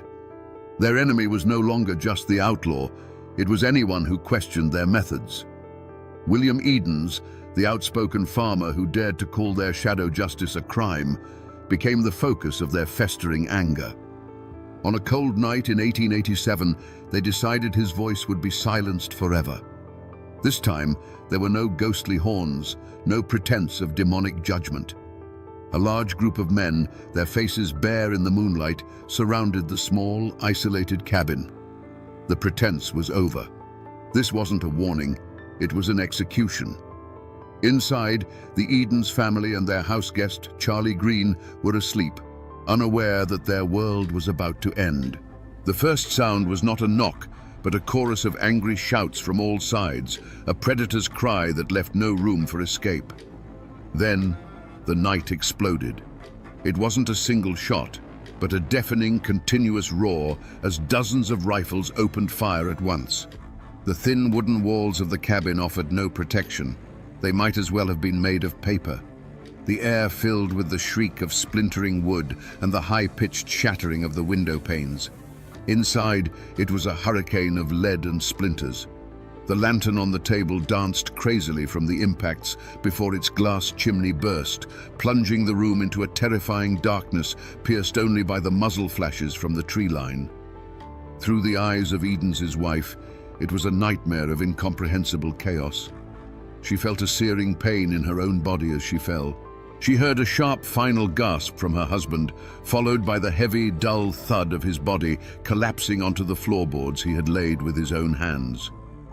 From the corner where their guest, Charlie Green, had been sleeping, there was a second thud, and then a profound silence.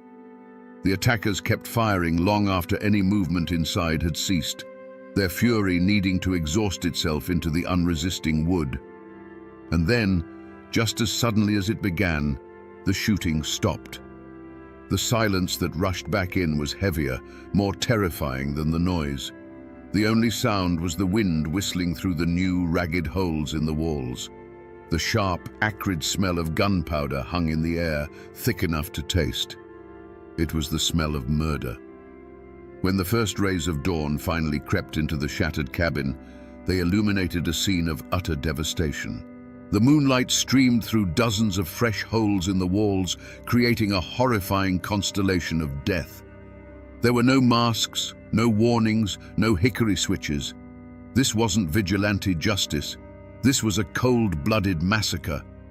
The bald knobbers had crossed a line from which there was no return. The heroes of the Ozarks were now just murderers. To the men who surrounded that cabin, this wasn't murder. It was a grim, necessary surgery. In their minds, William Edens was not an innocent man exercising his right to speak. He was a cancer. His words were a poison that threatened to undo everything they had accomplished. They had faced down killers and thieves. They had brought a semblance of peace to a land of terror. And now this one man, with his talk of process and law, was giving comfort to the enemy. He was making them look like villains, turning the very people they'd sworn to protect against them. Their logic was twisted but terrifyingly simple. If Edens turned the community against them, the outlaws would rise again, and the old nightmare would return. To save the county, Edens had to be silenced. The transformation from savior to killer had been gradual, almost imperceptible. It began the first time a man used his horned mask to settle a personal score. It grew each time they took a fine that felt more like extortion. The righteous fire had slowly burned down into the cold, hard ash of self-preservation. The switch flipped the moment they realized that Edens' arguments were working. The fear of losing control, of being exposed, arrested, and hanged by the very law they had replaced, became a paranoia that consumed them. The mission was no longer about saving Tiny County. It was about saving the bald knobbers from their own destruction. That is why they didn't wear their masks that night. This wasn't a symbolic act of justice. It was a personal, brutal act of elimination. But what did they feel as they walked away from that bullet-riddled cabin, leaving the smell of gunpowder and death hanging in the night air? There was no triumph. There was no righteous satisfaction. There was only a cold, hollow pit in their stomachs. The adrenaline of the firefight faded, replaced by the deafening silence of what they had done. They had just slaughtered a man in his bed, in front of his wife. They had become the very monsters they once hunted, night-riding killers who brought terror to the innocent. On the dark ride home, a few might have tried to justify it with hollow bravado, muttering it had to be done. But in the quiet of their own homes, alone with their thoughts, the truth would be waiting. The image of that splintered door, the sound of the glass shattering, the memory of the final heavy silence from inside the cabin. They hadn't felt like judges or executioners. They had felt like butchers. And in that chilling private moment of self-awareness, they finally understood. The horned mask wasn't something they wore anymore. It was something they had become. The silence that followed the gunfire was a living thing, a heavy blanket of horror that smothered the hollow. Inside the cabin, the cold night air began to creep through the dozens of new holes in the walls, carrying with it the sharp, metallic smell of gunpowder and fresh blood. For what felt like an eternity, the only movement was the moonlight shifting across the floor, illuminating the two still forms and the splintered wreckage of a once peaceful home. But there was a survivor. Gravely wounded, drifting in and out of consciousness, was William Edens' wife. The pain was a fire in her body, but a colder, fiercer fire burned in her mind. The need to bear witness. She could not let them get away with this. She couldn't scream. Her lungs wouldn't obey. So she began to crawl, dragging her wounded body across the floor, past the body of her husband, out the shattered door, and into the freezing mud of the yard. Every foot was an agony, a testament to a will that refused to be extinguished by a volley of bullets. Her destination was the nearest neighbor, a lifetime away in the darkness. When the first neighbors arrived at dawn, summoned by the wounded woman's desperate gasps, they were met with a scene that would be forever seared into their minds. This wasn't the work of outlaws. This was something different, something more terrifying. The sight of William Edens, a good and honest man, lying dead on his own floor, turned the community's stomach. The awe and respect many had held for the bald nobbers curdled into pure, unadulterated horror. They hadn't just killed a man, they had murdered a neighbor in his bed. The news of the Eden's massacre was a lit match dropped on a dry tinderbox. It traveled faster than any posse, a wave of shock and revulsion that swept through the Ozark Hills. The story was told in hushed, horrified tones at every crossroads and general store. They hadn't worn masks. They had shot the house to pieces. Mrs. Eden's had survived. The killers' identities, long whispered in secret, were now spoken openly, names attached to an unforgivable crime. This was too blatant, too savage for even the corrupt local authorities to ignore. The flimsy shield of public support for the bald nobbers had been utterly shattered. The state was finally forced to act. The governor of Missouri, his hand forced by the public outcry, authorized the use of the state militia and hired the famous Pinkerton Detective Agency to hunt the killers down. A substantial reward was offered for their capture, turning friends into potential informants. The hunt was on, not just by a local sheriff, but by the full, vengeful power of the law they had so arrogantly replaced. The hunters had officially become the hunted. The murder of William Edens was not a stone dropped in a pond. It was an earthquake that split Taney County right down the middle. There was no more gray area, no room for neutrality. The invisible lines of allegiance that had been forming for months were now drawn in blood. You were either for the bald nobbers, believing they were the only thing standing between order and chaos, or you were against them, believing they had become a murderous tyranny. The question was whispered over fence posts, argued in hushed tones in the back of the general store, and sometimes settled with fists in the dusty street. Families who had shared pews for generations now glared at each other over the tops of their hymnals, the preacher's words about forgiveness ringing hollow and meaningless. The community, once a source of strength, was now a web of suspicion. Every shadow could hold a spy, and every friendly greeting could be a test. A conspiracy of silence fell over the hills, but it wasn't the silence of ignorance. Everyone knew who pulled the triggers that night. The killers were their neighbors, their cousins, the men they'd helped raise barns with. But to speak that knowledge aloud was to paint a target on your own family's door. Fear was a gag in the mouth of justice. In response to this new terror, an opposition finally took shape. They called themselves the Anti-Bald Nobbers. This wasn't a formal army, but a desperate coalition of the outlaws' families, old enemies of Kinney, and decent men who were simply horrified by the Eden's massacre. The hills erupted into a full-scale guerrilla war. A bald nobber's barn would mysteriously catch fire in the night. An anti-bald nobber would be ambushed on a lonely road. Shootouts became common, turning the quiet mountain trails into killing grounds. Amid the terror, there were quiet acts of breathtaking courage. A neighbor, knowing the risk, would leave a basket of food on the porch of the surviving Eden's family under the cover of darkness. Another, his conscience finally outweighing his fear, would slip away to meet with the Pinkerton detectives, his whispered testimony the first crack in the wall of silence. But for every act of courage, there was an act of cowardice. Men who knew the truth would provide false alibis for the killers, choosing the bonds of kinship or the safety of their own skin over the rule of law. The community was eating itself alive, and the war for the soul of the Ozarks had begun in earnest. The law that had been a ghost in Taney County for a generation finally arrived, and it arrived as an army. The state militia, disciplined and impersonal, marched into the hills, their blue uniforms a stark contrast to the greens and browns of the Ozarks. Alongside them came the Pinkerton detectives, quiet, observant men in city clothes who missed nothing.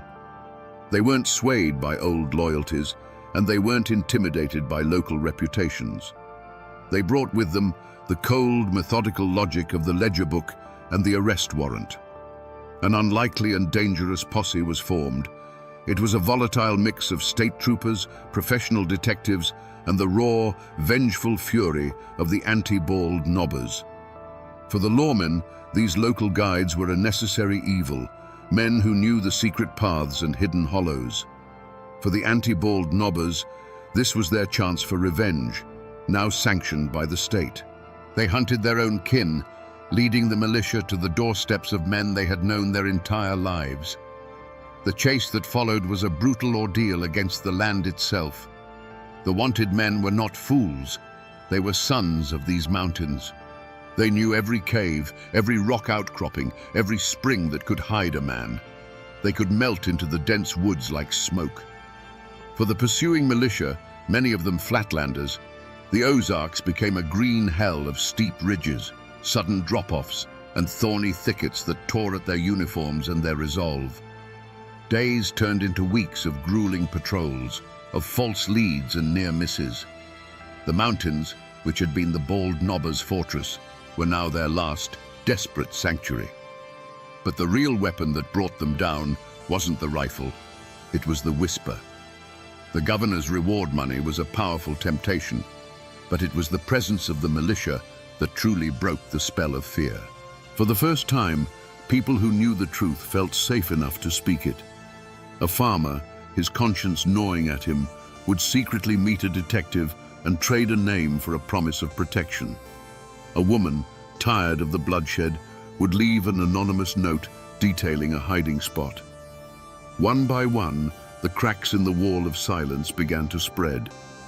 The end came not in one epic firefight, but in a series of swift, merciless raids. Acting on the new intelligence, the militia would surround a cabin in the pre-dawn darkness, their rifles appearing like a thorny crown around the house. Some men were taken from their beds, blinking in confusion as the cold steel of handcuffs snapped onto their wrists. Others tried to fight, their defiance ending in a brief, desperate exchange of gunfire.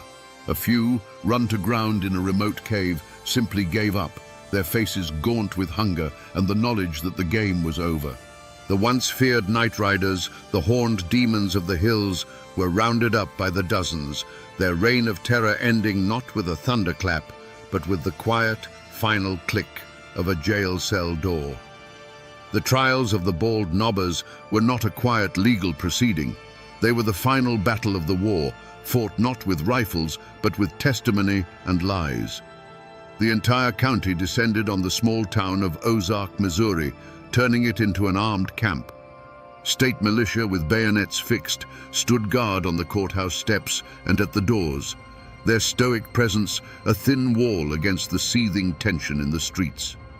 Inside, the courtroom was packed to the rafters, a stifling, airless space filled with the families of the accused, the families of the victims, and curious onlookers, all watching each other with a mixture of hatred and fear. The air was thicker than summer molasses, heavy with the unspoken threat that the violence outside could erupt within these walls at any moment. This was a clash of two worlds.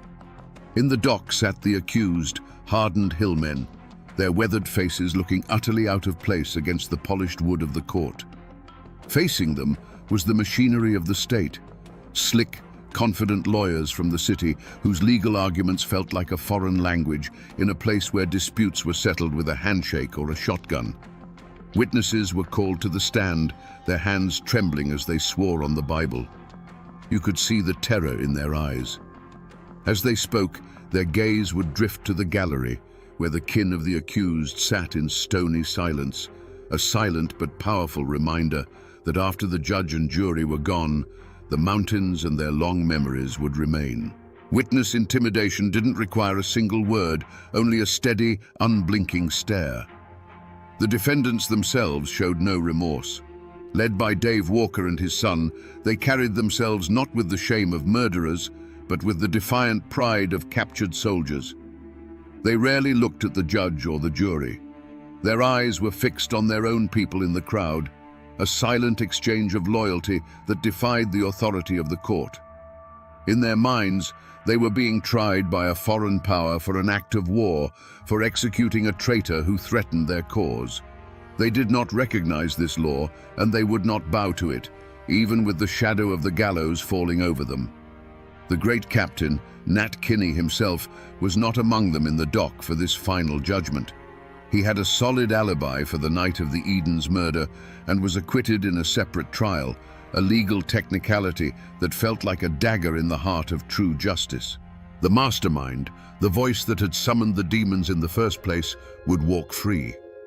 The state needed convictions, and it focused its full weight on the men whose triggers had been pulled that night. The jury, a group of terrified local men, deliberated under immense pressure, knowing their decision could make them heroes to one half of the county and targets to the other. Finally, they filed back in, their faces grim. The foreman stood, his voice shaking slightly as he read the verdict. Guilty. 4 men, Dave Walker, his son Bill, John Matthews, and Tubal Matthews, were sentenced to be hanged by the neck until dead. A collective gasp sucked the air from the room, followed by a single piercing sob from the Walker family pew. The condemned men did not flinch. They simply stood, their faces like granite, and were led away. The law of men had spoken. The gallows would have its due. But as the crowd shuffled out into the tense evening air, the question hung unspoken between them. With dozens of others who fired into that cabin walking free, with the leader of the whole movement absolved, was this justice? Or was it just a sacrifice, a few lives taken by the state to pretend that the war was finally over? On a bright spring day in May of 1889, a gallows was built in the town of Ozark. A crowd gathered, not to cheer, but to watch in grim silence as Dave Walker, his son Bill, John Matthews, and Tubal Matthews were led to the platform. The trapdoors fell, the ropes snapped taut, and the law of men had its final, brutal word. But for the Ozark Hills, this was not an ending. It was simply the beginning of a long and bitter reckoning. The great captain, Nat Kinney, had walked out of the courtroom a free man, but the Ozark Code of Justice he had unleashed had a long memory. In August of 1888, months before the hangings, he was standing in his own general store. His sworn enemy, Billy Miles, walked in, raised a shotgun, and fired. There was no fiery speech, no final plea, just the deafening roar of a shotgun and the thud of the giant falling behind his own counter. The man who had sought to bring his own law to the mountains died by that same law. For the dozens of other bald knobbers who were acquitted or never charged, there was no gallows, but there was a different kind of sentence. They returned to their farms to find themselves living in a prison without walls. They faced the silence of a neighbor turning his back in the street, the sudden chill in a once friendly general store. Their names were now a poison in the well of their reputation. Some found their crops failing, their livestock sickening, and whispered it was a curse. Others, unable to endure the shame and the constant accusing stares, simply sold their land for pennies on the dollar and vanished, their families swallowed by the westward migration.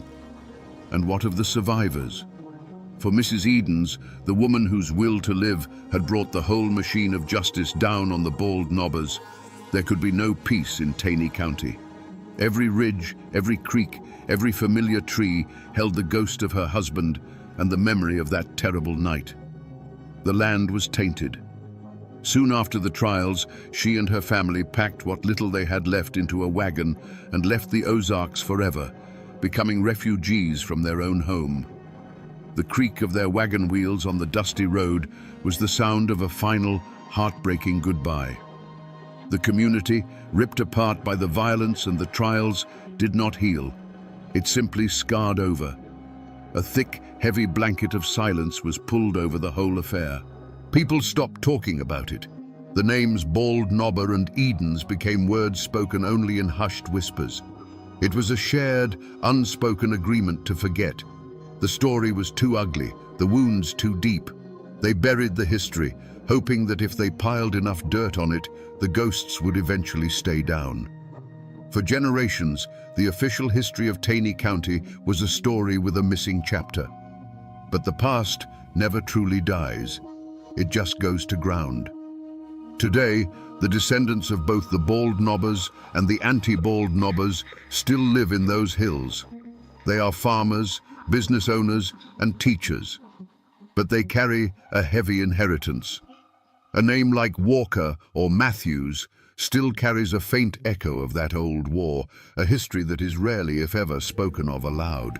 It's a private knowledge, a story kept behind closed doors, because in a place this small, the great-grandchildren of the hanged man might still live just down the road from the great-grandchildren of the men who hanged him. The physical traces are harder to find, but they are there for those who know where to look. The old schoolhouse on the Bald Knob is long gone, reclaimed by the woods. But the hill itself remains, a quiet, windswept place that feels different from the land around it. In the old cemeteries, you can still find the tombstones. There's the grave of Nat Kinney, the murdered captain, and not far away, the final resting places of the men who were hanged. The simple, weathered stones, with just a name and a date, give no hint of the firestorm that consumed their lives. The mountains have quietly swallowed the evidence, leaving only the ghosts. But the story refused to stay buried. In 1907, an author named Harold Bell Wright published a novel called The Shepherd of the Hills. The book was a sensation, one of the most widely read American novels of its time. In its pages, the raw, bloody truth of the Bald Knobbers was sanded down, romanticized, and transformed into a mythic tale of heroic mountain men fighting for justice. Wright turned the complex and brutal vigilantes into archetypes of the American frontier spirit. He gave the world a legend it could stomach, and in doing so, he cemented the name Bald Knobbers in the nation's memory forever. And then came the final, strangest chapter of their legacy. As tourism came to the Ozarks and the town of Branson began its transformation, the story was sanitized one last time. In the mid-20th century, a family of entertainers started a country music show. Looking for a memorable local name, they chose one that would echo through the hills, the Bald Knobbers Jamboree. Today, tourists clap along to fiddles and laugh at comedians, their family-friendly fun promoted by cartoon figures of men in horned masks. The terrifying night-riding demons of the 1880s have become a brand. The ghost was repackaged and sold, its bloody history washed clean for the sake of entertainment. But if you drive away from the bright lights of the Branson Strip, back into the deep, dark hollows on a moonless night, and turn off your engine, you can still feel it. A silence so deep it feels ancient. And in that silence, you can almost hear the whisper of the wind through the oak trees. People may have forgotten, the novel may have romanticized, and the show may have sanitized. But the mountains remember everything. So we return to the question we asked in the beginning, in the cold, misty dark of the Ozark Hollows. What happens when the men who promise to save you from the darkness become the darkness itself? The story of the Bald Knobbers gives us a chilling and timeless answer. It tells us that the line between a savior and a tyrant is terrifyingly thin, a line drawn not in the dirt, but inside the human heart. It shows us that justice, when stripped of process and mercy, is no longer justice. It is merely vengeance with a righteous name. This is more than just a forgotten tale from the Missouri hills. It is a profoundly American tragedy, a cautionary tale written in blood. It is a story about the indomitable frontier spirit, that fierce, independent streak that demands order in a chaotic world. But it is also a warning about the terrible danger of that same spirit when it becomes convinced of its own infallibility, when good men decide that their rage is the only law that matters. The law may be slow, it may be flawed, and it may sometimes fail us. But the Bald Knobbers stand as a grim, horned monument to the fact that the alternative is a far more terrifying monster. Their story is a lesson that was paid for with lives, with a community torn apart, and with ghosts that still linger in the deep woods. A lesson that the masks we wear to fight monsters have a way of sticking to our skin, and that the abyss when stared into for too long, always stares back. And now, my friends, you know the rest of the story.